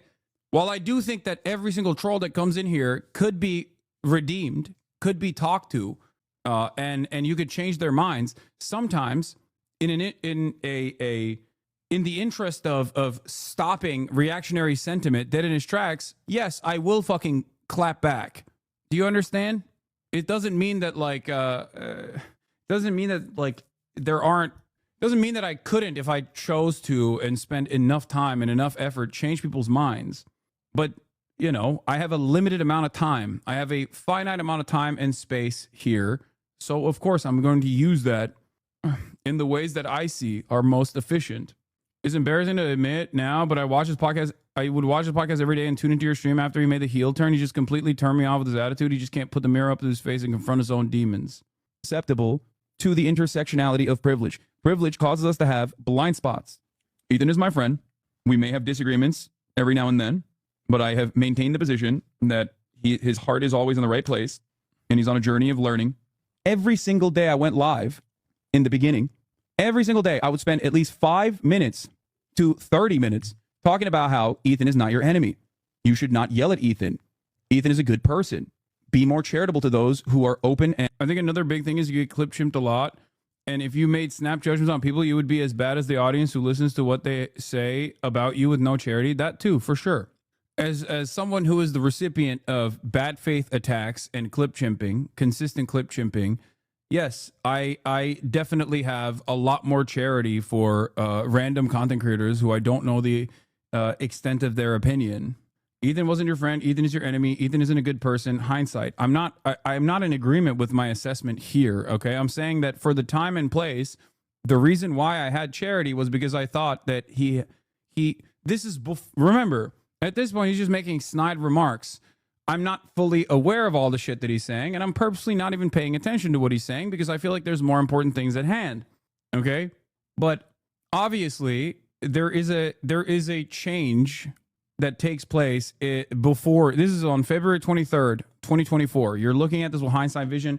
Many of you were already aware of Ethan's ways, I guess. But I'm trying to explain to you that, like, at that point, I just didn't think that it was all that significant. But around October, I think, of last year, this tunes up. This turns into a massive harassment campaign and susceptible to your opinions every single day. I'm still friends with Ethan, by the way. I still talk to Ethan every day. Every single day. Throughout the stream. Just say Ethan is a fucking idiotic take. Ethan and I obviously have disagreements on this stuff, but Ethan has also personally said it isn't apartheid. What the fuck do you want? As a dude who did go on Birthright, he is infinitely more progressive than, you know, a lot of these people that are writing these fucking, these letters and shit, okay? Please, stop fucking yelling about Ethan all the time. Jesus Christ. Time and time again, I told my adult community to shut the fuck up about Ethan. I even banned the mention of Ethan in this community, and I think still to this day, it is banned. The idea that I did not try to genuinely scale back the harassment that Ethan was experiencing is ridiculous. How you do PR for Ethan Klein, who's a Zionist? You do PR for Ethan Klein, who's a Zionist. How can you tell her not to defend a Zionist when you defend Ethan Klein, who's openly Zionist? What the fuck? Are you okay? Ethan Klein called Israel an apartheid state in, I think, 2021. Okay? Ethan himself has been very critical of the state of Israel and has even called it an apartheid state far before October 7. Okay? I personally don't even care if he's like calling me out or whatever. I heard that like people were saying that Ethan talked about me on his podcast today or some shit like that. I don't care. I genuinely don't care. For me, you know what I do care about? Ethan considering what Israel's doing to be genocidal far before October 7th. Okay? I do care about that. I think that matters.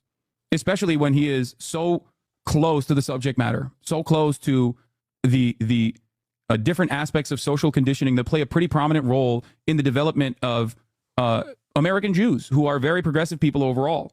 Okay? I don't care. In no matter what he says about me, my community, or my mods, I still firmly believe, okay? I still firmly believe that regardless of everything else, regardless of how he's responded to people yelling at him online, regardless of all of that, I place a lot more emphasis and a lot more value on those things that he has said. There's very real anti-Semitism directed towards him, directed towards Hila, directed towards Jewish people across the board, and that fucking terrifies him. And I think that there's a real element there. For a lot of Jewish people, especially, like, yeah, they see anti-Semitism rising, and if at any point do they actually associate criticism of Israel with anti-Semitism, and people like Dan Bilzerian play a fucking formative role in people assuming that all people who criticize Israel are just like him, they're like fucking Holocaust deniers or whatever, yeah, you're gonna freak the fuck out. He's got Jewish children, you know what I mean? He doesn't want him to grow up in a fucking anti-Semitic country. Yeah, that was that's December 15th, 2024. And if you noticed, I started recognizing that he was like doing Hasbara, and that assessment still hasn't changed in terms of like what his primary motivators are, because I think he mistakes real anti-Semitism with anti-Zionist commentary that he's received, criticism that he's received that is actually valid. We out protesting. Where you at, buddy? Why are you dressed like a Miami club promoter? What the fuck? This is not Miami club promoters wear cardigans. I think that's far too charitable still. Sure, you might think it's far too charitable, and that's fine. This doesn't make what he's doing right. I'm just giving you background. I think ultimately it still stems from narcissism, ego, an inability to admit wrongdoing, an interest in generating controversy and clicks around an issue, no matter how serious the subject matter is. No interest in actually thinking about the humanity and livelihood of all of the people that he is trying to actively ruin the lives of, even if they were friends of his or fans of his at some point. All of that is all of that are major motivators here. All of that plays a big role here. But it still doesn't change the reality that, like, there is part of this madness started off with a wrong interpretation or a wrong conflation of, like, anti-Semitic attacks that he has received throughout his career, and the assumption that, like, his fan base was leaving him because they were simply not seeing the world from the way that he sees it. And it's not because he was it's just like he thinks that he said all the right things. Why do you hate me? Why does my progressive fan base hate me? I said all the right things about Israel and I'm a Jew. It must be because I'm a Jew that you hate me. I think he genuinely believes that. And he's just fucking wrong. And it doesn't matter what he believes ultimately, because what matters is his output. What matters is what he has done with the limited amount of time that he has online. And I think it's gross. The way he's used the limited time he has online is gross. Going after all of the pro-Palestinian content creators is gross. Consistently spreading misinformation about the history of Israel or the way that Israel currently exists is a defense of Israel, which is a genocidal state that is an apartheid state on a good day. It's morally repugnant. I do not agree with it, and I will not agree with it. Yes, I'm eating tawuk. Bro, you had patience and patience of a state towards Ethan and his crew while you were defending him for a year where he was conspiring with a certain community to ruin your and other pro-Palestinian content creators' careers. I admire your charitable nature. I just think it was frustrating for us who was watching his streams, that's all. Yeah, but I wasn't watching his streams. And you could have just stopped watching his streams. Meanwhile, I guess this is what Ethan's take was while I was saying these things. Everybody wins. Everybody wins. That's me. I just want everybody to win. Except Hassan. I want him to lose everything. I need the That's what was giving me pause. Oh, yeah. Not Hassan. Everybody. Not you. He's part of everybody, but yeah. Even now, I don't care. Like, I still say I don't want Ethan to lose everything. I just want him to stop doing what he's doing. You know? I want him to stop going after pro-Palestinian content creators. I want him to stop representing a false reality about Israel. You talking about Hossam with Felix when Ethan was continuing the drama slop. His name is Hossam Shabbat. Got him insane to play sound bites of another person every 5 minutes, every 5 seconds. Yeah. In any case, the reason why I brought that up is because it's just an abject lie that he presents. And it's on a silly thing. You know, it's about me. It's silly. It's silly to lie about such a thing. And it's very easy it's very easy to comprehend that it is a lie. Right? That part is probably good for all of the drama-obsessed stans. The drama-obsessed stans might see that and go, okay, maybe I was wrong about the way Ethan has characterized us on. But that's irrelevant in the grand scheme of things. What's more relevant is how Ethan carried himself in this conversation. During the conversation, he starts talking to Sam Cedar and wants to, like, the final culmination during his piece de resistance, as Gato Fumador says, to finally give us Sam Cedar of Hassan Piker's virulent anti-Semitism. Ethan Klein bizarrely insists on repeatedly misquoting the clip he just received seconds earlier. Also, the idiom refers to the local dog catcher, not a dog walker. So let me show you an example of something. And again, I know you don't care about the drama. To me, this isn't drama. This is one of the biggest, most influential streamers spreading something that I think is really dangerous. And you can agree or disagree, but it's a short clip, but I'll show it to you. And you tell me what you think. This will never happen, but in a totally just world, any kind of, regardless of your background, any kind of fucking Zionist tendency should be treated in the same way as being a fucking rabid neo-Nazi. And you shouldn't even let someone be the fucking local dog catcher as Felix was posting if they've ever exhibited any sort of like positive feelings about the state of Israel. I'm so serious about this. Now, by the way, he didn't misspeak. He doubled down on it yesterday. He said, no, I agree. That's what I think. Now, just to recap, he says, anyone that's had positive feelings at any point about the state of Israel is a neo-Nazi that's not fit to be a dog walker. Now, to me, that seems like extremely dangerous, dehumanizing language about what could... Like, I don't know why he keeps saying dog walker. It's an old idiom. not fit to be elected to local dog catcher is an old idiom. Did I say at any point? I mean, I might have, but even then, like my statement here is not like, oh, if you were pro-Israel at any point, you can't fucking be in office. Like, I don't give a shit about what you thought in the past. That's not who I am. As Felix was posting, if they've ever exhibited any sort of like, oh yeah, no, I say if they've ever exhibited any sort of, no, I did not say at any point in their lives. Just to recap, he says anyone that's had positive feelings at any point about the state of Israel is a neo-Nazi that's not fit to be a dog walker. Now, to me, that seems like extremely dangerous, dehumanizing language about what could arguably be 70% of the Jewish diaspora, and certainly probably people you know in your family. I'll tell you, there's some hyperbole there, but that's putting it mildly. I mean, he says it took at any point to mean their entire life. I mean, it's so stupid. It doesn't matter. And Sam is correct. It is, of course, hyperbole. My point is not that if you loved Israel at a certain point, you shouldn't be hired. That's idiotic. Ironically enough, Sam is correct. It is, of course, hyperbole. But he is trying to extract anti-Semitism out of that statement when that is not the case. My argument is pretty obvious here, especially considering that when he is lasering in on, at any point, he means at any point.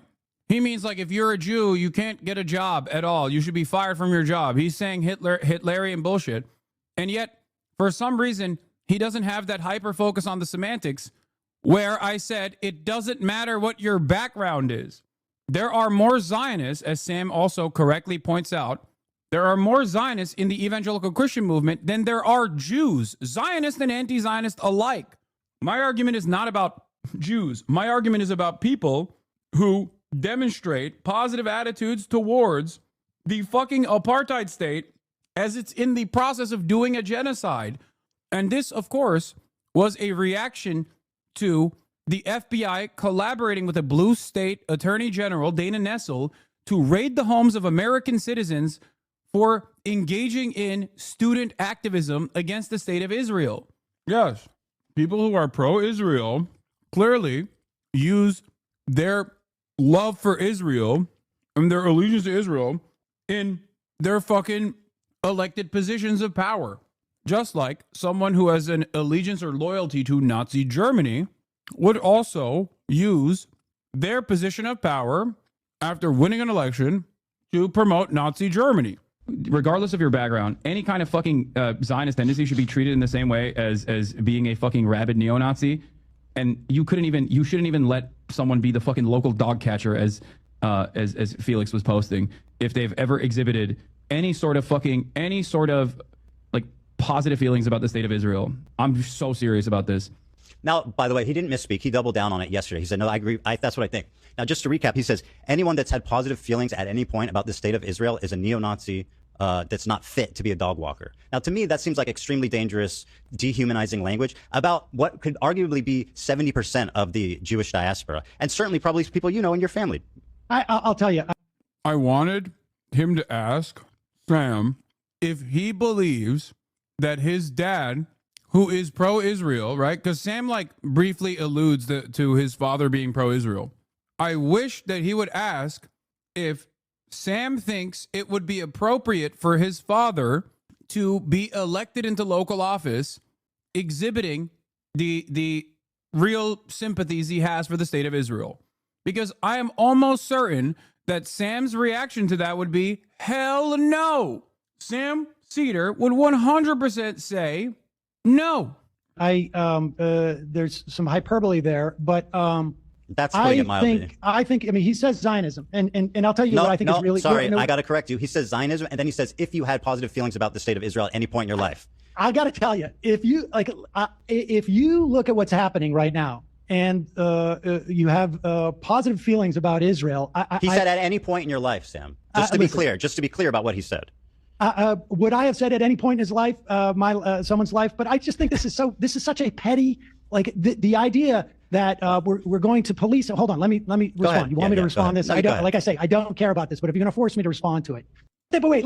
Dude, he handled this so well this was the most annoying part for him too. It was the only part where he like actually started getting really pissed off, visibly pissed off. Just to give you a better understanding of what Ethan is probably going to do tomorrow, this is probably what he's going to try to do. He's going to constantly try to hyper focus on whatever language I'm using and stay away from talking about Israel, talking about his opinions on Israel, refuse to let me talk. And no matter what happens, if I yell at him and overpower him in the conversation, then I'm emotional and I lost the argument.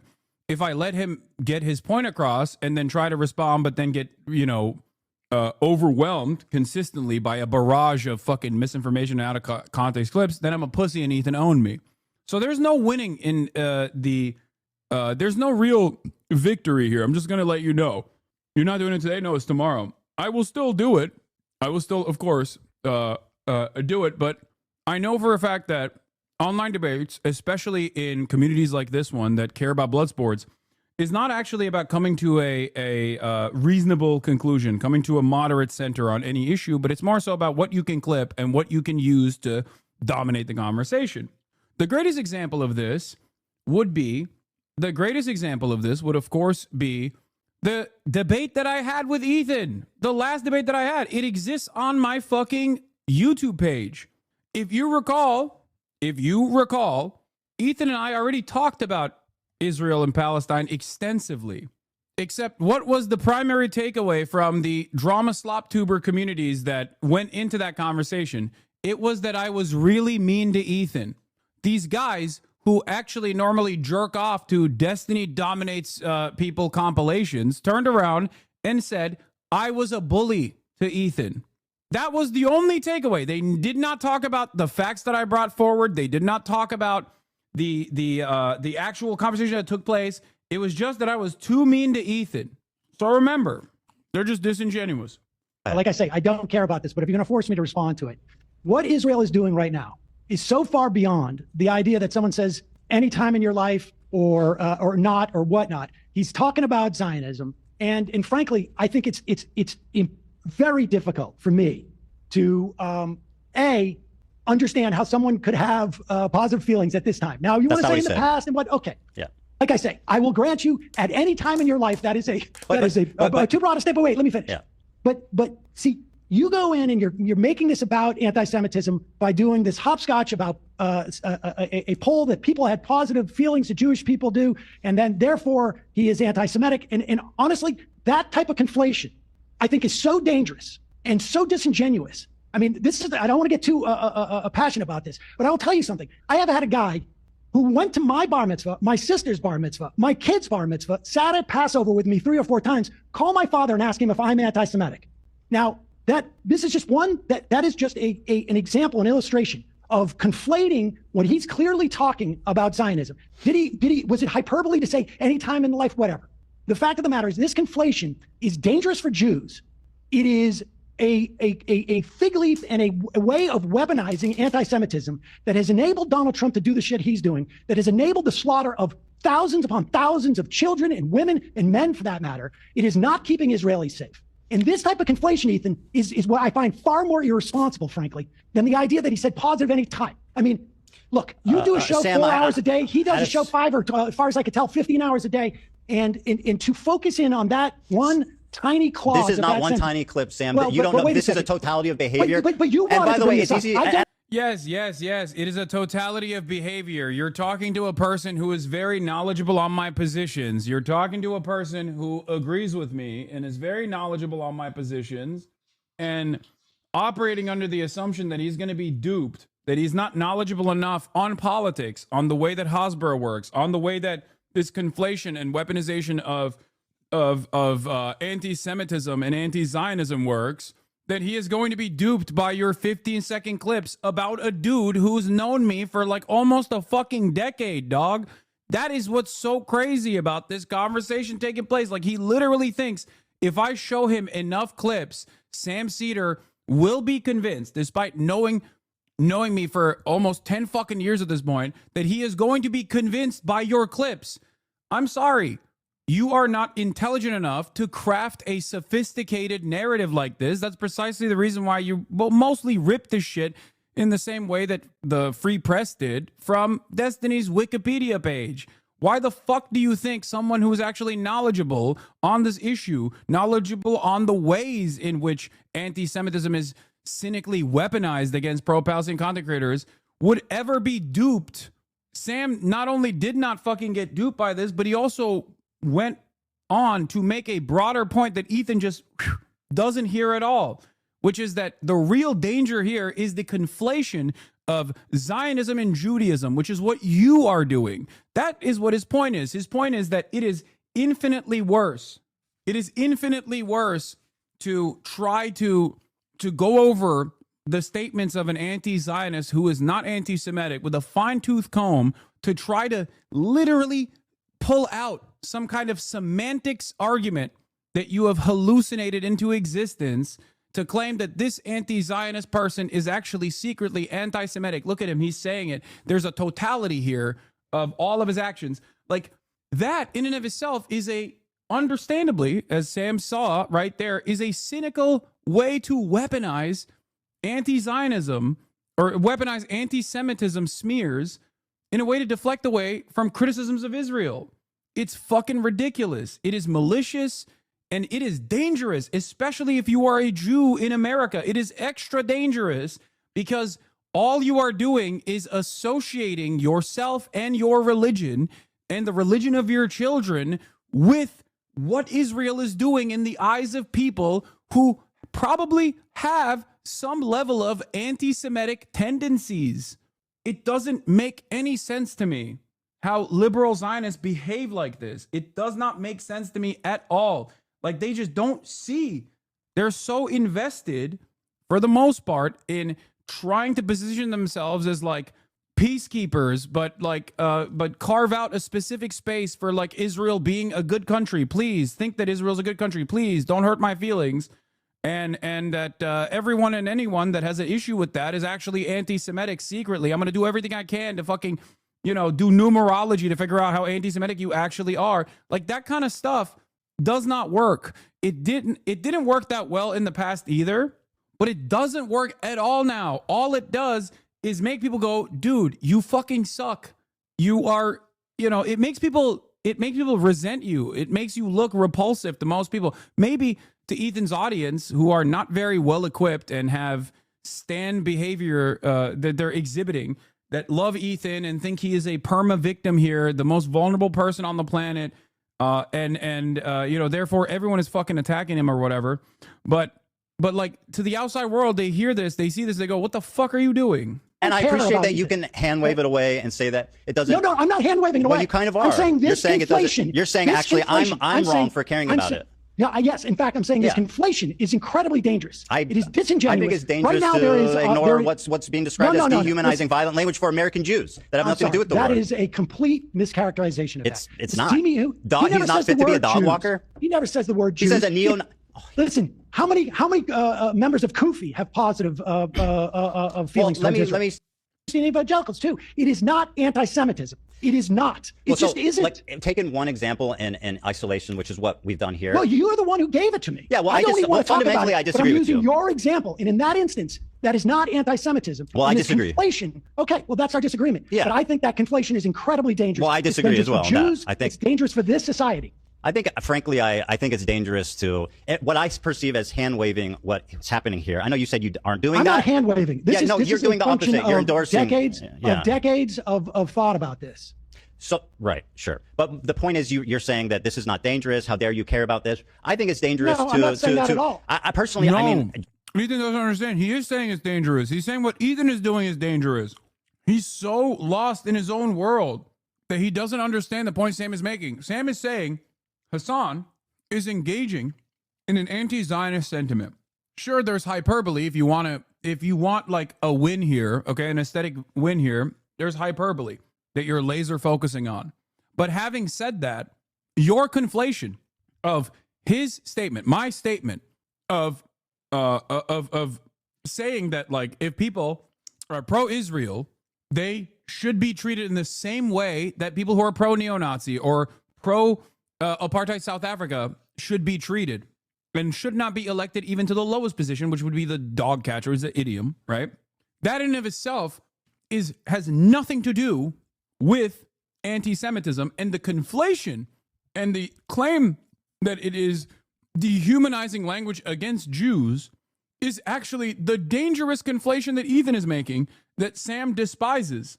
And I don't know why Ethan just like fails to comprehend what is happening here. Like, he is literally saying, no, I not only am I not upset with what Hassan said, I'm saying I'm upset with what you're doing. Okay?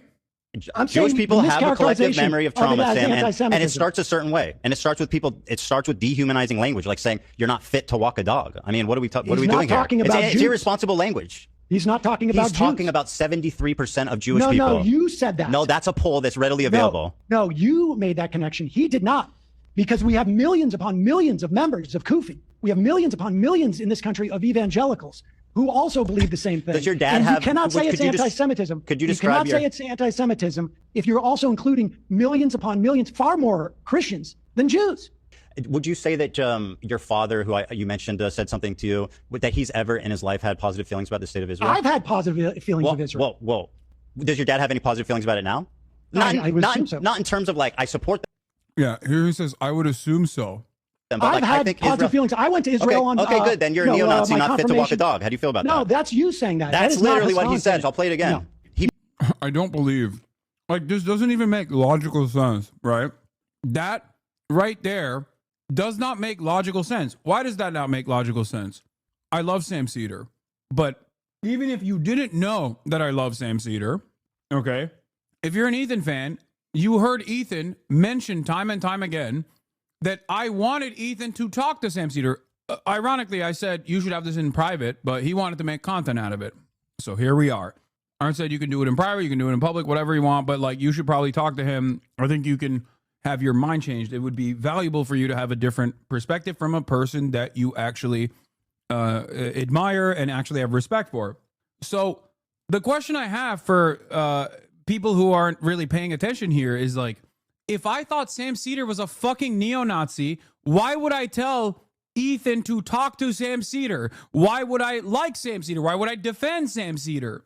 If I genuinely thought that if you ever had any positive feelings for the fucking state of Israel at any point, why would I literally use Sam Seder as an example of someone who I know had positive feelings for Israel at some point, and his own journey of becoming an anti-Zionist would be instructive for someone like Ethan Klein? Clearly, I don't fucking believe that. Yeah, good fucking logic right there. But the problem is, there is no reason for there to be logic applied at any step here. Ethan takes arguments and compartmentalizes them and looks for a gotcha that will basically exist within the confines of that very moment. It's a very interesting way to debate, where he literally forgets what he said 3 seconds prior. He forgets what he says 4 seconds after. It is incredibly fucking inconsistent. You were also inconsistent. What are you saying? There, I say I misspoke and you win. Exactly, you misspoke. It's not a win. You don't lose if you admit you said something you didn't mean. It's fine to admit to misspeaking once. I know, but once you said it, exactly, you just misspoke. Say you misspoke and you win. He has no ammo. What? Misspoke on what? You look good today, except I hate jewelry, dumplings, sushi, woke toke. You did, and I called you out in real time. You said that and it was sloppy. You said ever. You said ever. It's a small thing if you're correct. Would give you a huge win. You needed to say it. Good job. Finally. Good. This is the clarification you needed to say. Dude, I'm sorry, but some of y'all are literally fucking so unimaginably mentally ill, and I truly don't fucking understand.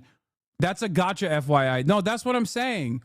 Like, that's literally, you're demonstrating as a fan what I was talking about in terms of like trying to secure a fucking concession here. Like there is a literal paraphrasing that's taking place. You abide by that person's malicious paraphrasing, and you take the worst possible interpretation of it, and you go, no, I demand you say you misspoke. No, it's very obvious what I was fucking saying there. If you misunderstand me, that's on you. I don't have an issue with that, okay? My fucking track record on this matter speaks for itself. That's it. And also, this is an unimaginably inconsequential reason. And that is the reason why I hate doing fucking debates. Because unfortunately, there are insanely neurodivergent motherfuckers out there who do actually lock in and laser focus on the semantics conversation when the real issue at place is the shit that Ethan is saying in terms of fucking, in terms of how like 70% of American Jews are Zionists, and therefore if you say anything about Zionists, you're actually talking about Jews, you're anti-Semitic. That is the real dangerous conflation here, as Sam Cedar correctly pointed to, okay? You, on the other hand, are so fucking lost in the sauce that your understanding of this issue is juvenile, where you think, no, the only thing you should do is basically say, oh, I'm sorry, I misspoke, and you win. No, this is a dangerous conflation that I would be entertaining. Do you understand? Yeah, I'm not anti-Semitic. I am anti-semantic, though. I fucking hate the silly hyper-focus on semantics in any conversation. In a serious conversation, people that just like laser in on like, well, you spoke in a certain way and it made me feel some type of way. Now you have to address my feelings. Like, fuck your feelings. Here's the reality. Are you going to go over there and talk to Ethan about how he says dog walker instead of elected to local dog catcher, which is an old school idiom, dramatically changing the structure of the statement? No, because he gets to fucking have no nuance as he laser focuses on the fucking paraphrasing. Don't be stupid. He changes dog catcher to dog walker to imply that I'm saying you should never be hired for any job whatsoever if you have loyalty to Israel at any point in your fucking life. That's not my argument. My argument is, if you like what Israel's doing, if you are a Zionist, if you say things like, I love Israel, we should defend Israel, then you should not be elected to even the lowest possible elected position. And I have that exact same stance when it comes to people who have loyalty towards Nazi Germany. I have that exact same stance when it comes to people who have loyalty to apartheid South Africa. That's it, because Zionism is fascist. Zionism is ultimately a ethno-supremacist, an ethno-religious supremacist, exterminationist, fascist ideology. If you focus on speaking to Ethan instead of to the audience, you will regret it tomorrow. All you need to do is focus on the Red Crescent slaughter and cover up pro-rape riots and the Israeli support of all this. Framing of the conversation will be everything. No, you're right. You're absolutely right, insulin dependent. It's an elected position from antiquity. Can't expect Ethan to read a fucking book. No, that's the irony, of course, is that I'm literally paraphrasing or defending what my Jewish friend was saying, but it doesn't matter. None of that matters. Okay? None of that fucking matters. The point is, the moment that you fall into this semantics trap, as opposed to what Sam did here expertly, is a moment where you lost. You're conceding ground on this conversation. The real conversation is supposed to be on the fucking boundaries of whether or not like what our disagreements are on what Israel's doing, whether or not Israel's doing a genocide. If it's doing a genocide, like, what do you think is permissible in terms of resistance to said genocide by other regional countries and other forms of militancy against a country doing a genocide? Like, this is the real conversation. It's the one that Ethan doesn't want to have. So every single time you actually cave and capitulate to the fucking semantic framing that he wants to laser focus in on, you're basically not having that real conversation. He's going to do this tomorrow and ignore the logic entirely. Sam pointed out that far more evangelicals support Zionism than Jewish people do, and Ethan ignored it because he was chasing a gotcha with a dad comment, and his fans are also stuck in a deluded reality claiming Sam ignored Ethan's points when the opposite happened. Until Ethan sees what he's doing, nothing will change. It's going to be so tough to convince his fans while he badgers you with disinfo for you to prove. I know. My biggest problem is I'm so fucking stubborn, and I have ADHD, so whenever someone is like, oh, here, I misunderstood what you were saying, correct your position now, I do make it my problem, and I will spend, as I've shown you right here, 25 fucking minutes on explaining to the chatter how stupid it is in terms of a tactic to cave to your interlocutor's framing. It's that simple for me. It's that simple. His position is that the totality of my behavior demonstrates severe anti-Semitism on some days, and then simply not anti-Semitic, but allowance for anti-Semitism on others. That's another thing that I need to ask him about, because he has said time and time again that I have demonstrated severe anti-Semitism over and over and over again. And then yesterday, after the Sam Cedar conversation, he was like, well, you know, he's not actually anti-Semitic, but he just allows anti-Semitism to manifest in his community. You're missing the point. Oh, yeah. No, I'm going to do this. You're right. I'm 100% going to do this. Yes, we have to define terms that we agree on. We can't constantly have a back and forth. The earliest record of could not get elected dog catcher dates back to 1889. Why are we doing this? Stop. I don't even want to entertain this. He plays around with the term Zionist. It's okay to let Ethan dodge accepting the reality because he will never accept the systematized reality and support for ethnic cleansing of the Palestinians and the Israeli state. And in those who are supporters of it in the West, you just need to have enough examples of it that everyone else will see him saying that it was just one bad apple over and over again. Yeah, I guess.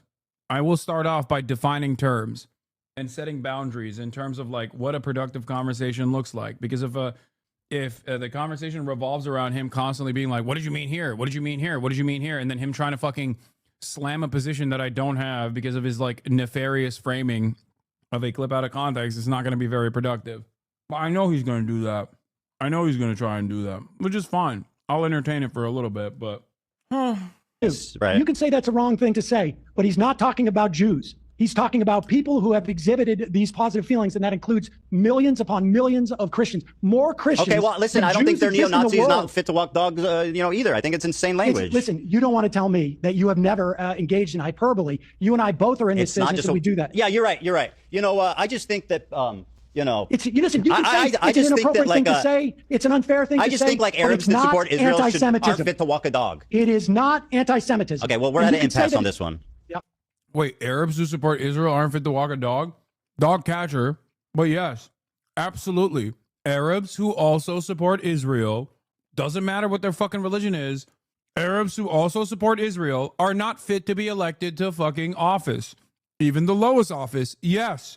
He got so horny to try and fucking say something that was like equivalently racist or whatever in his mind, because he thinks this is a racist statement, that he ended up saying something that I would wholeheartedly agree with. That is actually at the heart of my argument, which is, doesn't matter what your background is that. He really thought that this would cook. Yeah, so I mean. He really thought that it would cook. So but it doesn't end there. Obviously, there was like some other ridiculous fucking statements too. What is this? Science determines this is the exact expression crewman Dan makes when he's lying through his freaking teeth. No, there was a couple moments where he just like really popped off and said some really fucking insane shit that I wanted to show you. You both need a moderator? Yeah, there's not going to happen. It's going to be his team on his terms, whatever. It doesn't fucking matter. Oh, here. The Israelis are bloodthirsty comments that I've made in terms of like the general attitude in Israel that is careless towards all of the destruction of Palestine. 100,000 in the rest of the country. That's 500,000 people out in the street protesting the government of a country that has like 6 million or 5 million in the. Are you talking about the protests about the judiciary? I'm talking about to release the hostages. Okay, to release the hostages. Yeah, to stop ceasefire. Ceasefire, Sam. That's what that means. They were 500,000. They were calling for a ceasefire, or they were calling for a release of the hostages. Well, what do you? What's the point of telling Hamas to release the hostages? Yeah, of course it's a ceasefire, Sam. Well, but Israel has, and I know. I'll look this up. Deal with this. I don't 500,000 Israel. Wait. Let's look this up and see how many times the Israeli government has said return of the hostages will not end. Sam, I'm responding to you saying the majority of Israelis want civilians to die. 500,000 people came to the street for a ceasefire of a country of 5 million. Sam, that's 10%. Israel just broke the latest ceasefire. Okay, where is the political response from the Israeli people? I mean, the idea that Gazans can be held responsible for an election that happened 18 years ago. Sam, you said the majority of Israelis want civilians to die. I think the majority of Israelis do not have a problem with what's going on in Gaza. That is my opinion. I think that unfortunately might be true to the extent that they've gotten. Well, then we agree. They've gotten much more radical. Unfortunately, tragically, everybody's been a lot more radicalized since October 7th. And that's tragic. I agree. I think people in Israel are jaded and they are cynical and they don't care, like you said, and I think it's tragic. Yes. Well, that's what my contention was. I mean, I'm looking at something from May. I wouldn't say most of them want to kill civilians, though. Bro, this is crazy, okay? There's numbers for this. I find it so strange that he refuses to. We have a volunteer, Hassan. What is this? I'll moderate. Okay, bro. I find it very odd that there's numbers for this and he just like refuses to look at the numbers themselves. It's so fucking bad. How bad he is at Hasbara is so funny.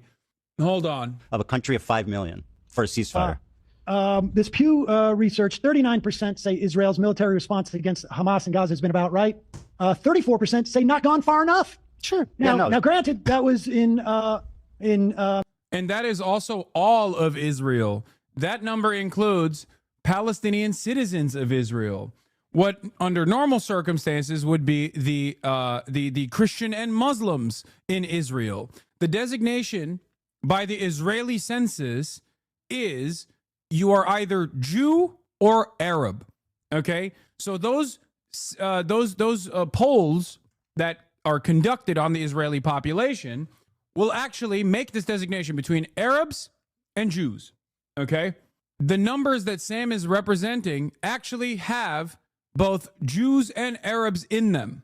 This is not my designation. This is the Israeli state, by the way, because I think it's really fucking stupid and also ethno-religious supremacist to classify Jews as something different than Arabs when there are a shit ton of Arab Jews.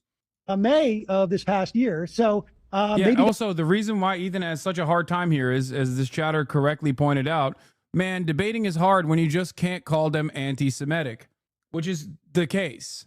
Like, this is why this is why I think it was a little bit, it weirded me out a little bit, the way that they actually turned on Sam aggressively after realizing that Sam wasn't in agreement with Ethan, and they were quick to say he's a token Jew and quick to say that I had brainwashed him and all this shit. And yeah, Sam was right. The protests were about the judiciary. They did not have those numbers on the hostages protests. But the fact that there were so many people, I'd be careful with him doing that I agree shit he's doing with Sam when they both agree with Ethan's points. Yeah. I saw this yesterday. I covered it yesterday. But yeah, the H3HE subreddit flipped on Sam Cedar so fast to get whiplash. Finally, an adult to talk to. Sam calling in. I'm so glad that Ethan is talking to him before Hassan. Now we can get in all of his actual policy positions and have plenty of clips of Sam agreeing with them to use against Hassan. Chef's kiss, gonna be beautiful. Sam Cedar, bruh, I don't care. Then why are you on the broadcast? I take back everything I said about him being reasonable or willing to listen. What a scumbag. Everything I heard about him appears to be a lie because what the fuck is his behavior? Like, they literally lost their fucking minds and started they started the Sam Cedar is Hamas chants out of nowhere. And the cope from Ethan and Destiny fans are so insane. They're saying you brainwashed him. Looks like somebody attended a Hassan 101 seminar. This whole debate is so Hassan coded, and the fact that he's being agitated shows he doesn't like being challenged. What is this? I'm a big Sam Cedar fan and only nominally watched the Ethan Klein, but I thought Sam was being ridiculous in that debate. In fact, the longer this drama caused by the falling out between Ethan and Sam, the more I'm firmly in Ethan's corner. I've not seen or heard of a single terrible moment or deed from Ethan and extremely disturbing stuff from Hassan's community. It was sad to see Sam jump on that brigade. No, this is not as a black man type beat. No, these are unironically fucking liberals who are pro-Israel, dude. That's it. But also, while they're simultaneously pro-Israel, they haven't paid attention to what fucking Sam Cedar's been saying about Israel. Anyway, this was the other side that Izzy brought up as well. There's an opportunity for a ceasefire that was called in November, in December. Yeah. Sam is 100% correct. They could have held a ceasefire at any point, and the amount of killing would have been far less. They could have done that. They could have ended it after a week. I mean, Hamas could have ended the war anytime too.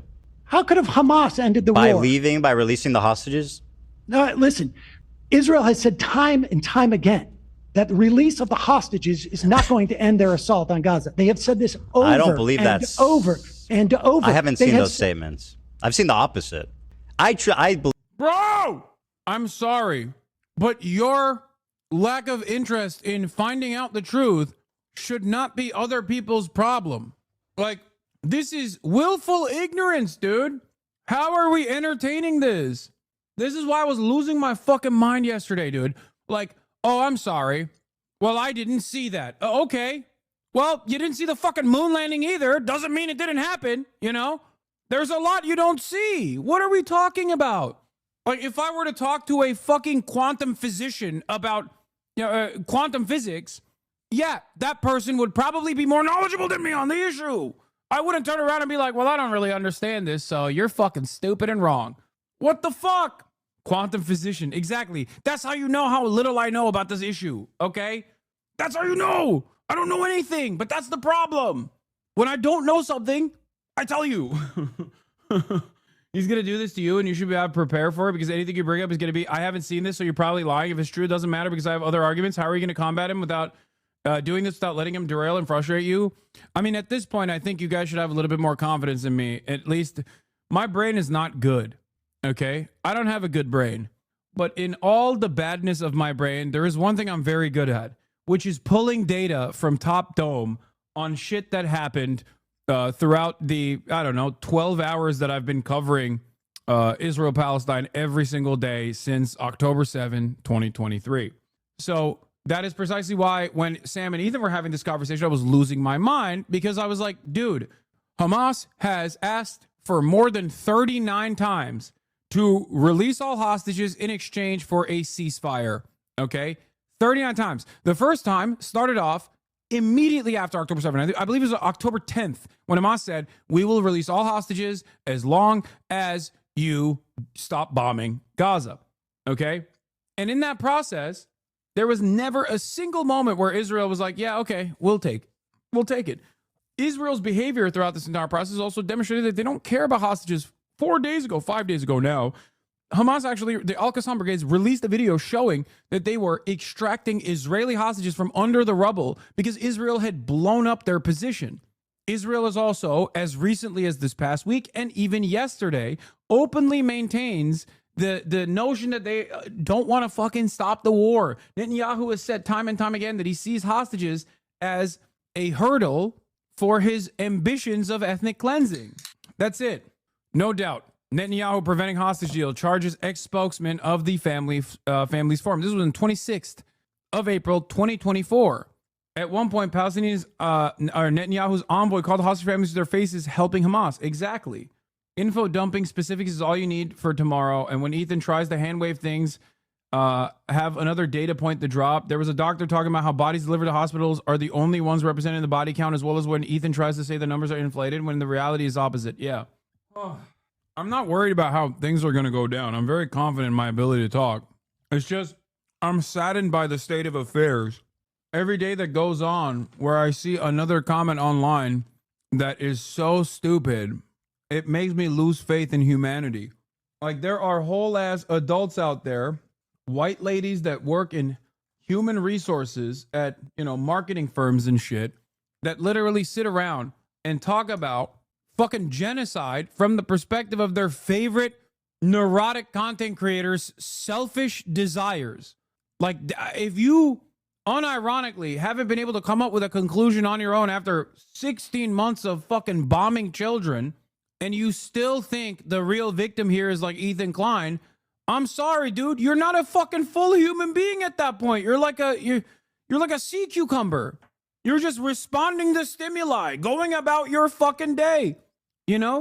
Make the tall order or whatever kind of fucking unique soda you have with the syrups and move on, sis. Maybe politics is not for you, The fuck are we doing? Get ready for the next clip, chimp. No, I'm serious. The girlies are not all right. If the girlies themselves are disinvested in an issue from the framework of how Ethan has been wronged by everybody and how he's been victimized by everybody when there's a fucking literal genocide. Like, that's the only position they hold, which is that Ethan is pro-Palestine and everyone is unfairly attacking him and he is the only victim here.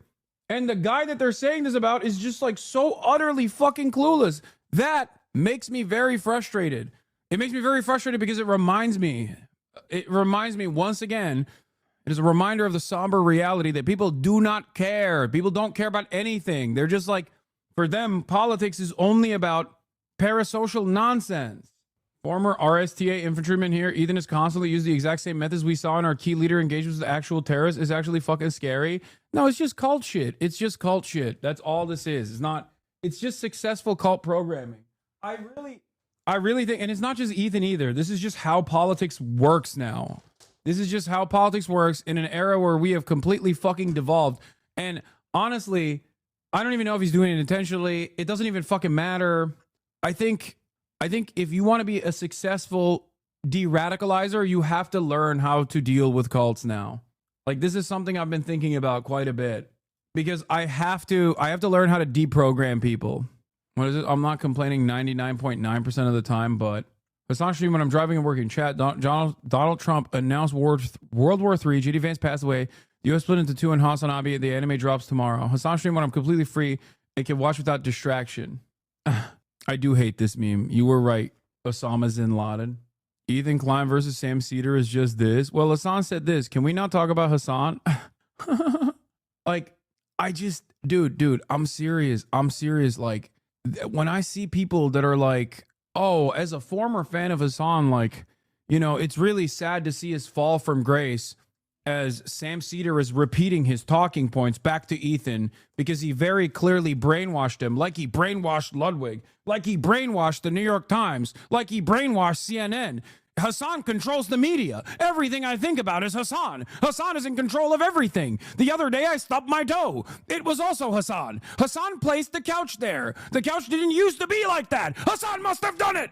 Where you're literally fucking you're just fucking writing shit on the wall with your feces at that point. You know? What the fuck? Hassan runs Twitch. Hassan runs Reddit.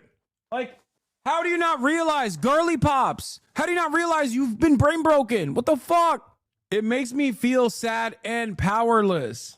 It makes me feel sad and utterly powerless when I see so much mania out there. When I see like pure demonstrations of insanity like that, it makes me sad because I don't think I can fucking convince these people. Like, they need therapy. And no, I'm not talking about either. I'm talking about the girly pops that watch him still, that don't realize that he's just fucking pummeling Islamophobia directly into their brains. It's so crazy. Like, the way that community treats Frogan is so wild. Like, that was a girly pop community. How the fuck did this happen? But I don't know, because I wasn't there for like the Trisha fallout either, so I have no idea how they treated her. Latest polling data on Jewish Americans from April 2025. Ethan clinging on to a single number is just laughable because all the responses are incongruous. Yes, obviously, it's incongruous because like Jews don't agree on anything, okay? Let alone Israel. No one is a monolith. No one is a monolith anyway. If Jews were a monolith, Israel wouldn't need to fucking constantly educate every young American Jew about how there was a land without people for a people without land from birth, okay? Like, that's it. Everyone would just be having that information beamed into their minds. Control F Jewish, not Jews. Yeah, in this survey, Jews and Muslims are defined as U.S. adults, 14 times. Majorities of most religious groups are large enough to analyze. Jewish Americans are also divided on this question. How Trump is handling relationships. 36% say Trump is favoring Israelis too much, while 43% say he's striking the right balance. Just 2% say he's favoring Palestinians too much. Jewish adults were less likely to say Biden was favoring Israelis too much. 13 versus 36 for Trump. And more likely to say he was favoring Palestinians too much. 18% versus 2% for Trump. Over half disapprove of Netanyahu, but also over half don't think 2 states is possible. Unclear whether that is pro or anti-Israel way. And also over half disapprove of colonizing Gaza. So in short, a bunch of completely incongruous positions. No single data point tells the true story. Yeah. Louis Theroux documentary, score out of 10. I think that was a firm 9. The Hassan Piker hate explained in one image. I made pizza today. It burnt my tongue. It was Hassan's fault. Yeah, the issue is, this is unironically what the fuck they believe, like what the fuck these people believe. And there's also like thousands of people who agree with it and upvote this. That's what's so crazy about it. Also, speaking of like having a fucked up day, this place that I ordered from for the first time sent me baklava, and I think it's chocolate baklava, and I've never had that before, so I'm going to try it right now. Oh my God. I don't want anybody to revoke my Turkish card, but this is unironically not bad. Might as well be Greek after that. Holy shit. Bro, is choklava? Look, Turks are chirping. Çikolatalı baklava olur mu lan? Ben de hiç yemedim hayatımda. Oğlum 33 senedir yaşıyorum bu dünyada. 34 olacak. Bir kere ağzıma almadım. Pause. Hiç görmedim hayatımda çikolatalı baklava. I made a very sus statement in Turkish, and then I said, pause, in English. Ağzına almadın. The strategy is strong. Say nothing, win. Did you see the actual anti-Semitic caricature of Sam that got posted in an issue subreddit? Dude, I don't think that was I don't think that person was intentionally making an anti-Semitic cartoon of Sam. Okay, people were saying this is like anti-Semitic, but I don't think this person was being anti-Semitic. Now, ironically enough, there's no world in which like Ethan would ever offer that kind of charity to someone like myself or a member of my community.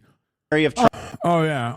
here. Jews are not magic. Even if 100% of Jews were Zionists who loved Israel, I would still be against Zionism because that's the correct thing to do, to be against apartheid and genocide. This idea of Jewish exceptionalism is tired and frankly should be met with disgust. Yeah, that's the other thing. Like, why are you fucking engaging in a self-own? Why are you shitting on Jews by associating them with Israel like this, bro? This is what I don't understand. Do I run around being like, yo, ISIS is fucking sick? That's what all Muslims love? That would be insane. It's not correct. And it would be an insane conflation. Oh, you're Islamophobic for shitting on ISIS, dude. And this motherfucker's doing that. And it's really frustrating because not only does he talk to other anti-Zionist Jews now, like Sam, but there is a shit ton of anti-Zionist Jews in here. Some of them literally are in fucking Israel. And they lose their goddamn minds every time Ethan's like, no, you don't understand. We love this shit. Yo, we ride or die, dude. How dare you?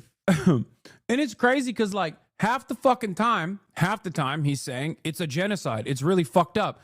Actually, that's not true. He doesn't say that half the time. But every now and then, he'll just slip that in for plausible deniability's sake. He'll be like, yeah, I hate it. It could be considered a genocide. It's really fucked up.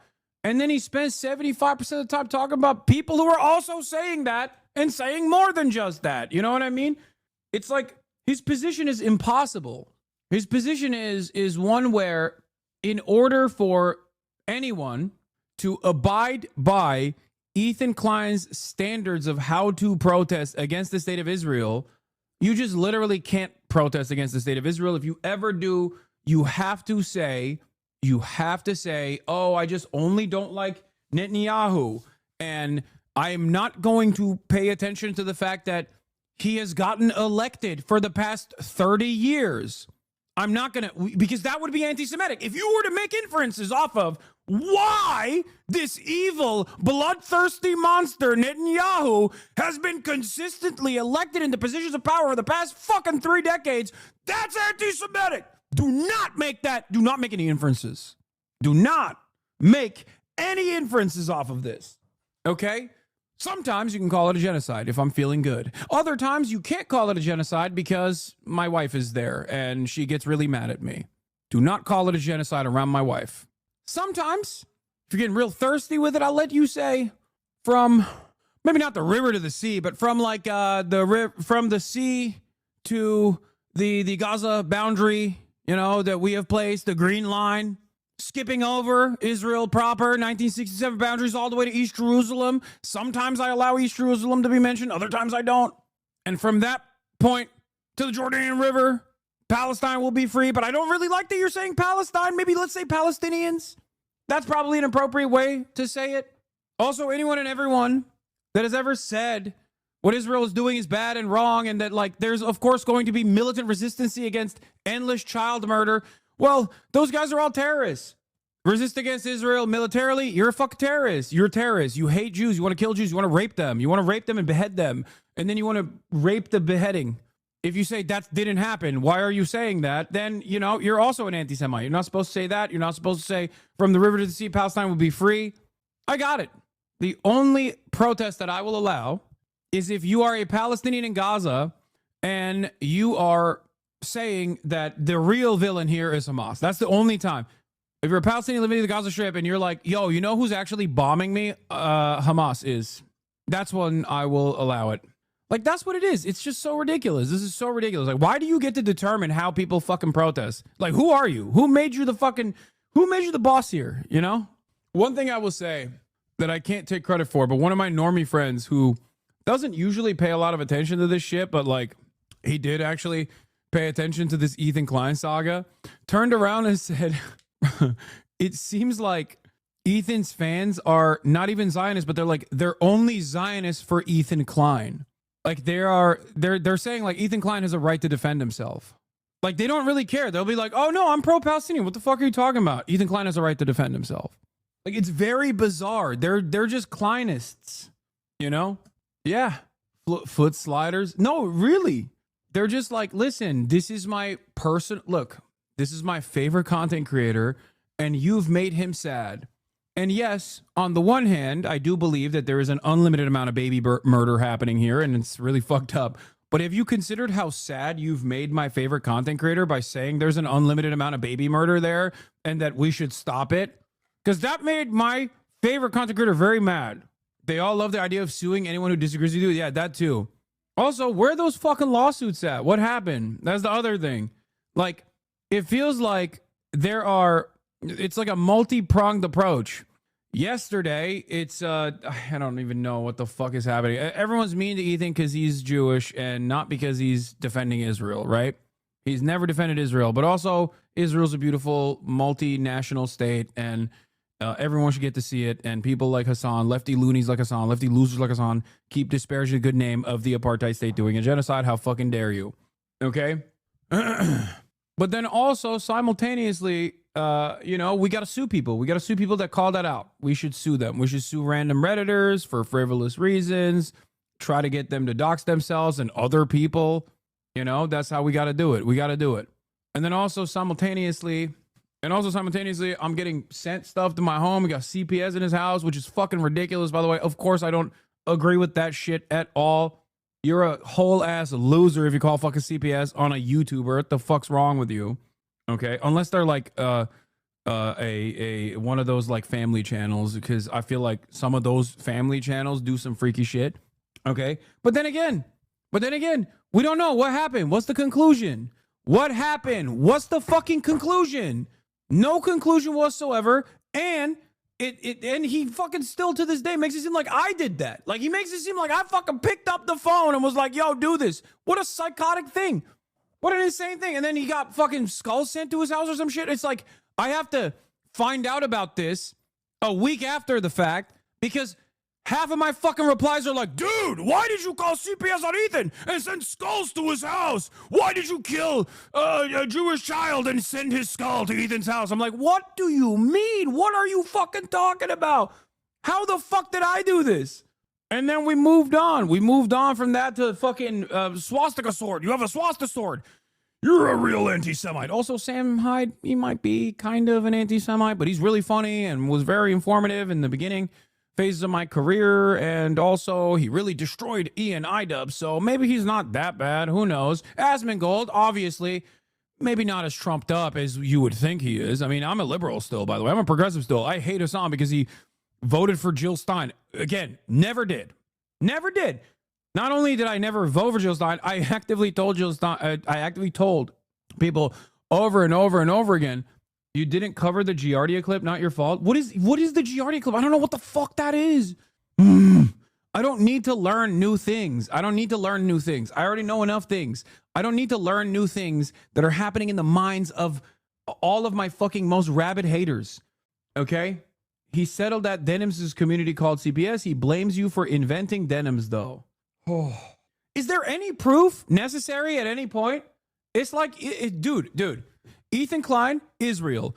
Two people or entities that never need to prove anything. They just say shit and everyone has to believe them. And if you don't believe them, you're fucking anti-Semitic. What is happening? Okay, Ethan Klein's, like, imagine if I just started saying, like, Ethan Klein came to my house and tried to fucking kill me, and then he slipped on a pile of shit and actually hurt himself.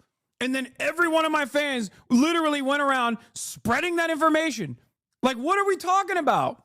Like, what the fuck is this? What do you mean? Okay, I thought there needed to be, like, some proof. You have to connect. There's a connective tissue here. You got to point to why someone fucking is responsible for the things that are happening.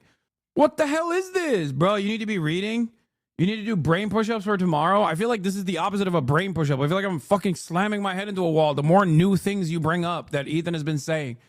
Stop conceding that CPS was called on him by the internet. I don't know who fucking called it. I don't even know if CPS went to his house. I don't know anything. Why would I know? I don't fucking spend every waking moment trying to figure out what the fuck's going on with this dude's life. It's so crazy that, like, it's so crazy. Like, this is, what is this? They hired a Ukrainian stalker to stalk you.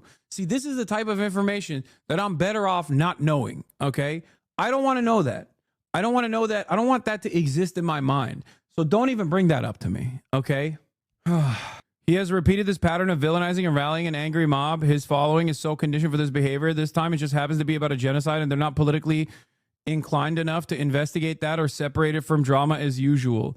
Yeah, I do think that that is what's going on a little bit, because, like, the statements that are coming my way are so far removed from, like, my actual positions that half the time when people are talking about supposedly me, I'm thinking that they're yelling at someone else. Like it literally feels like when I tweet some shit and I see like 11 replies underneath immediately because the fucking notifications are on by blue checkmark accounts, and the shit that they're talking about, I'm like, who is this Hassan guy you are speaking of? The son of a billionaire oligarch who wears fake glasses, who is a real estate tycoon, who fucking called CPS and then sent skulls to Ethan Klein's home or some shit. I don't even know what his fucking home address is. The fuck? Never even been to his house. Yeah, and I own a PJ. No need to prep. You've been prepping for 18 months by arguing with random Israel defender gray names? Yeah. Why are you playing right now? Yeah, I'm playing. I'm actually hiding the secret. Yeah. If you look at the content cop comments, 90% of them are E's brigade spamming. They never mention the CPS call. It's all based on E's lies. He provides no evidence for. Same with the new ones about the skulls. It's so fucking tiresome. And then he moves on. Problem is that many people who have participated in or justify persecution and genocide against a group have done so out of personal reasons, intergenerational trauma, frustrations, failures, identity issues. They conflate genocidal ideology with personal identity and double down over time.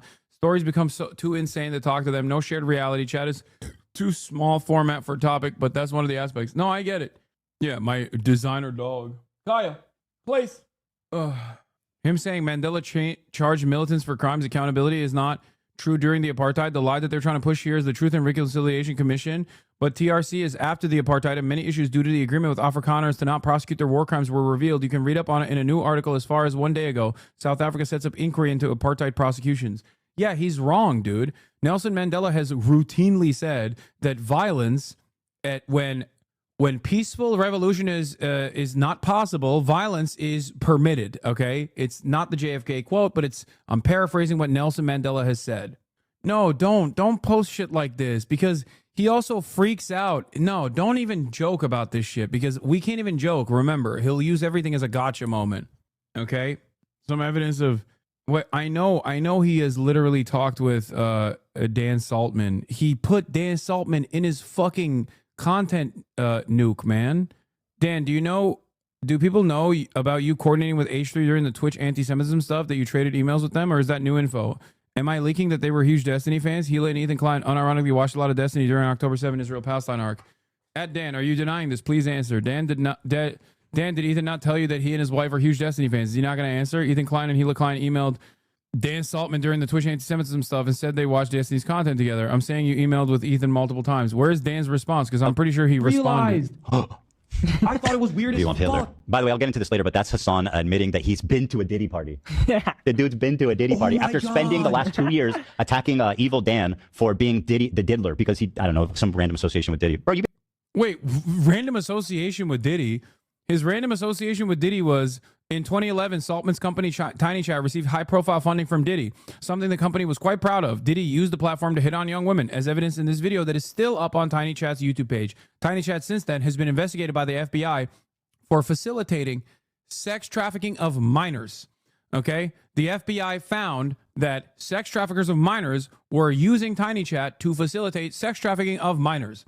So the idea that his connection to Diddy is just some association, some loose association, is fucking ridiculous.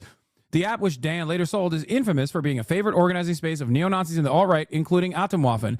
Would love to know more about Dan's relationship with Diddy. My signal is in my profile. Is Ethan doing this all for cynical views? I'm not familiar with him. You should have seen if he can name the designer breed that Kaya is. Should be easy for a dog breed that costs over 20K. Yeah, this was pretty funny. Yeah. They hyperlinked Destiny's Wikipedia. Like, Destiny's stalker ass community has their own fucking Wikipedia, and I noticed that while I was reading the Free Press article. Is it normal for articles to cite Destiny Wiki as a primary source? Someone currently accused of multiple sex crimes by multiple women. These people are so shameless, though. It doesn't even matter. Diddypedia. He's so transparent. As long as they hate us on, they can do whatever they want and even doubt the Holocaust fucking happened. I mean, literally, that is a thing that he is. What is this? This is literally from a testimony during a trial where he was trying to avoid the death penalty. Nassif Yunus of Aberdeen, Scotland. Wait, what is this? In the same testimony, he literally talks about how they were forming trained militant groups and preparing for open rebellion. Just so we're clear, the violence that Nelson Mandela took part in was targeting infrastructure. Killing was explicitly avoided when it did happen, mostly due to poor training and rogue elements. The deaths were few and far between. He also supported Israel's right to exist, by the way. Whoops. So here's something that's really interesting about this take. Why do these people keep saying that I don't think that October 7 was horrifying? It was. Okay? I'm more interested in examining how that kind of violence in retaliation to untold amounts of violence that are far more consequential and far more apparent and for far longer of a period of time, that sort of violent retaliation happens. Okay? I don't think that it was cool and okay and awesome. Like, the terrorism designation is intentionally vague and is a political tool. Okay? That's why if you look at like a place like South Africa, for example, they have open placards about Hezbollah and Hamas, right? Like things that are literally illegal to say and do in a place like the UK, for example. They have fucking banners out in the streets. You know what I mean? They don't give a shit. Terrorism is a terrorism in and of itself is a intentionally vague definition. But if we are to point to a definition that I think is appropriate, okay, if we're going to define a term for terrorism, all right, I think intentionally targeting civilians fits that bill, whether it is a state actor or a non-state actor, okay? That's it. And under that narrow definition that I think most people would agree to, this in and of itself means that America is the arch terrorist, Israel is a massive terrorist. But yes, October 7 would be declared an act of terror by that definition. This does not change the dynamic of apartheid and genocide. Okay? That's it. Even then, like the actions of the IRA, or the actions of the ANC's militant wing, or the actions of the FLN could be considered acts of terror individually in and of itself. But the reason why most of those actions are not prosecuted once amends are made is because people understand the far greater evil is usually the systematic, the maintenance of a violent system. The apartheid in South Africa, that is a ruthless and violent system. That is the far greater problem here. Just like the Viet Minh, the North Vietnamese Liberation Front and its activities in South Vietnam could be considered terrorism. Now, what a lot of people don't understand, however, is that the far greater terrorist in that situation is the American government. Why the fuck are they there? Why are they there? Nat Turner's rebellion, the Great Reverend John Brown. These are all acts of terror, acts of horrifying violence that they've contributed to. And yet, we don't look back at those incidents as the real evil. We look back at the system of chattel slavery as the real evil. What would you say to Ethan that said that the ANC punished those that killed citizens? First and foremost, that's literally what I say. I believe in a Truth and Reconciliation Committee that will appropriately look at every single person that has intentionally killed a civilian and punish them with the necessary punishment that they deserve for doing that. That happens after the apartheid, by the way. That doesn't happen right now. You can't do that right now. There's no way to prosecute this. This is something that I've talked about a lot. The picking and choosing of supporting anti-colonial defense based on vibes and race is so frustrating. Like many Americans would be pro-IRA, but then show them a woman in a hijab and they crash out and justify violence towards them with fear. No, it's the same principle behind Ukraine. Ukraine is a perfect analog here. They look at Ukrainians fighting against the Russian invasion as brave warriors defending Europe from the scourge of Russia. And there is validity to the Ukrainian emancipatory movement. They are they're on the right side. Okay? But God forbid any Palestinian takes up arms against the fucking state of Israel that has killed their whole family. I miss the chat. You chatters are far more informed than 99% of people I meet on a daily basis. If one wanted to send a Twitch streamer a painting, how would one go about this endeavor? You can't. Anyway, Loserbox says, just so we're clear, the violence Mandela took part in was targeting infrastructure. Killing was explicitly avoided. Yeah, except the fucking militant wing of the ANC literally had a practice where they would put tires around collaborators and light them on fucking fire. Okay? Practice called necklacing. The reason why people don't talk about that, the reason why people don't care about that FBI has been given a full report on you at Hasanabi. Why are you even saying this in the chat? They're probably in here right now. Oh no, what will I do? A big difference of understanding is that you don't condone civilian violence, but you understand where it comes from during an asymmetrical conflict. Genocide is historical analysis, something he has never understood. Remember the Bin Laden 9/11 crash out? No, but the irony is he did understand it when I was explaining to him the concept of blowback with respect to my America Deserved 9/11 comments. That was the first ever interaction that Ethan and I had. Anyway, going back to this, 4 forms of violence were possible. There's sabotage, there's guerrilla warfare, there's terrorism, and there's open revolution. We chose to adopt the first method. Sabotage did not involve loss of life, and it offered the best hope for future race relations. Bitterness will be kept to a minimum, and if the policy bore fruit. Experience convinced us that rebellion would offer the government limitless opportunities for the indiscriminate slaughter of our people. But it was precisely because the soil of South Africa is already drenched with blood of innocent Africans that we felt it our duty to make preparations as a long-term undertaking to use force in order to defend ourselves against force. Loserbox is a weapons-grade Hosber account now. Just today, he was workshopping arguments for Ethan could make while watching the Cedar debate and arguing that shootings at the Great March of Return were justified because people were too close to the fence. Yeah, I don't think people understand how, like, when they get so brain broken about Hosber, they don't understand how repulsive that looks to the average person. Like that's not the brilliant mind of someone. That's just like being depraved enough to openly entertain shooting the kneecaps off of fucking children, as the Israeli occupying force openly said they did. All whites undergo compulsory military training, but no such training was given to Africans. It was, in our view, essential to build up a nucleus of trained men who would be able to provide the leadership which would be required if guerrilla warfare started. We had to prepare for such a situation before it became too late to make proper preparations. It was also necessary to build up nucleus of men trained in civil administration and other professions. Yeah, here, I'm 42 knees in one day. Israeli snipers open up about shooting Gaza protesters. Over 200 Palestinians were killed and nearly 8,000 were injured during the almost 2 years of weekly protests at the Israeli-Gaza border. Israeli army snipers tell their stories. This is from Haaretz. Okay? This is what he had to say. Well, people say, people look at South Africa. I do not condone the killing of civilians, which is why obviously I'm upset about what Israel is doing. Sure.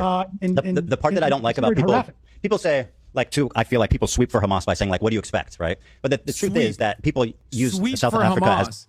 What are you saying? Sweep? Like, he's using T terminology when he's talking about fucking political commentary, an issue, a real issue. He says sweep. People sweep for Hamas. This isn't Nicholas Eat Oreos talking about Destiny's sex crimes, you fucking psycho. What are you talking about, sweep? For those of you, the adults in here that don't know what sweeping is, okay? Sweeping is, I guess, like terminology that like T channels use when they're talking about gossip and people that actually hide, sweep things under the rug, okay? Hiding key elements of a story in an effort to defend a problematic individual. T channel, like TEA, like drama channels. It means like cleanup. Ethan used the "what do you expect" argument to cover for Israeli support for genocide yesterday, but now he has a problem when it's used for Hamas. Odd, maybe he didn't notice. I know. Sweeping it under the rug. That's what it is. As an example, what South Africa shows is that you don't need to commit a violent war against civilians to liberate yourself. Well, I mean, let's see. This is unfortunately, this is a barrage of dumb shit that Ethan is throwing in Sam's direction, and Sam does not respond in the way that I would in this circumstance, to be like, you're wrong. The ANC had a militant wing called the MK, which Nelson Mandela directly created after going to Algeria to get military training, and then immediately got arrested after coming back from Algeria for this attempt at militancy. Nelson Mandela numerous times was asked to denounce violence that MK was engaging in, and he said no.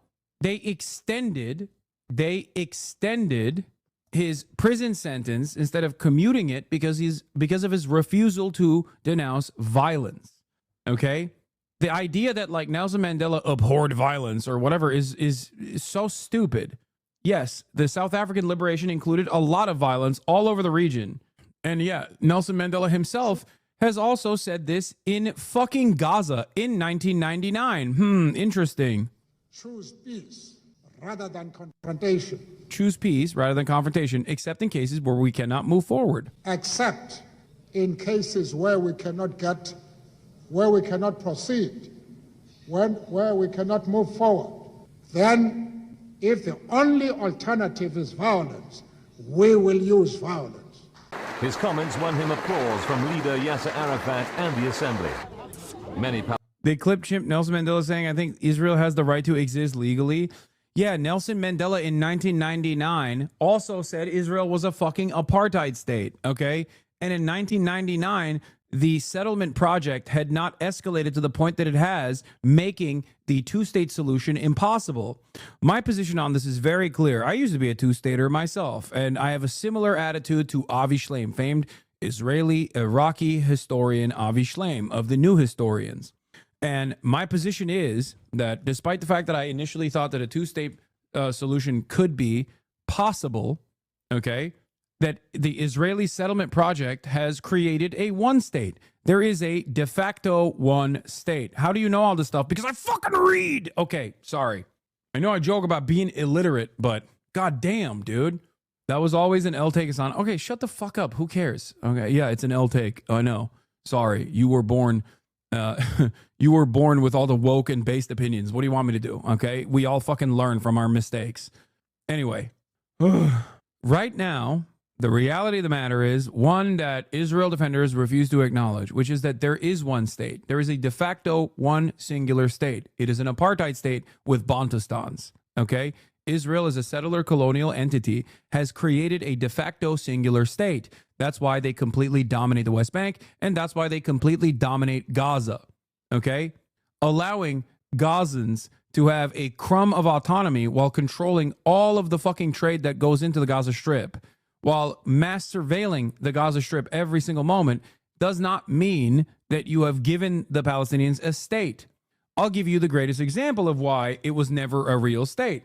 Because if Gaza was a real state, then the Al-Qassam brigades would be treated as a real standing military. If the West Bank was a real Palestinian state, then the Jenin brigades would be treated as a real standing military. They legally have a right to have a standing military. Why are they considered terrorists by the Israeli state? Why are they consistently killed by the Israeli state? Why is the Palestinian Authority, which is supposed to represent the Palestinian autonomy in their own sovereign land, simply another mechanism of the Israeli security apparatus that also kills Palestinian militancy and also kills Palestinian resistance in the West Bank? You cannot be a state without having with having no access to the outside fucking world, with no standing military. That you're not a state at that point. You are simply a Bantustan under the control of the Israeli state, which is an apartheid. This is a reality that Israel refuses to reckon with. Okay? The other thing never touched on is, yes, you can compare Hamas to ANC and IRA, but Hamas is also what the ANC and IRA would have become if it lasted over 70 plus years. Yes, 100%.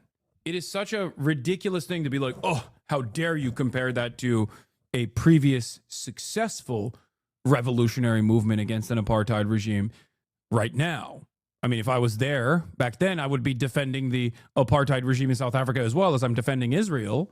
But, you know, time has passed now, so it's permissible for me to defend the ANC. Palestinians worship Mandela. Posters bearing his image cover How do you combat with I agree with all this? What do you mean? The question is simple. I say this, either says I agree with all this, then I ask, then why the fuck have you engaged in a mass harassment campaign towards all pro-Palestinian figures that agree with you entirely? You gave me $6,500, which you love fucking, you know, flailing around as though it's indicative of your position on this matter. And yet you have also routinely shit on even the fundraisers that came after that, saying that they were completely inconsequential. They've done nothing. And Kamala Harris would be more consequential on the lives of Palestinians than any number of different fucking fundraisers. He will respond by saying, you started it, you won't win on this. Yeah. And then I'll say I have an 8-minute compilation of me defending you against all attacks from my community and outside for up until fucking December of 2024. So while you were busy sneak dissing me, I was fucking foolishly defending you, not recognizing all of your opinions. It should be really simple. If you care about Palestinians, then what happened to the man and his wife that his wife kidnapped? If he thinks the West Bank is occupied, why wouldn't he want to know the person's fate or their name? Yeah. Relevant. Something I found interesting while rewatching the debate from yesterday is that Ethan seems to get the difference between justification/endorsement and understanding when it comes to Israel, which is exactly what you always try to clarify regarding Hamas, Hezbollah, Houthi discourse. Surely he'll be able to put the shoe on the other foot. Of course not. He's going to ask who you voted for to get a clip. Yeah, I'm not going to tell him. I'm going to say Joe Brandon firmly. 10 toes down, Joe Brandon.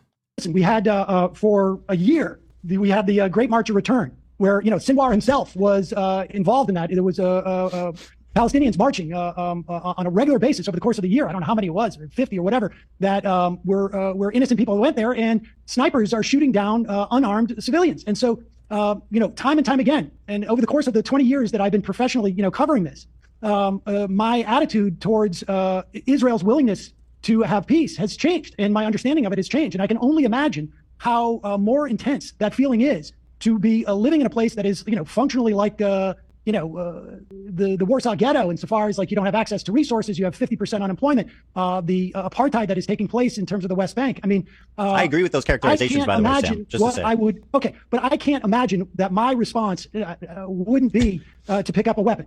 Okay. I mean, I don't know. It's not really working out. Well, none of it's working out, is it? I mean, not much at all. Not really much at all. It's called the greatest attack on Israelis in 75 years. The notion of Zionism, and the way that Israel is organized as a society, is not protecting Jews. It's not protecting Israelis. It's not protecting Jews worldwide. It is.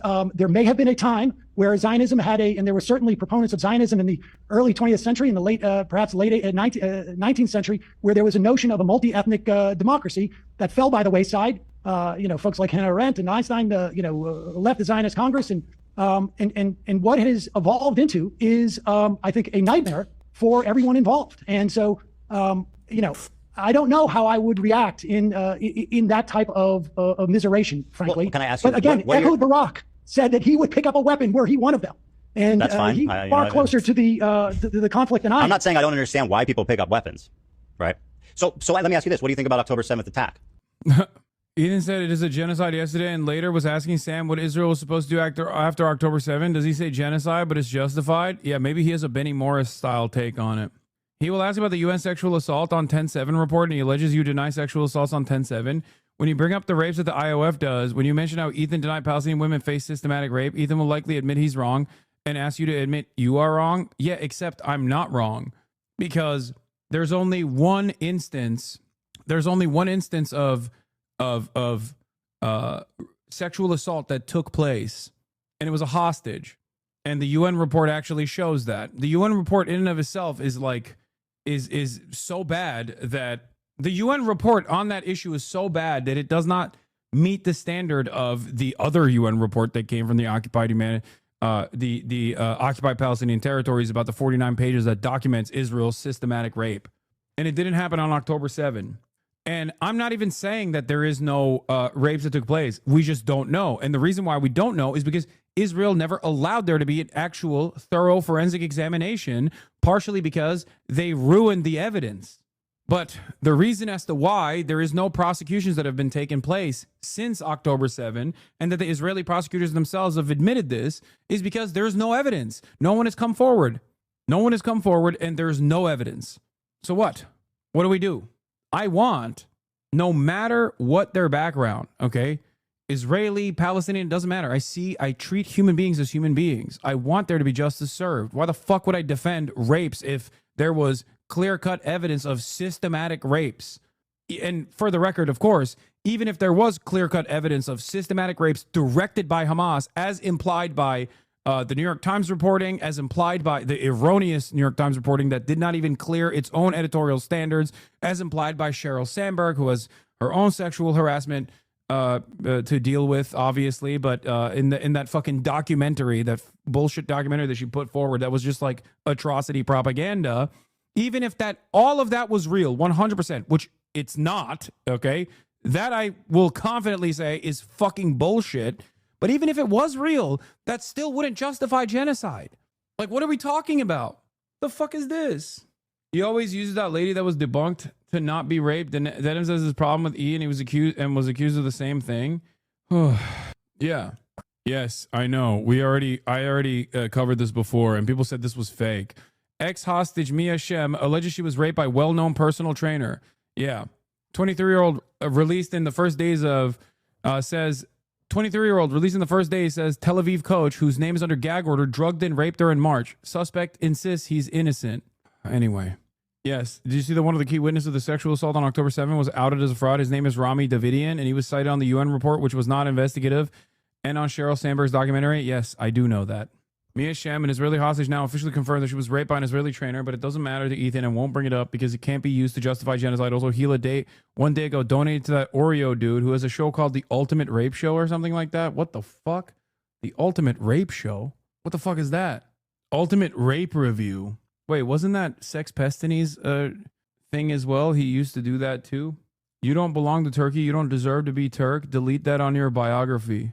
You don't have a right to write Turkish in your biography. You don't even talk about what's happening in Turkey and all of those in jail students. Do you see what I write? I don't think you get politics. I do talk about that. I don't know why you fucking think I don't. What's Hassan's nationality? Since you don't want to talk about stuff in Turkey, dictatorship in jail, and in jail students, dumbass.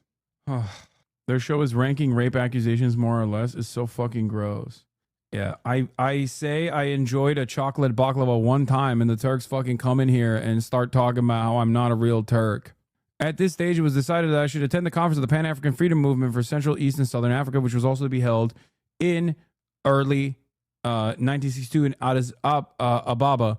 And because of our need for preparation, it was also decided that after the conference, I would undertake a tour of the African states with a view of obtaining facilities for the training of soldiers, and that I would also solicit scholarships for the higher education of matriculated Africans.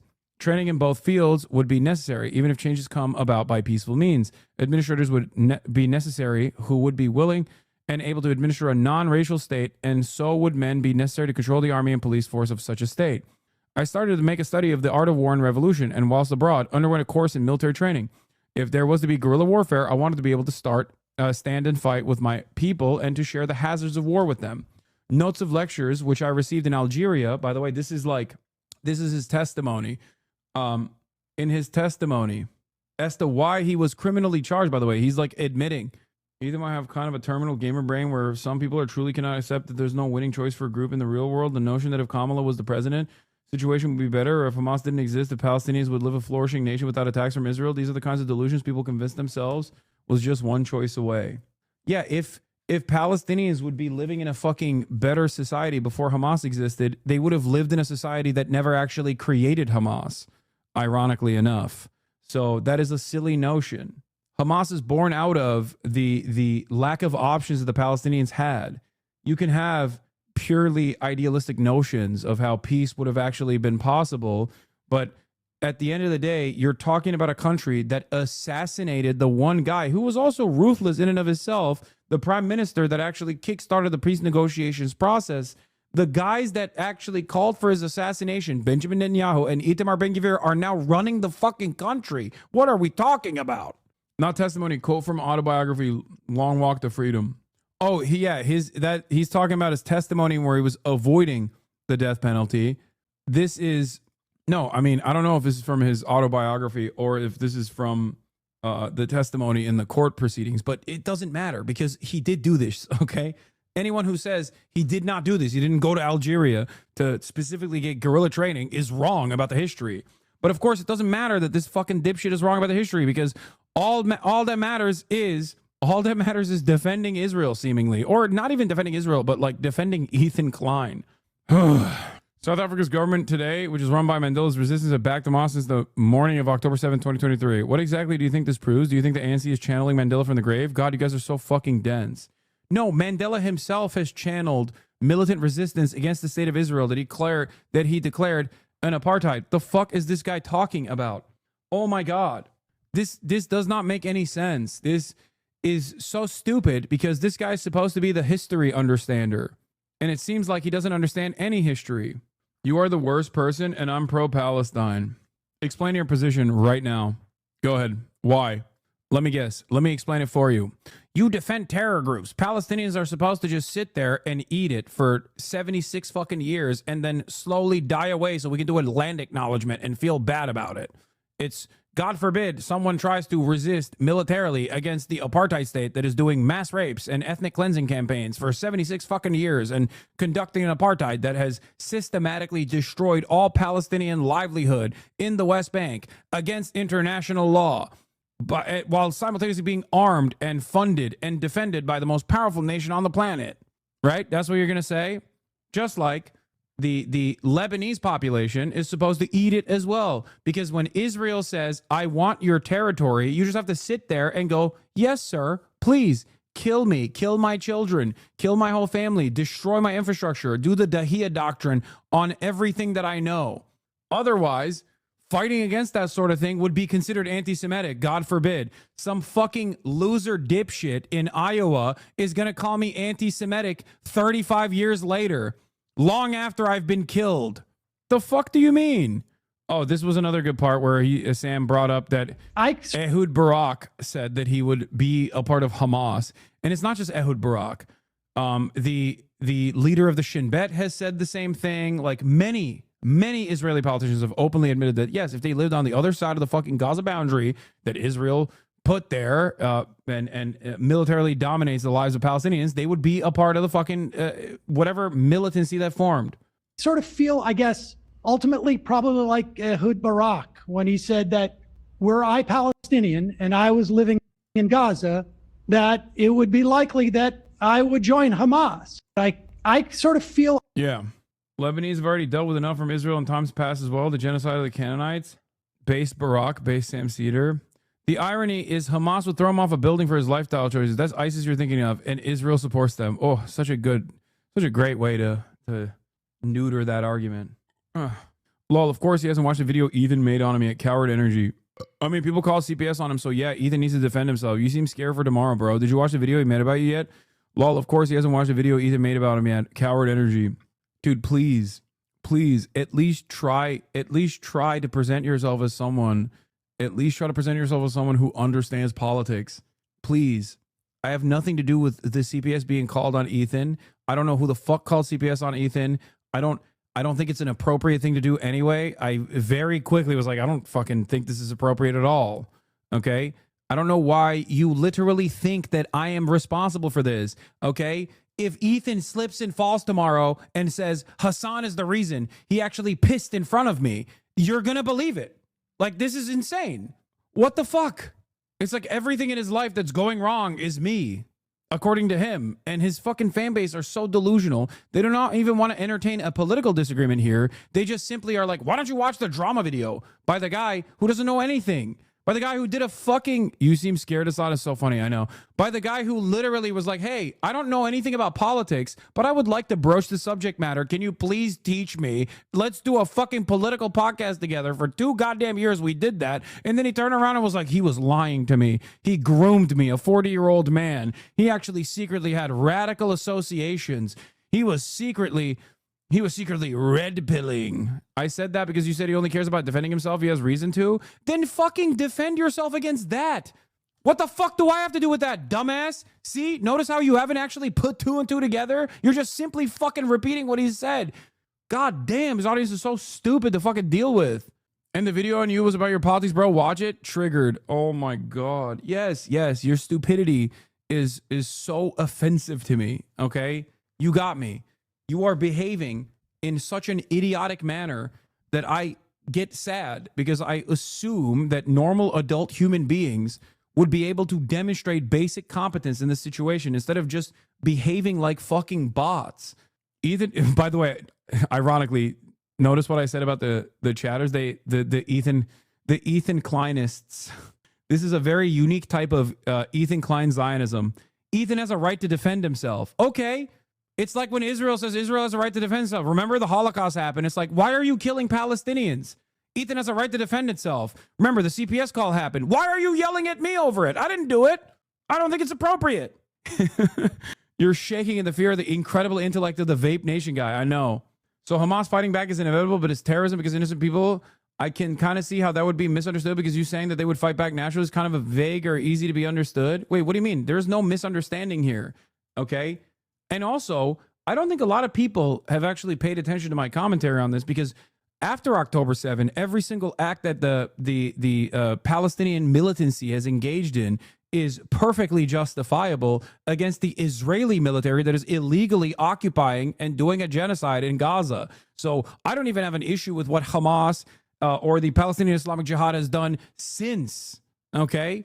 Like, what do you mean? It is literally their legal right, if not their legal responsibility, to defend the Gaza Strip from a belligerent occupier. Israel is illegally blowing up the entirety of the Gaza Strip. Not only is it illegal because it's genocide, even if it wasn't genocide, the previous sieges that maybe you didn't want to consider genocide would still be illegal by Israel. Israel, as a belligerent occupier, has no legal right to blow up the Gaza Strip. It's going to be okay, everyone. Do you think you will end the debate as enemies or lovers? You're an insect. But sometimes I do wish I had your brain capacity, because you probably go about your day to day so happy. You have an insect's brain. Okay? Straight up. Like a little bug. Like, this is the takeaway here. This doesn't make sense. This doesn't even make sense within the Kleinist, the Ethan Kleinist Zionist perspective. Okay? I am the most dangerous anti-Semite, a radical anti-Semite that is creating a legion of Islamist terrorists, but also simultaneously, lol, it's just drama. Which is it? Which is it? Am I a fucking radical, rabid anti-Semite that is creating anti-American sentiment in the core, in the heart of Americans? Or am I simply, haha, this is just drama. You made my favorite content creator sad, and I want you to kiss and make up. It's incredibly embarrassing to be this person, especially in this community. Maybe that shit flies in the fucking, Ethan Klein subreddit, but if you think Crime Trump's a reverse same-seater with Loserbox, then bring up the fact that Loserbox went on a West Bank tour with a right-wing settlement activist and a Kahanas Party supporter, Yishai Fleischer. No, I don't care. I can fucking deal with Loserbox, Bonerbox easily. That's not a problem. Like, that's not going to be a real Sam-seater moment. I think it'd be persuasive if you ask him questions that you know the answer to, especially about foreign policy and what is legally permissible regarding the harassment he's done in retaliation and what Israel's doing in terms of defending itself. Yes. Honest question, what's your hope after tomorrow? No matter what happens, even if Ethan Klein leaves, even if Ethan Klein leaves crying after the conversation that takes place tomorrow, then the dynamic is going to be from all of the Nicholas Eat Oreos and the fucking Keemstar adjacent drama slop tubers will be, Hassan is a meanie bobini. I waited 10 minutes for that comment. I wish you would have waited another 10 minutes to come up with a response to what I said to you, but I guess not. That's expecting too much. They're going to say Hassan is a meanie bobini, just like they did last time I had a fucking conversation with Ethan. Okay? Best case tomorrow is Ethan says he was wrong, recognizes why he was wrong, apologizes for the harm he has done to so many other content creators that he erroneously and falsely smeared as anti-Semites, that he harassed endlessly over the course of the past year, and admits the wrongdoing. And who knows? And even after that, plenty of people are still going to despise him. So he's not going to fucking do that. So a good simple-minded comparison for the hogs is stand your ground laws. If a random person came into your house, yes. I used to be on Ethan's side of things, but after the Settlers documentary, it's really hard to justify anything that is happening given the circumstances. See, bro, this is what I mean. Every day, this is why I keep repeating the same shit over and over again. Many of you get annoyed. Many of you say, fuck you, Hassan. Why do you keep repeating yourself over and over and over and over again? It's because every single day there's a new person that goes, okay, you know what? This was my fucking limit. That's why I do what I fucking do. Because the truth is still the truth. You can just keep smearing every single person and try to like laser in on something that I've said that comes across as an offhanded remark that might be considered anti-Semitic in an isolated incident, or I'm trying to talk about the totality of this person. If you want to talk about the totality of my person, look for the past 10 years of me fucking actively fighting against anti-Semites, talking about dog whistles, explaining to my chatters, my community, what dog whistles are, how to identify them. It's fucking ridiculous. But this is why I repeat what I repeat every single day, because the truth is still the fucking truth, okay? And slowly but surely, people wake up to that reality no matter what. Because at the end of the day, there's only so much unlimited baby murder and land grabs that people will take on. He is unwell. He will quit YouTube in a matter of a year or two, at least the daily podcast. I don't think he will. I think he's just going to move on to a fucking next drama.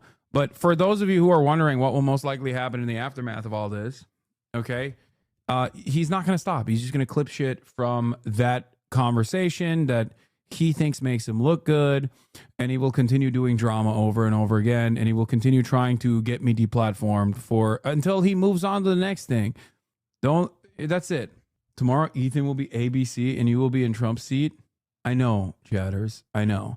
Anyway, had someone send me a comment that Sam and E really did agree on the big stuff yesterday. They did not, so I rewatched the debate and made notes at every point made. Here's how it played out. 90% of the conversation is E expressing his opinions and asking Sam his 2 cents.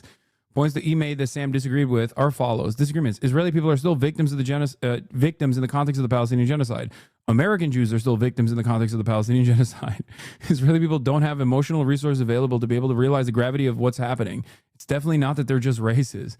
Criticisms of Hassan are relevant and worth discussing in the context of the Palestinian genocide. Criticism of Israel and denunciation of Israel's supporters is anti-Semitism. This is the clip going around where Sam scolds him like a child for it. The deliberate misrepresentation of a hand-picked Hassan clip, Zionists shouldn't even be dog catchers, deserves an explanation from Sam. Hamas knew in advance that Israel will slaughter an unlimited amount of children, women, and men in response to the October 7th attack. More Palestinians would be alive if they had just built more bomb shelters. Question mark, question mark, question mark. Hamas could have ended the war anytime by releasing all the hostages.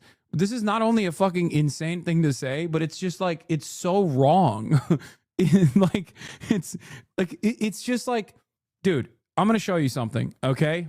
Are you ready for this? I want to show you how fucking stupid this is.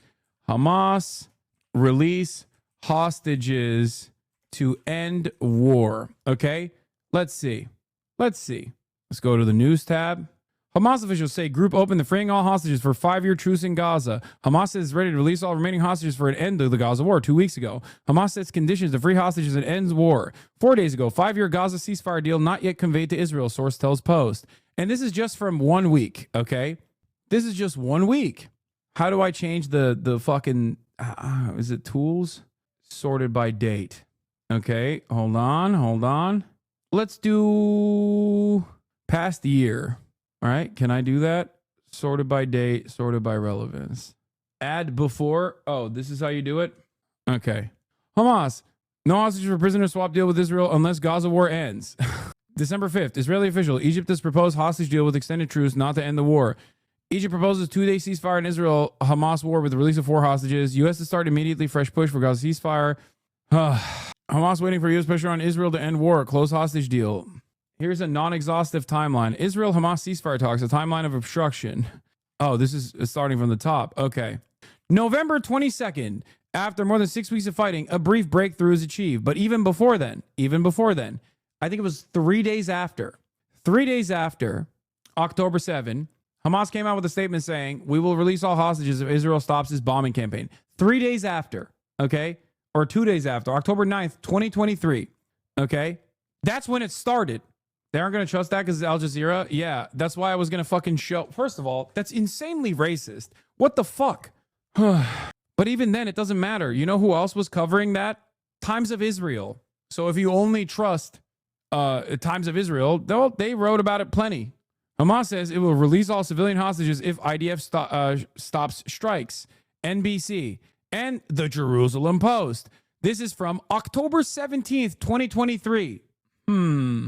Yeah, I guess that's the Jerusalem Post, which is also funded by Hamas. Al Jazeera is a credible outlet, by the way, especially when it comes to this issue. It's the most credible outlet, as a matter of fact. Ethan Klein canceled his member stream today saying he's sick. He's just likely spent his day preparing for tomorrow, and if he's insufficiently confident, he will cancel tomorrow's show.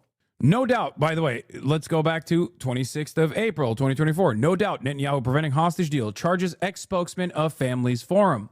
In the same time frame, members of the Netanyahu war cabinet, including but not limited to Itamar Ben-Gvir, have literally attacked the families of the hostage members, saying that they were being a hurdle to their goals in the war.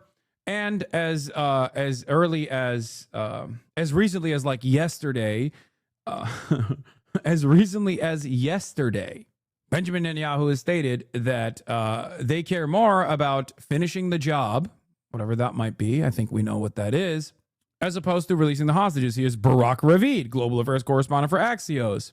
Israeli Prime Minister Netanyahu said in a speech on Thursday that the defeat of Hamas is more important than the release of the 59 remaining hostages. Releasing the hostages is a very important objective, but we have a supreme objective in this war, victory over our enemies. Oh, wow, look at the date on that. May 1st, 2025. The idea that Ethan were to even say Hamas could have ended the war by at any time by releasing the hostages is so fucking stupid.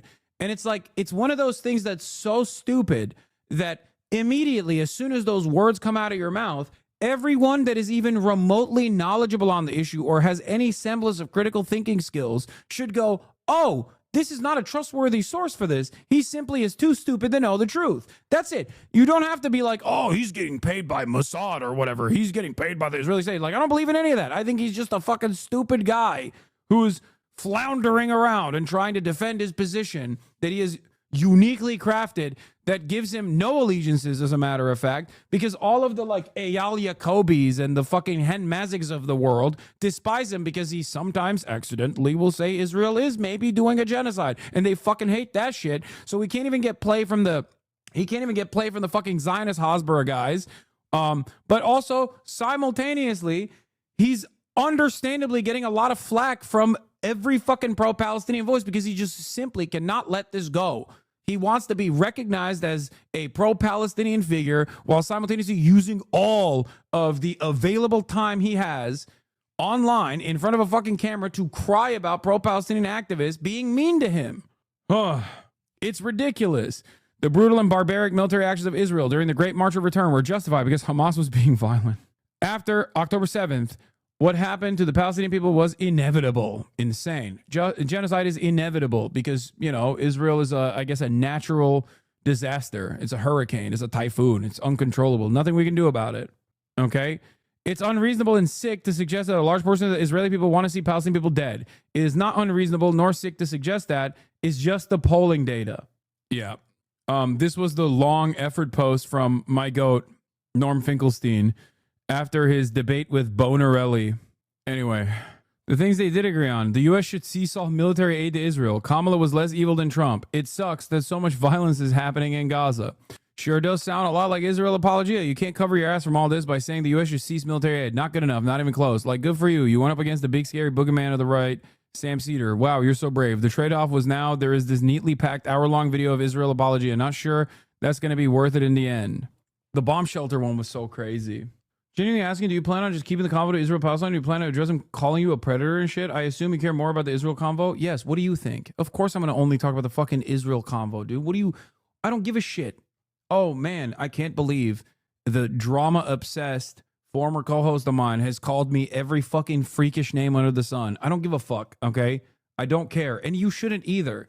That's just all of the additional seasoning that he is fucking attached to this cause that he believes is righteous, okay? Oh, I saw this as well. This is really funny. Yeah, Ethan Klein's final boss battle. This would actually cause damage. You don't want that? Sam Cedar was nice. Norm would run out of patience and ask him why a scholar should have to treat a little internet clown as a serious interlocutor. Yeah. Elon Pape would brick his brain. I've thought about having like Ofer Kasif on after to do analysis because I think that would also brick his brain because Ofer Kasif is literally Israeli and he's a Jew and he is also a member of the Knesset, so and an anti-Zionist, so that would be like the trifecta. But it doesn't matter. Like the reason why I thought it would be valuable for Ethan to talk to Sam is because I thought he'd be charitable and understand where Sam was coming from, right? I thought he would be understanding of where Sam Cedar's coming from and be more amenable to his position, be more open to persuasion. Okay? I was wrong. He foolishly thought that he could use as an opportunity to like grab clips that he could use against me, which was so silly. He thought that this person was actually going to agree with him and not with me, and he doesn't know the full scope of my perspective. And that if he just showed only if he showed him the right clips, like he is some fucking random dullard, okay? If only Sam Cedar, if only you see the right clips of Hassan that I've just mysteriously snipped at the 13-second mark, this dude that you've known for almost a fucking decade, this dude that you've talked to about Israel-Palestine, both publicly and privately, then you'll see what I see. Like, he's not one of your fucking foot soldiers, dumbass. Yeah, you can get a lot of motion off of people that get their political notes from the likes of fucking Willie Slop Show or other Keemstar orbiters that, you know, in the free time that they have when they're not saying the N-word or saying slurs in general or advocating for why they should be saying slurs, they make these fucking drama videos that are summarizations of Redditors' fantasies. If people are getting their notes from those guys, yes, they are probably easily manipulated and will look to whatever you have to say and go, well, this guy's Jewish. He knows what he's talking about, I think. I don't fucking know. This is some guy, scary name, don't like him. A lot of people hate him. I'm going to hate him too. You know, that is your audience. You're not going to be able to fucking manipulate someone like Sam Cedar with clips. Please watch this. What is this? About it. Although I don't think he's going to disagree with what I'm saying. Otherwise, he'd probably be a Hamas supporter, because that's basically all I'm saying. I'm saying let's not slaughter civilians. And I doubt Hassan's going to disagree with that. Yeah, I don't. So what the fuck is this? I don't. Also, what a crazy way to frame this conversation. Agree with me or you support Hamas? I don't get why people hate you is like aggressive, but it's generally so hard to get into this community without people calling you stupid, Lamau. What do you mean? Like, we call you stupid? Is asking questions wrong here? I thought it was fairly entry level, but it seems kind of like it's not. And chat wants to assume everyone is stupid or bad faith. No. If you have a genuine question and you ask it politely, of course, I will respond to you in kind. Chatters will respond to you with resources. There are, however, a lot of people that come in here to be like, why do you love doing terrorism and sucking Hassan Nasrallah's penis? Genuinely curious. If someone comes in with that fucking energy, yeah, we're going to call them stupid. I did, but they aren't, lol. What is the question that you asked? Here, I'll answer it. I was being genuine, talking specifically about October 7. No, I mean, people thinking you are supporting terrorism. I think you have a micro-analyzing it every day like you are. I guess I'm specifically talking about October 7. How does it help the country itself? I thought you were saying, like, it's unfortunate, but it's cause and effect, which makes sense. / yes, Jen, I'm being serious, not pretending to be stupid on purpose. Chat, not all of us have politics special interests, and I'm a chatter who knows everything that's going on here. I'm talking specifically about October 7, like, how would it help Palestine? Wait, what? I'm not saying October 7 helped Palestine. What? No, we're far past that point regardless. That's not what I've not said that. I don't believe that. Read the message you sent at 16. So Hamas fighting back is inevitable, but it's terrorism because innocent people. I can kind of see how that would be misunderstood because saying that they would fight back naturally is kind of a vague or easy to be misunderstood / Jen. No, across the board, sometimes acts of terrorism take place. Across the board, targeting civilians for political gains would be appropriate to use in the narrow definition of terrorism, but you can't actually say, like, this is a terror cell and they need to be dealt with militarily without any sort of due process. My point is that acts of terrorism occur in violent, militant resistance against unjustifiable constructs like a military invasion or a belligerent occupier blowing up and doing a genocide and blowing up every fucking standing building. It is no different than the activities of the North Vietnamese Liberation Front in South Vietnam against like civilian populations every now and then in an effort to engage in the just and morally righteous emancipatory cause of liberating Vietnam and reuniting Vietnam, right? We only have this understanding after things like that happen, and then the militant resistance actually achieves results. Same with the FLN. Same with the actions of the FLN. Same with the actions of the IRA.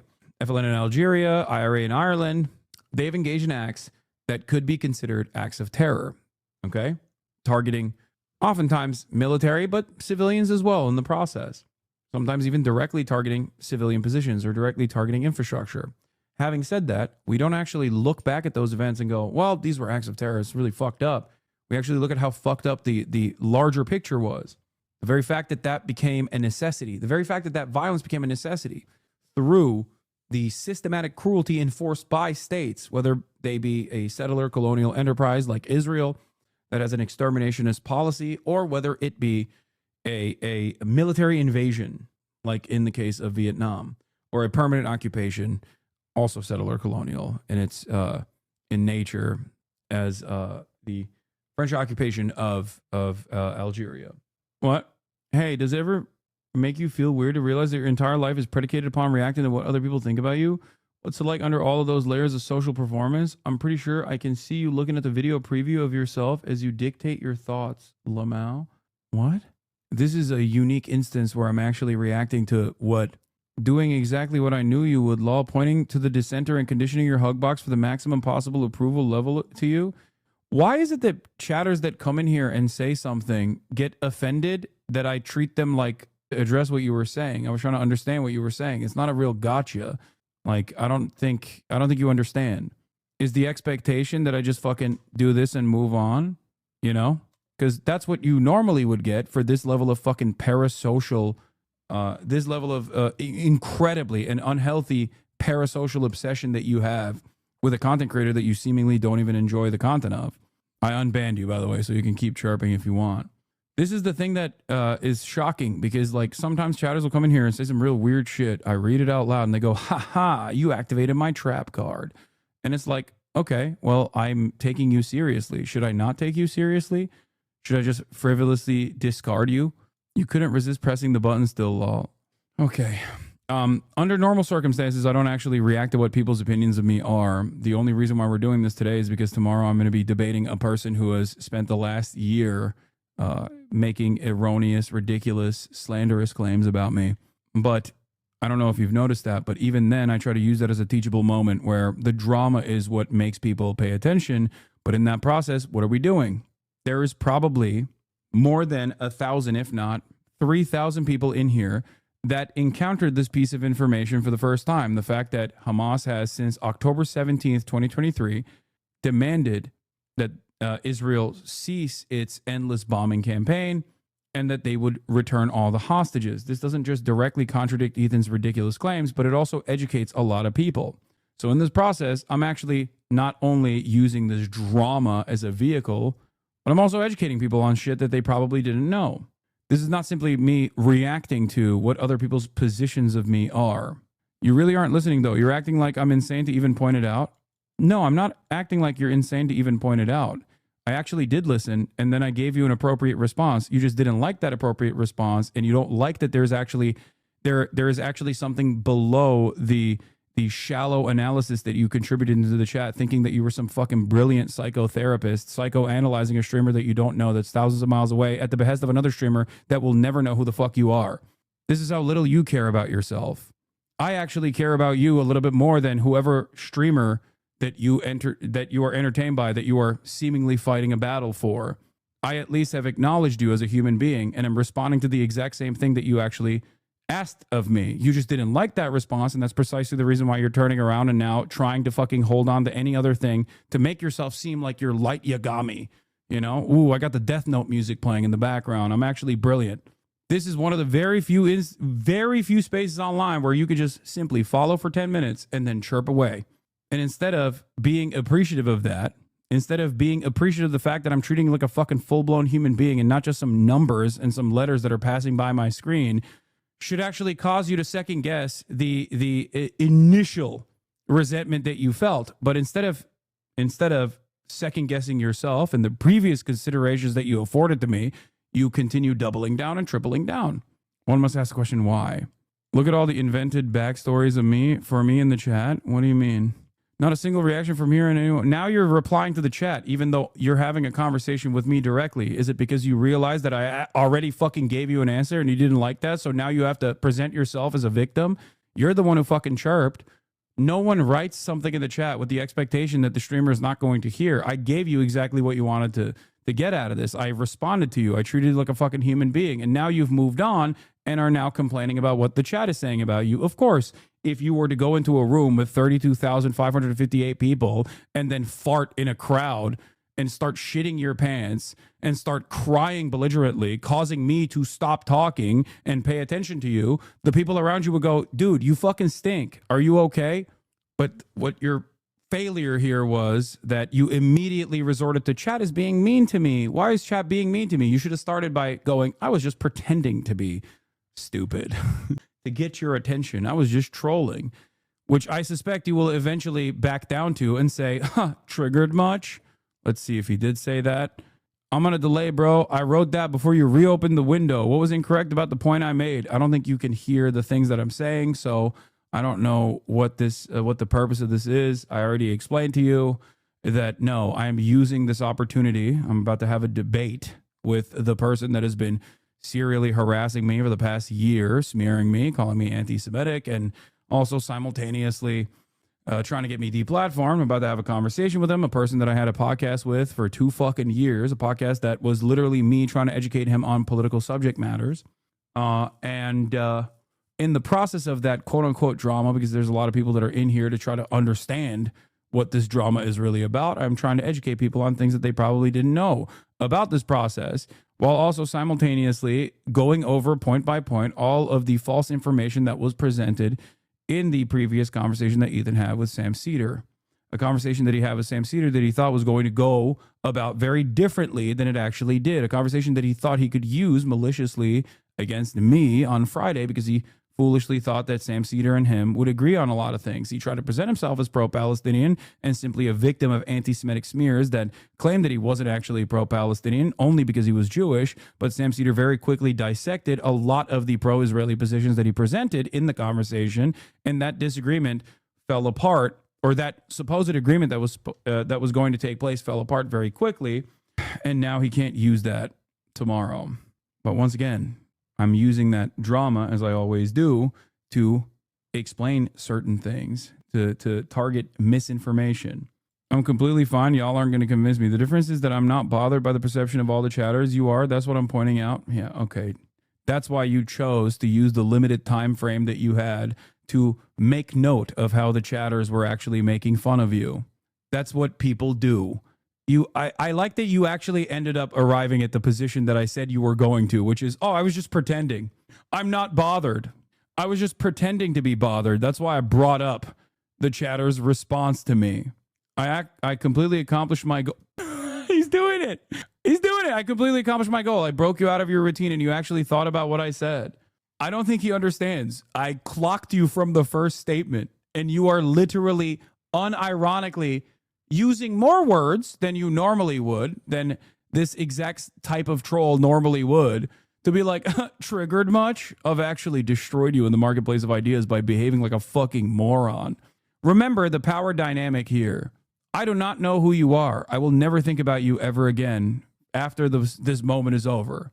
You, on the other hand, think about me all the fucking time, it seems. So much so that you came into this community and tried to do like the shittiest psychoanalysis of all time, was ridiculed thoroughly in front of 32,000 people, and now are going, I was just saying these things so that you could ridicule me. You're giving me an audience of 30,000 people right now, Lamau. I don't have to be important. You're making the case because you can't help but react. Yes, I am. Once again, I don't think you understand. If it was shitty, you wouldn't have to spend this much time on it. Are you kidding me? There are people in here that say the dumbest shit, and I still pulled them up here. What are you talking about? Anyway, I'm going to go back to not knowing who you are and not caring about what your opinion is right now. Good luck. If you stick around, you might accidentally learn a thing or two, by the way. Daddies are stronger than mommies. See? Fucked up take. I don't agree with that. RM. What's the situation with RM Brown, you guys said? Oh, the CIA also released a video about China. You know how the Chinese Ministry of Foreign Affairs keeps like posting AI slob about America? CIA tried to do his own version of that. 这种晚宴，最晚到的人总是会成为众人议论的话。 What the fuck? They didn't even put an English... Bro, you didn't put English subtitles on this? How am I supposed to make up 我 what 不 you're 是一 saying? 个胆小怕事的人，但我慢慢感觉到人群中的窃窃私 Is that Anthony Blinken? 语。我向来规则办事，谨慎交友，活得光明磊落，从不会为了权势、地位不择手段。在党内，我一边往上升，一边看着比我职位高的人一个个被弃如敝履。但现在我意识到，我的命运与他们同样的。 CIA recruitment video targeting Chinese people in China with English subtitles. Funny thing is that it shows a guy living a decent life with a nice car, a nice apartment, and family, while all the problems he describes fit USA to a T. As the saying goes, it's a pity that I'm dreaming for others. 可惜，我是为他人之梦。这场梦中，我无法决定结局。我的命 My life is 都 controlled 由 by 他人 others. 掌控。I've been working hard all my life. 最终都 In 是 the 他人 end, 做 it's 主。 all done by others. 照理来 Logically 说， speaking, if you 中规 work 中 hard, 矩，努力低头做事， you'll 应 have 该 a 换 better 来 life. 美好人生。但怎 but 么 why only a few 像只有 people 少数人能得到 can 这 get 种 this 美好 kind？of happiness? 当真相摆在 How 面 long 前 can I 时， pretend 我还能装多久？ that the truth is in front of me? Wait, how long can I pretend? 当真相摆在面前时 That，came up 我还 too 能装 fast. 多久？ That when the truth is right in front of me. 这种例行的自我 This 检 kind 讨 of routine self-criticism only makes people look absurd. 看得荒谬。众所皆 The 知的秘 secret 密 that 是， everyone knows is 领 that 导们 leaders 口口 always 声声 say 说要让 they 人 want 民 people 过 to 上 live a 好 good。life. Dude, I need to say something here, okay? Xi Jinping was sent to the fucking countryside. Okay? That's it. That's all you need to know. That motherfucker was sent to the goddamn countryside. Look at Donald Trump. Look at Xi Jinping. Look at his lived experience. Look at Donald Trump's lived experience. That's it. That's it. Xi harvested millet at gunpoint. And after all of that experience, he was like, I'm a better man for it. What do you do with that? What do you do with that? Do you mean Iowa? No, he did go to Iowa as well, and he likes Iowa, but that's not what I'm talking about. How do we know that isn't Chinese propaganda? Wait, what? Dog, why would China openly admit that they sent Xi Jinping and his father too to punish them for counter-revolutionary behavior? Why would they admit that their current leader was once formerly fucking punished? Oh, God, this guy's back. Don't listen to him. Ethan Klein stole the rubber bands. He hid them under Isaac Lima's desk. Take a week off again, chatter. 好日子，但结果 But in the end, 却全不是这么 it's 一回 not 事。 like that at all. 人一 People work 生 hard all their lives 辛辛苦苦，就是希望能 just 求 to 得 get 一 a 个岗 job 位， and live 踏 a 踏 good 实实的 life. 过下去。如今 Now, 这样平凡的人生 this 目 kind 标 of ordinary life 遥不 goal 可 is 及 just 了。 out of reach. Wait, oh my God. Carl Jha wasn't wrong. This literally feels like the CIA is talking to Americans. I feel like if you showed this video to Americans with the subtitles, they'd be like, wait a minute. That unironically describes my life. Should I be defecting to China? What the fuck? Oh my God. They are so washed, bro. They are so washed. That's how you know. CENTCOM is using random women in the Netherlands for their fucking targeting. Okay. And the CIA is putting out garbanzo, just absolute fucking slop. Who is this supposed to work on? I'm an American, and I feel like this closely resembles the American experience more than it does the Chinese one. 我不过就想平平安安的过日子，这要求并不过分吧？这一生这么努力工作，难道到头来都是为了别人而做？我能铺 Can I 我 pave 自 the 己 way 想 I 走 want to 的路 go? Like, this dude has a nice car. He has a job. I didn't expect the CIA to be this Chinese. Dude, everyone is Chinese. Same with heaven. You go to heaven and you're like, I'm like, no disrespect. I just didn't expect it to be Chinese. Same with the CIA. It's the Chinese intelligence agency, actually. 从小到大，党教育我们 The party 要 has 勤 taught 奋的 us. 遵从 As 领 long as we 导指 follow 定 the 的道路 path,，we will have a 就 bright 会前途 future. 无量。原本应 This 该大 piece 家 of 分 sky that 享 should 的这 be 一 shared 片 by 天， everyone is now 如 left 今 to a few. Dude, I love this. I love this take. Brother, I love this take. This is the classic. Every time a pro-capitalist tries to fucking admonish, criticize socialism, they just end up describing capitalism. Every time. They're like, yeah, dude, wealth distribution has not happened. And it's always like, this is a sentiment that is always brought forth by people who don't believe in what you believe. Okay? Yeah, go talk to a Chinese person living in fucking China that is over the age of 50, okay? And ask them how much their life has improved. There is not a single example in the United States of America that you can point to over the course of the past multiple decades where someone has seen that level of dramatic improvement over their material conditions. It's just not possible, okay? Go talk to a fucking 50-year-old living in a rural town that once was a company town where the industry has just left, okay? Versus a Chinese person anywhere in China, even a rural village or a tier 1 city, a tier 2 city, or a rural village. And they will tell you that their living standards have improved unimaginably.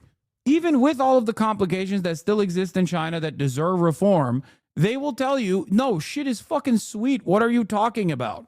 And a big part of that reason is because of the even distribution of resources. Resources being distributed by need. The fact that they have central planning. Everyone in my family that stayed in China has bigger house than us, that moved here for a better life. I fucking hate this LMFAO. Oh, and I've mentioned this before, but like in China, the government controls capital. Okay, it's that simple. The government controls capital. In America, capital controls the government. That's it. That's the major difference. There is no equivalence between the two, because you'll say, oh, well, the CCP has billionaires. Okay, yeah, they do. They have billionaires in the party. Pfft, socialism, but they have billionaires. Okay, look what happened to fucking Jack Ma. There is no equivalence. Can you imagine a world where Elon Musk is running his fucking stupid ass mouth and the American government goes, okay, time for expropriation, comrade. Get to the fucking salt mines. I wouldn't recommend you spy for the U.S. against China. Oh, yeah, this was a big deal under the Trump administration. Yes. An honor guard outside the Great Hall of the people in Beijing last month. The Chinese government killed or imprisoned at least 18 to 20 CIA sources from 2010 throughout 2012. Chinese government systematically dismantled the CIA spying operations of the country starting in 2010, killing or imprisoning more than a dozen or so sources over years and crippling intelligence gathering there for years afterwards. While also simultaneously, they penetrated our fucking telecommunications infrastructure, by the way. They penetrated our telecommunications infrastructure and basically were listening in to every conversation they wanted to figure out whether or not they were their spies were about to be outed. Also, reporting from the New York Times. To be fair, it wasn't really penetration when nothing was encrypted. Yes, it's because our fucking telecommunications infrastructure still has like nodes from the 50s, and apparently it's just like running on the oldest, most outdated tech possible. Not only did they hack into the infrastructure, they admitted to it without fears. Yeah, Chinese will never have the freedom to choose between cancer treatment and paying rent. That choice has been taken from them. Shaking my head. I agree. If China listened to my conversations, they would know I am President Xi's most loyal soldier. Every American I talk to says, yeah, America is bad and lies and kills, but China is worse. And I ask how, and they say they cheat. If your opponent is of choleric temper, seek to irritate him. Pretend to be weak, that he may grow arrogant. I agree. I'm interested, though, because I lived there from 1999 to 2007, and the classes differences were apparent. I do think there have been changes. Oh, yes, there have been ginormous changes from 2007 till now. Oh. They have wider burger. It's 100% over. 100% over for us. We will even lose the Treatlerites. Oh no, I don't want to show this. I don't want to show this to the Amerifats, dude. They're gonna fucking lose their shit. No, not the burger. Not wider burger. No. Not a wider burger. Oh my God, their burger technology is better than ours. No. I don't want to believe this. Okay, thank God they're putting pineapple on it. Oh, thank God. Safe. For a second, I thought that it was going to actually be better. Oh my God. Oh, thank God. Oh, safe. We're still safe. Boys, we still got better burger, okay? We still have better burger. We're still number one, okay? We're not number yuan. We're number one. I'm telling you, you can't do that. You can't do that. You can't fucking put that in there and expect me to. That stupid engagement farming account stole that post from VO. Chinese burger over American burger. Oh, they got bacon too. They're putting bacon on it. Oh, goddamn. I used to watch you a lot, but I realized I can't trust anything you say. Why? Because of the fucking pineapple shit? You aren't meant to understand this, Ameridum. What? What is this man saying? Bro would give up every secret for a chocolate treat? What secrets? And what kind of chocolate treat? 只剩少数独享，让我不得不开创自己的路。做与不做，答案昭然若揭，不能再站在原地不动。我拒绝躺平。Oh my God, he's going to the American embassy. 总是最艰难的，是时候该构筑我自己的梦想了。CIA, contact CIA. American embassy, they're so fucking lazy. Click translate on the original tweet. Reasons for choosing collaboration. Become the master of your destiny. Oh, this one has English subtitles added. This is the other video. Okay, I gotta pee, but here, let's watch this one. Maybe this one is more convincing. I gotta pee. 这种晚宴，最晚到的人总是会成为众人议论的话题。我不是一个胆小怕事的人，但我慢慢地感觉到人群中的窃窃私语。我向来规则办事，谨慎交友，活得光明磊落，从不会为了权势、地位不择手段。在党内，我一边往上升，一边看着比我职位高的人一个个被弃入敝履。但现在我意识到，我的命运与他们同样的岌岌可危。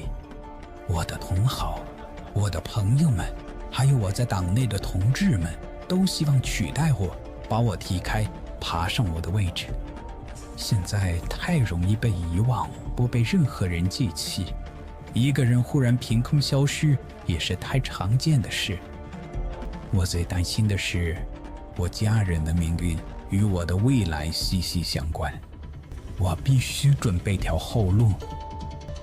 我们一起把酒言欢，互相敬祝彼此的未来，但他们笑里藏刀。不知道他们是否早已预期到这一切，事先制定好计划。我没有做错事，我不能继续生活在恐惧当中。我只是想报效我的祖国，看顾我的家人。如果我出了事，我必须找到能照顾他们的人。我家人的命运不能被他们掌控住，迟早周遭的窃窃私语会越来越大声，远方的阴影也会逐渐靠近。但也许还有另一条路。我的目的没变，只是 My life in China, so successful, yet I yearn for the American freedom to be poor. It is time. CIA.gov. One day. It's even funnier because this guy is literally the 50-year-old that I was talking about. As in, you mean to tell me that this dude that lives in a tier 1 city is a party member, has a cushy job and a fucking chauffeur driving him around, okay, and has seen endless prosperity over the course of his life, okay, is turning around and being like, I yearn so that my children, who could just as easily go to America, get an American education, and then come the fuck back here and have an infinitely better life, I actually yearn for them to live in America instead and be able to feel the wonders of bankruptcy, medical bankruptcy. That's what I need to see. What the fuck? He's giving a commencement speech at University of Alabama. Thank you, Coach. Wow. Wow, he looks like shit today. Let's finish this video first. 无论我的未来将会是什么，我家人还是会享受一个美好的生活。Yes, lol. They want to capture the poor oppressed capitalists toiling under the yoke of the party thumb. If this was YouTube slop, CIA would title this I Show Speed China Trip Debunked. Kami Carney says we're expanding the Canadian dental care plan. Starting today, Canadians aged 55 to 64 can apply. In the coming weeks, applications will open to Canadians aged 18 to 54. Because of this plan, whoa, what the fuck? Okay, yo, listen to me. That's very weird to hear and see. And I, look, still skeptical. Okay, but this is literally the NDP plan.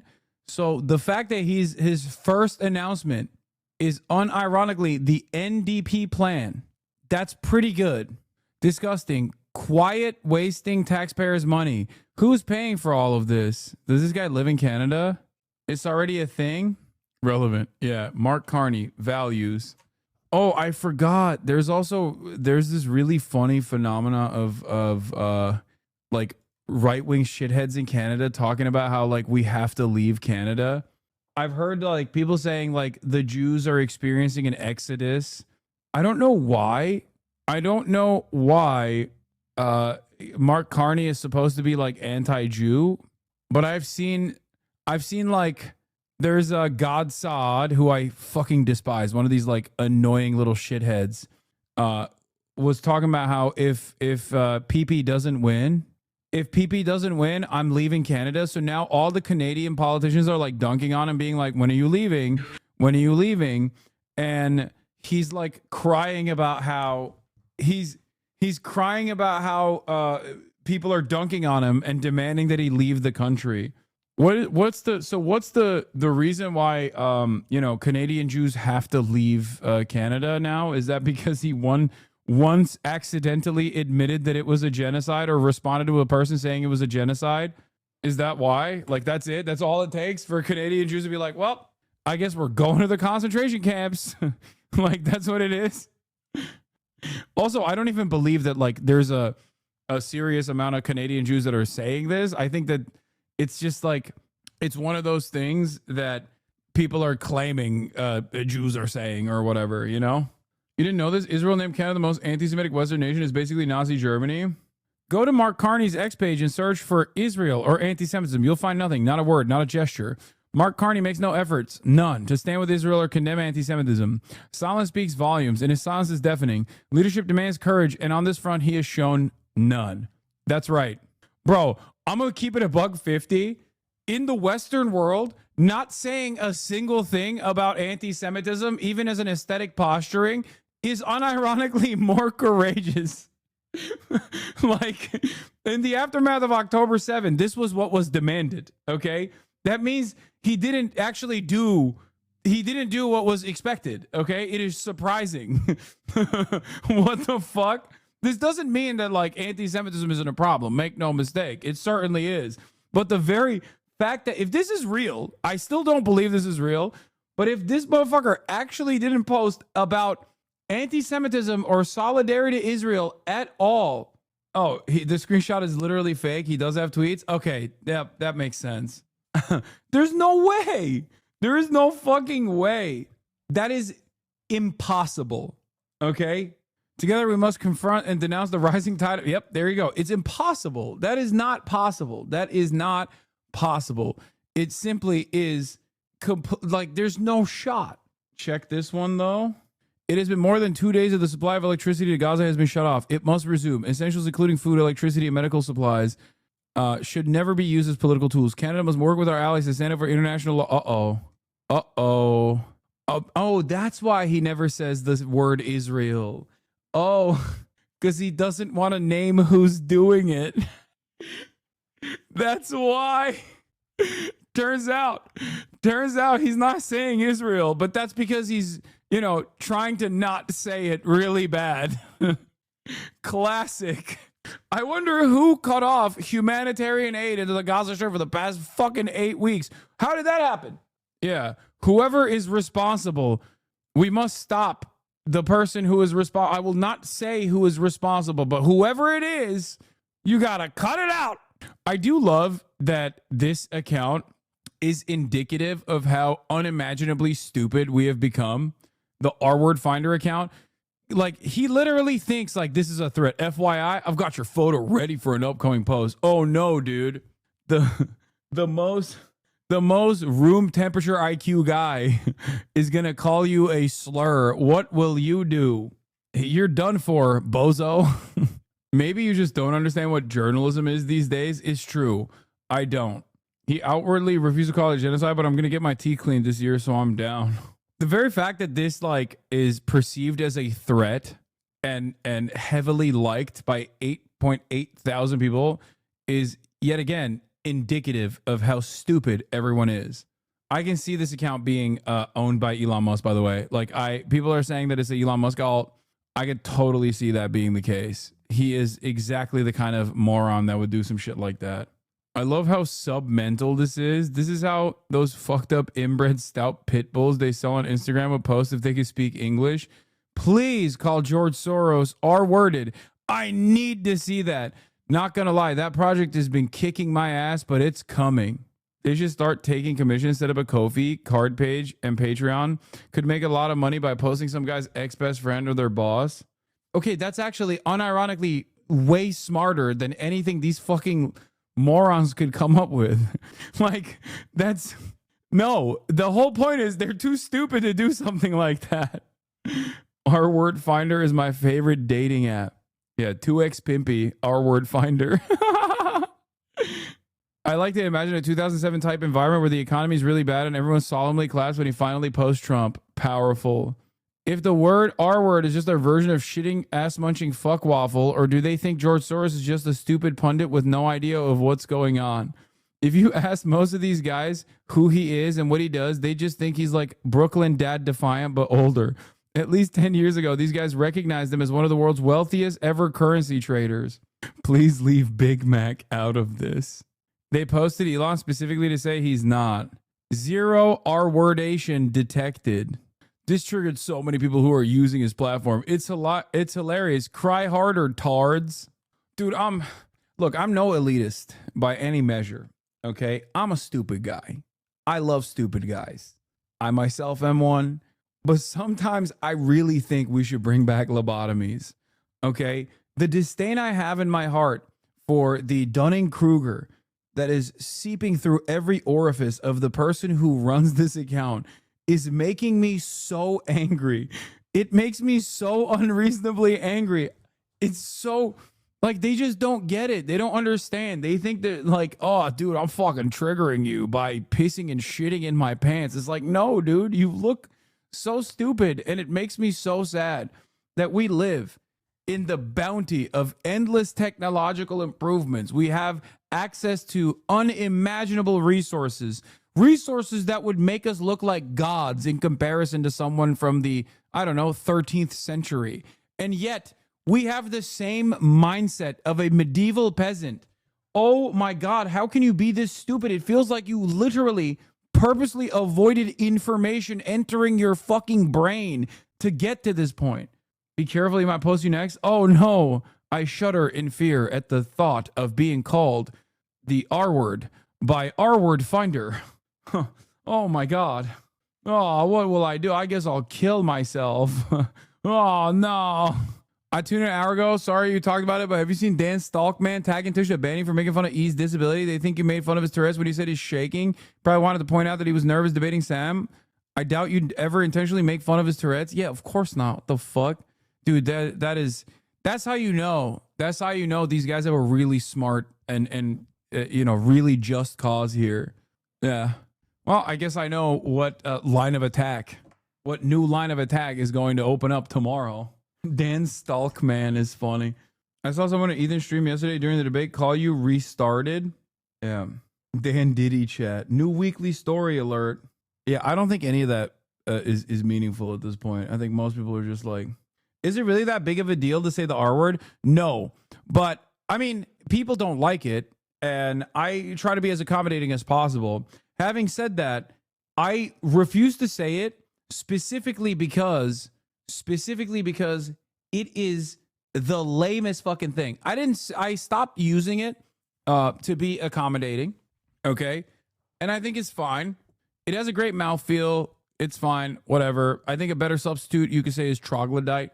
It is ableist, right? It's a gamer word. It's scary. Everybody says it, like in both the real world and certainly online. They fucking say it all the time. But now, I think, especially, not only is it a slur, but it lost its offensive nature. It is just insanely fucking lame. I'm sorry. If all the edgy boys that are like in venture capital that are 55 years old are trying to drop it, you're not going to catch me saying it, okay? Unironically. It is so fucking cringeworthy to see 60-year-old losers that maybe like 4 years ago, not even 4 years ago, like 2 years ago, we're talking about bodies in spaces and how, you know, we have to do land acknowledgements, or we have to fucking we have to pay respects to Black Lives Matter. Like, they just turned around, they're like, yeah, R word. It's like the economy is collapsing and this is the only thing you got out of it. Congratulations. You are demonstrating your mental capacity by doing this. I think it's weak as fuck. Not saying the R word is not liberal posturing, Lamau.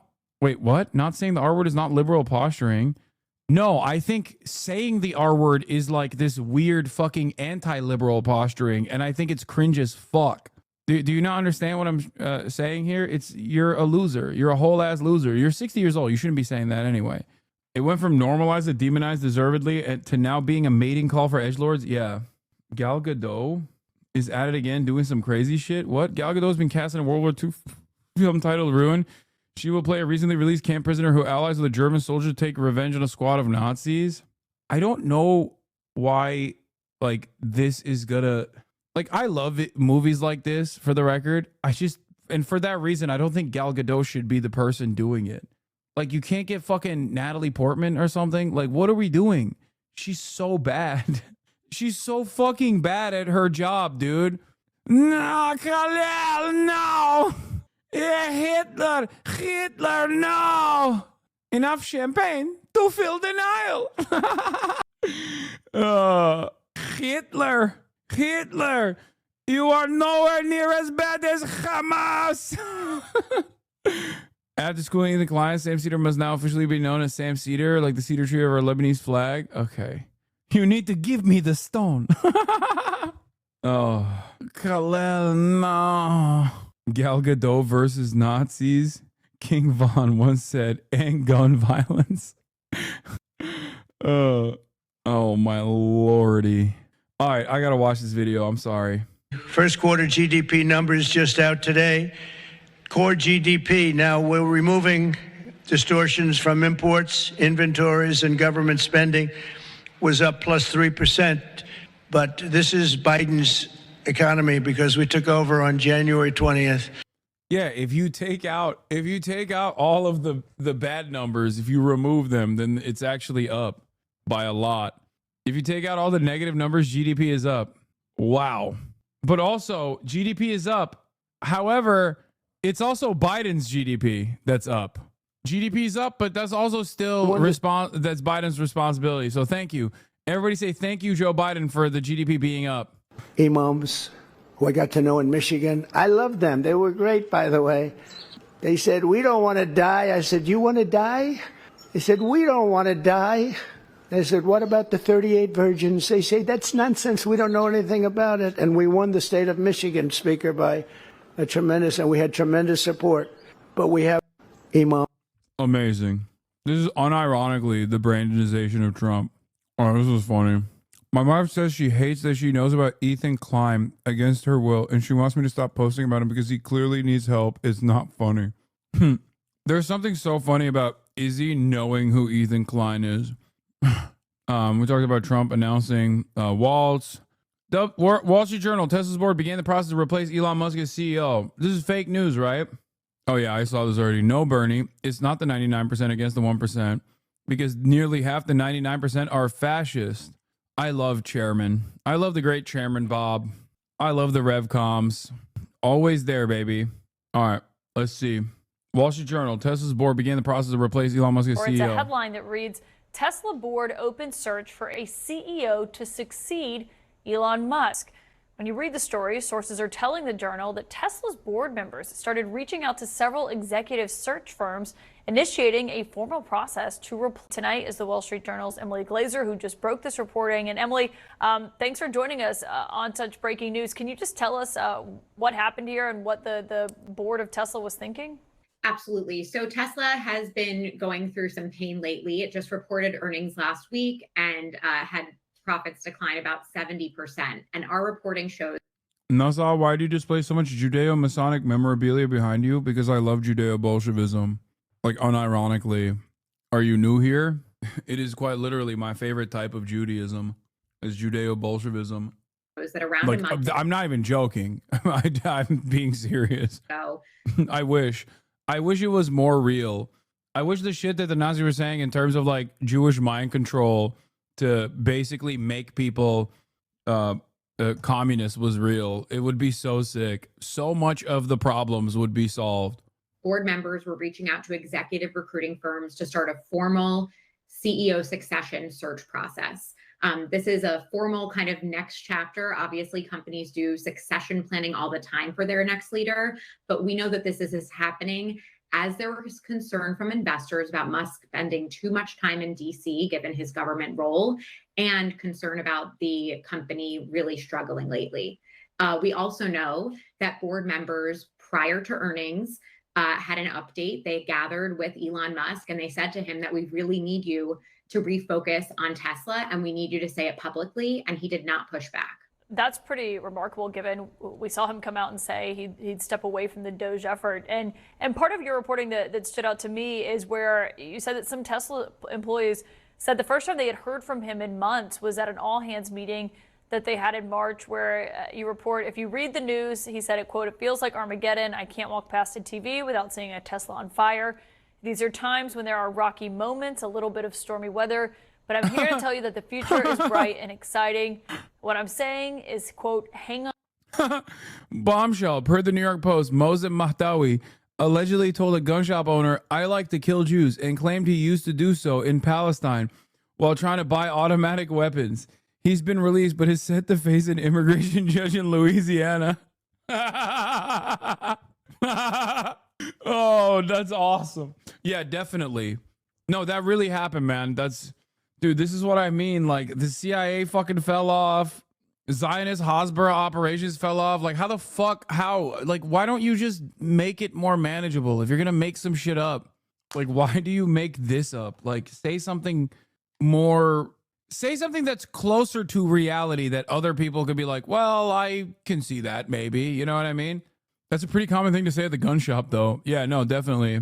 I'm a gun, and I heard him say it. He was probably trying to get on the gun shop owner's good side. Yeah, he was trying to get a deal. He was trying to get 25% off. Oh, that's funny.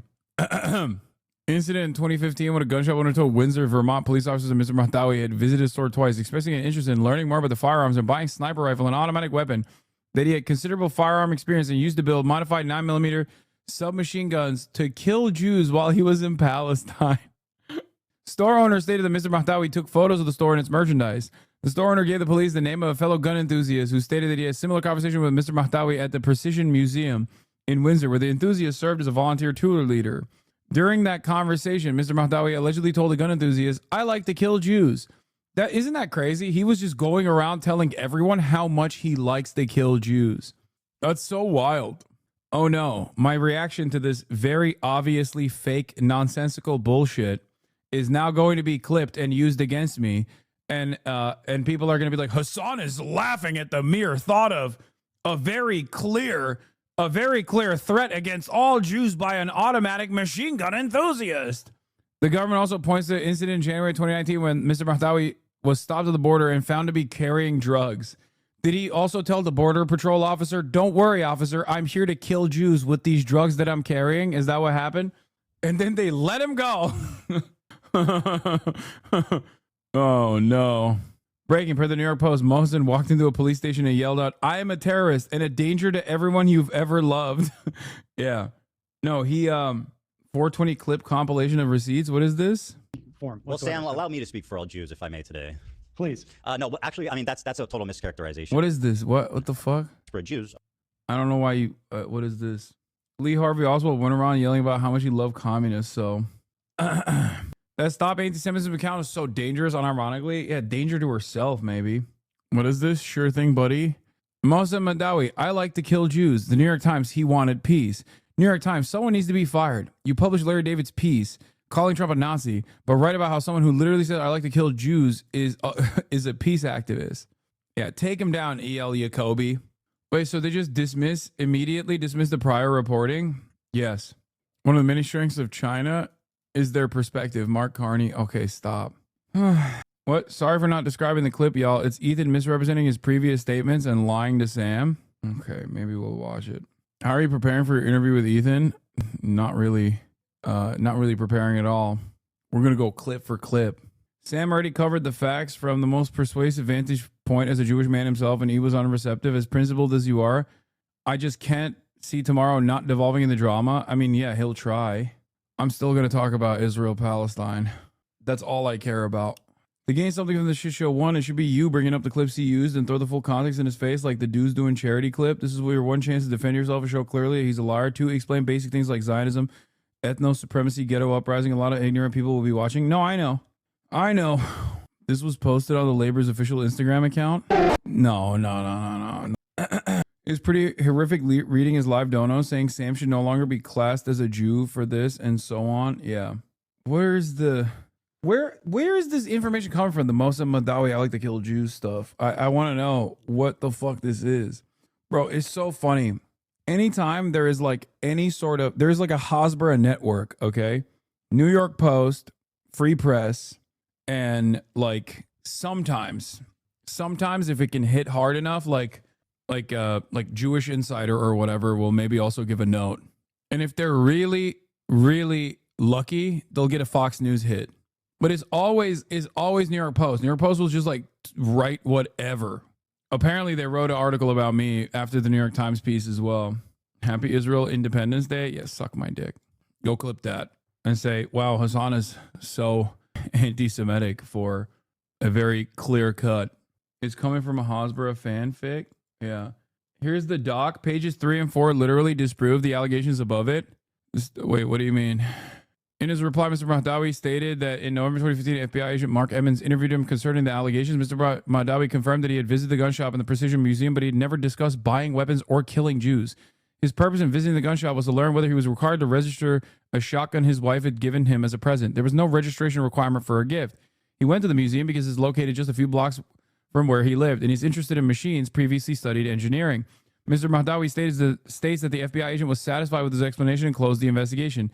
He denies possessing illegal drugs in 2019. The domestic incident was an argument that led to no charges. Today, his ex-wife is a close friend and supporter.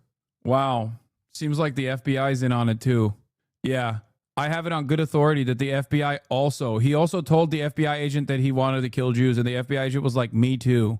And they high-fived, and that's why he let him go. At the court's request, Agent Emmons appeared at the hearing on the motion for release. The government raised concerns that questioning Mr. Emmons about his investigation could compromise national security concerns. The government agreed with Mr. Mahdawi that Mr. Emmons' investigation ended in 2015, although not closed in any official way, and that there were no charges against Mr. Mahdawi or any other unfavorable action. The government states that it has some other information that it does not share with the court. The court is satisfied that the information in the police report does not support a finding of dangerousness.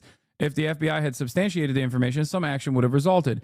That nothing took place supports Mr. Mahdawi's description of meeting with S.A. Emmons as satisfying him that the two informants were not truthful. Wow. Wow. Look at that. How deep does this conspiracy go? Perhaps the FBI agent was also secretly in on it. Mr. Mahdawi states that after the November 2024 election, certain groups launched a deportation campaign against me and declared that they had reported me to the Trump admin so that I may be deported for my speech in support of Palestinian rights, which literally did happen. That's not even a conspiracy theory. That's a conspiracy to try and get this dude deported. The fact that the allegations were immediately disproven right after and they're still sharing that fucking screenshot. Yes, because a lot of these guys, as you all know, are fucking bad faith. I was just in a bathroom and Scott Jennings was at the next urinal. He told me he's part of Trendaragua. Crazy stuff, man. Yeah, that's what I heard too. I heard, dude, guys, I went down to Florida, okay? I went down to Florida to Palm Springs to a friend's house, okay? He kept calling it the White House of the South. I don't know what it was. It was a massive fucking gaudy-ass mansion, I think. It was like a golf club or whatever. And there I saw Donald Trump randomly. And he had tattoos on his fingers, okay? And the tattoo said MS1 and 3, clearly spelled it out. And then Donald Trump said, I actually am an active member of Al-Qaeda, ISIS, and Trendaragua, and also MS-13. But MS-13 I used to be a part of. I'm no longer a part of it, but I haven't got my tattoos lasered off. Isn't that crazy? Yeah, fucked up. It's true, I was the tattoo artist. It's just like, what the fuck is this? I can't believe he literally precisely clipped the court document. New York Times, someone needs to be fired. Oh my God, these fucking guys, man. Dude, why is every pro-Israel guy's first note to be like, someone has to be fired for this? Someone has to be fired! Why? What is this? What is going on? Like, who told you that this is gonna happen? Like, who fucking told you that this is appropriate? Which leads me to my next point, which is Kneecap. BBC UK has posted about every single sold out show that the Kneecap has on different European venues on their tour being canceled. every single day. I see it literally nonstop. They tweet about it more than anything else. It is so fucking crazy, dude. It is like Israel supporters love trying to cut access to just anyone, to people, to access to a living. If they can't cut off access to food, water, and electricity, they just try to stop you from having a fucking job. Oh my God. God damn it. It's so fucking annoying and like repulsive little freaks, dude. Constantly being like, oh, I don't agree with what you have to say. Oh, you think Palestinians are humans? Well, I guess good luck having a job in the future. This is why I got annoyed when everybody was shitting on Kneecap. Like, they're fucking very clearly being harassed and targeted by British, Scottish, English, and even some Irish politicians. And these like insane Zionist groups are like literally trying to get them, one, arrested, and two, they're trying to fucking take out all of their tour spots. Now, one might say them buckling under this pressure and saying like, oh, we don't condone, we condemn. We don't condone, we condemn is like a moment of cowardice, or even that that's not going to save them, and that they're still going to get fucking, they're still going to have all of these like sold out shows canceled. And it's true. It doesn't matter what they say. It literally doesn't matter what they say, but that still is not going to change the reality for me that they're getting ass clapped non-fucking stop as a direct consequence of going to Coachella and saying, fuck Israel, free Palestine. That's the real reason. These guys have one fucking note, okay? You say something, it scares people. They turn around and they scour through fucking tens of thousands of hours of footage, and then they find like anything they can to just be like, see? Look, they were bad guys. We should kill them. We should arrest them. We should make sure that they never have a way to make a living ever again. I'm not gonna turn around and shit on those guys, man. I'm sorry. It's just like so obvious what's going on. Any way to move the conversation away from Israel's mass starvation of children. Holy fuck. But enough about Ethan. Brother, this is an entire conversation that revolves around defending Israel's mass starvation of children. Well, Sam, allow me to speak for all Jews, if I may, today. Please. No, but actually, I mean, that's a total mischaracterization, which is kind of my problem with Hassan, which we can get into if you want. We don't even have to talk about Hassan.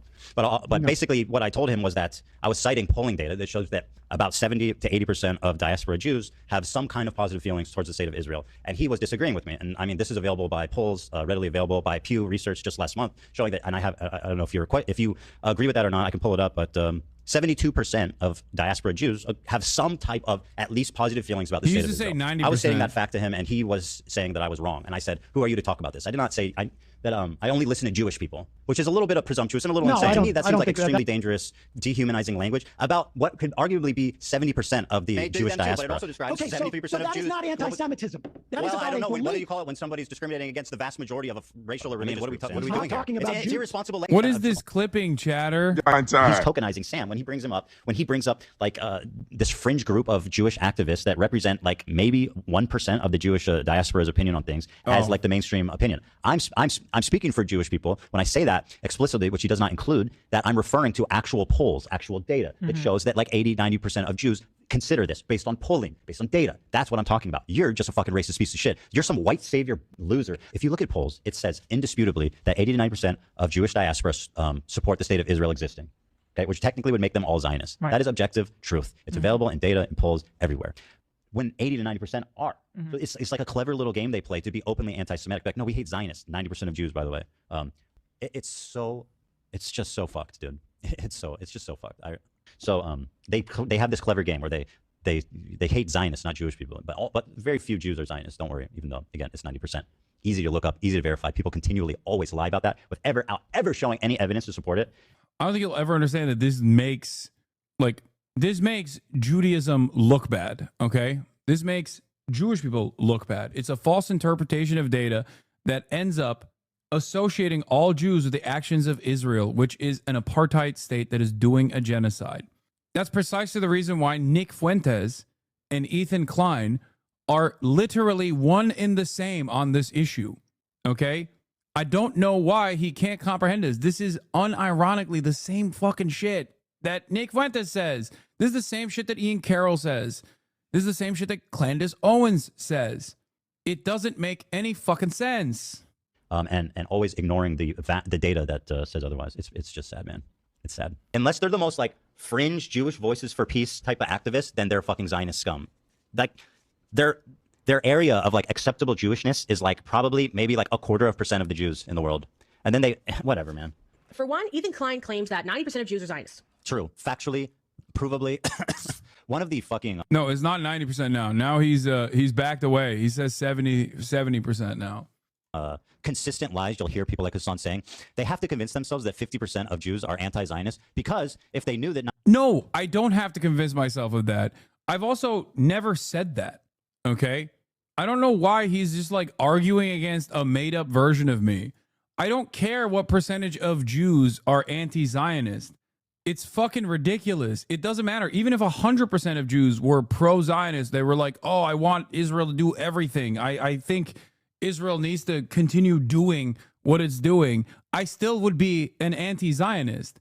The fuck? It makes no sense. This is not like, what? Okay, 100% of Jews are Zionists. What now? Does that change what Israel is doing? Does that make it right magically? Like, I'm sorry. What the fuck does that mean? Oh, the percentage of people that agree with me isn't what I care about. Genocide is wrong even if no one else agreed with me. Exactly. Are anti-Zionist because if they knew that 90% of Jews were Zionists, it would be too obvious that they're actually just anti-Semitic. Look up polls. Up to 80 to... Yeah, it would be anti-Semitic. Okay, like what doesn't...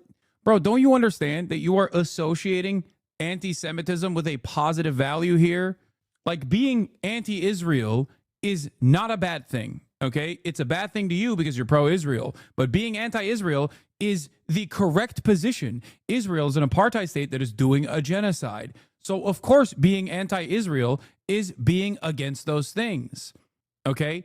You are literally personally associating a positive value, being against Israel, with anti-Semitism. It does not make sense to me. I will never fucking understand it, okay? 90% of Jews consistently say that the state of Israel is important to them. Boom. That's all it takes for them to be a Zionist in the eyes of someone like Hassan. That's it. It's provable. It's checkable. It's verifiable. It's yeah, it's just a lie that it's not true. It is true. Look it up, literally. I'm being dead serious. If you know a Jewish person, they're going to have the same reaction. Talk to them. Prove me wrong. You know what I mean?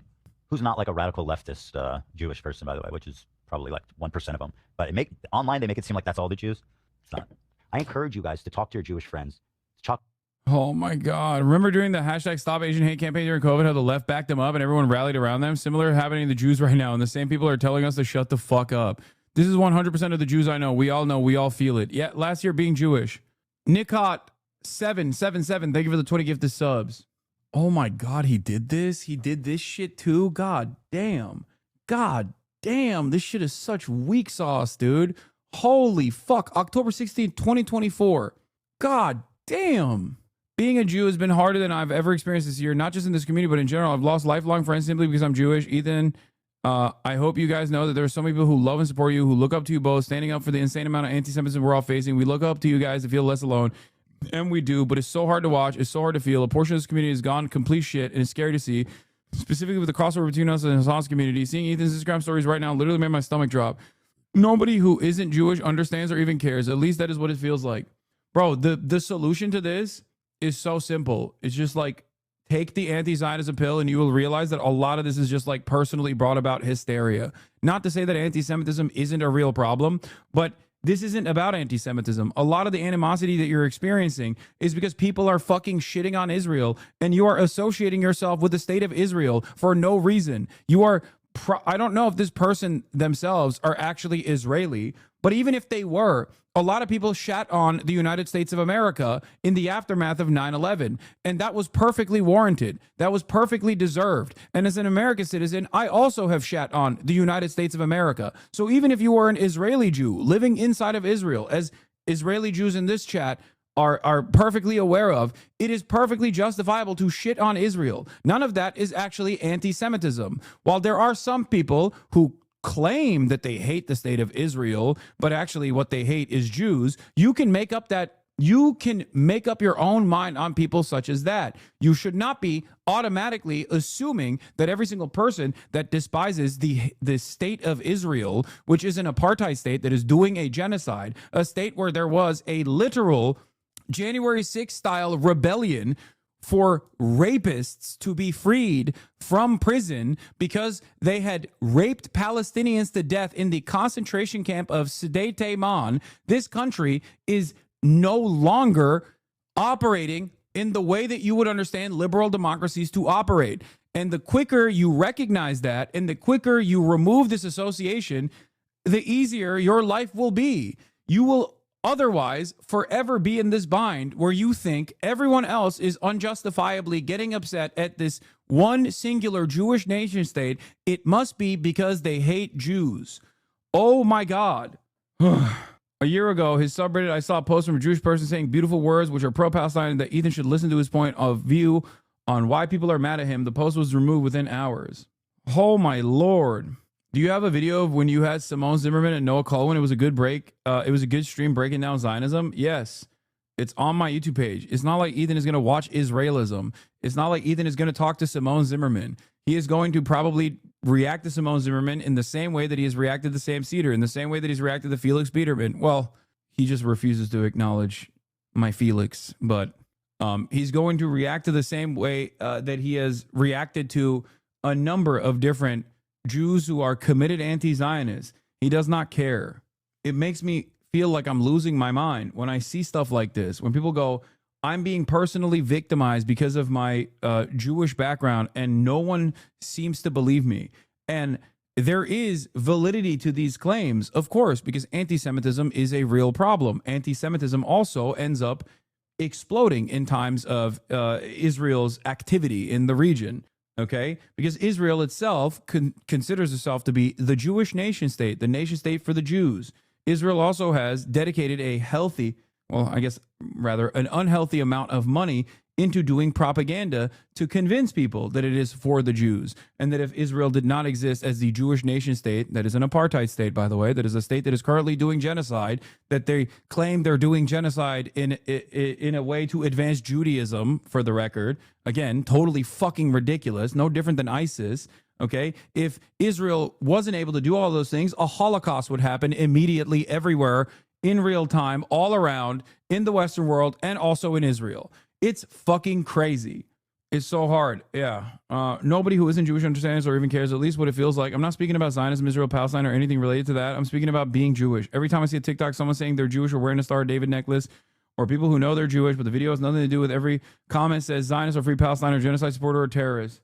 Oh, what's crazy is TikTok is crawling with people trying to defend Ethan from weird communities. What? Wow. I wonder what communities these guys are coming from. China is assessing the situation after U.S. officials reached out through relevant parties multiple times to seek tariff negotiations. A spokesperson for the Commerce Ministry said in a statement on Friday. This is breaking news. There you have it. There you have it. Ladies and gentlemen, I fucking told you that eventually they would extend a fucking olive branch. And lo and behold, here it is. China will now stabilize global trade, I think. I don't know what Trump will do in this process, though. So it's still up to Trump. Kind of hypocritically, we'd be calling him obsessed when you farm his content, just like the same. I hate Ethan, don't get me wrong, but you seem kind of obsessed back. I'm about to debate him tomorrow. That's part of the reason why I've watched a bunch of Ethan clips today. But someone actually did a fucking keyword analysis, and Ethan Klein actually mentioned me since the end of, or in the last year. I think he mentioned me 1,840 times or something. Like an insane amount. So, yeah, it's actually kind of interesting because this is the one day where I actually covered Ethan Klein as much as he covers me every other day. So, you know, how much did you mention him? I don't fucking know. This is before you factor in all the Instagram posts. This is before you factor in all of his own personal videos on his own personal YouTube account. The U.S. is the one who reached out, though. I mean, yeah. If China wanted to continue destabilizing global trade, they would continue posturing in the way that they have been. It's not like they started this shit. That's why I said that they will inevitably extend an olive branch. Are you factoring the button? I mean, I'm going to be live on my own channel. So this was the tweet. Yeah. Got everything back from the last episode of Leftovers. Transcription is slow, not becoming a member law. If anyone has those, hit me up. 1,038 times. Shit, he mentioned. He said shit 7,218 times, though. He disabled the transcript on the Cedar debate video.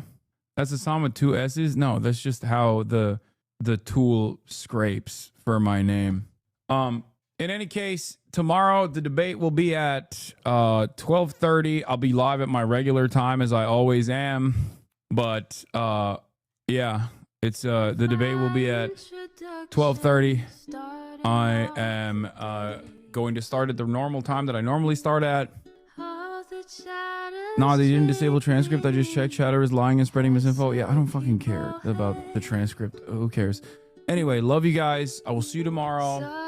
Hopefully we'll put all of this fucking back and forth to an end, but I suspect that it will get a little bit worse in the immediate aftermath until it gets better.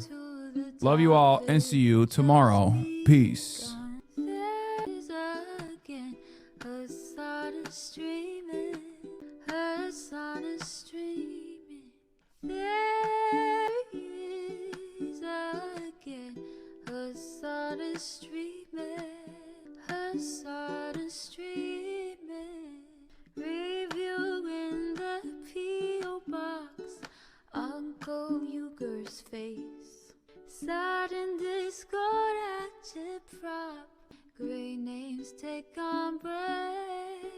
Tiny Bernie Sanders, LGBTQ Air Force. The whole left at your fingertips, Ane at your door. H3 crowded debate, the Young Turks online show. 3 full fucking years of this, plenty more to go. 90-day fiance talks of champagne bourgeoisie. A Trump rally live reaction, a mass riot at DC. There he is again. Her sun is streaming. Her sun is streaming. There he is again. Her sun is streaming. Her sun is streaming. Reading live stream fair comments, Austin show chat advice, and all the ways the right-wing pipeline can suck you in online. JCS react, Lord frame gets broken, cover blown. A full-blown mass pandemic, monster streaming at your home. Total radicalization coming out to find. The system you were taught to trust in was broken the whole time. All these daily streams, whether big or whether small, have helped me and so many find the meaning through it all. There he is again. Her sun is streaming. Her sun is streaming.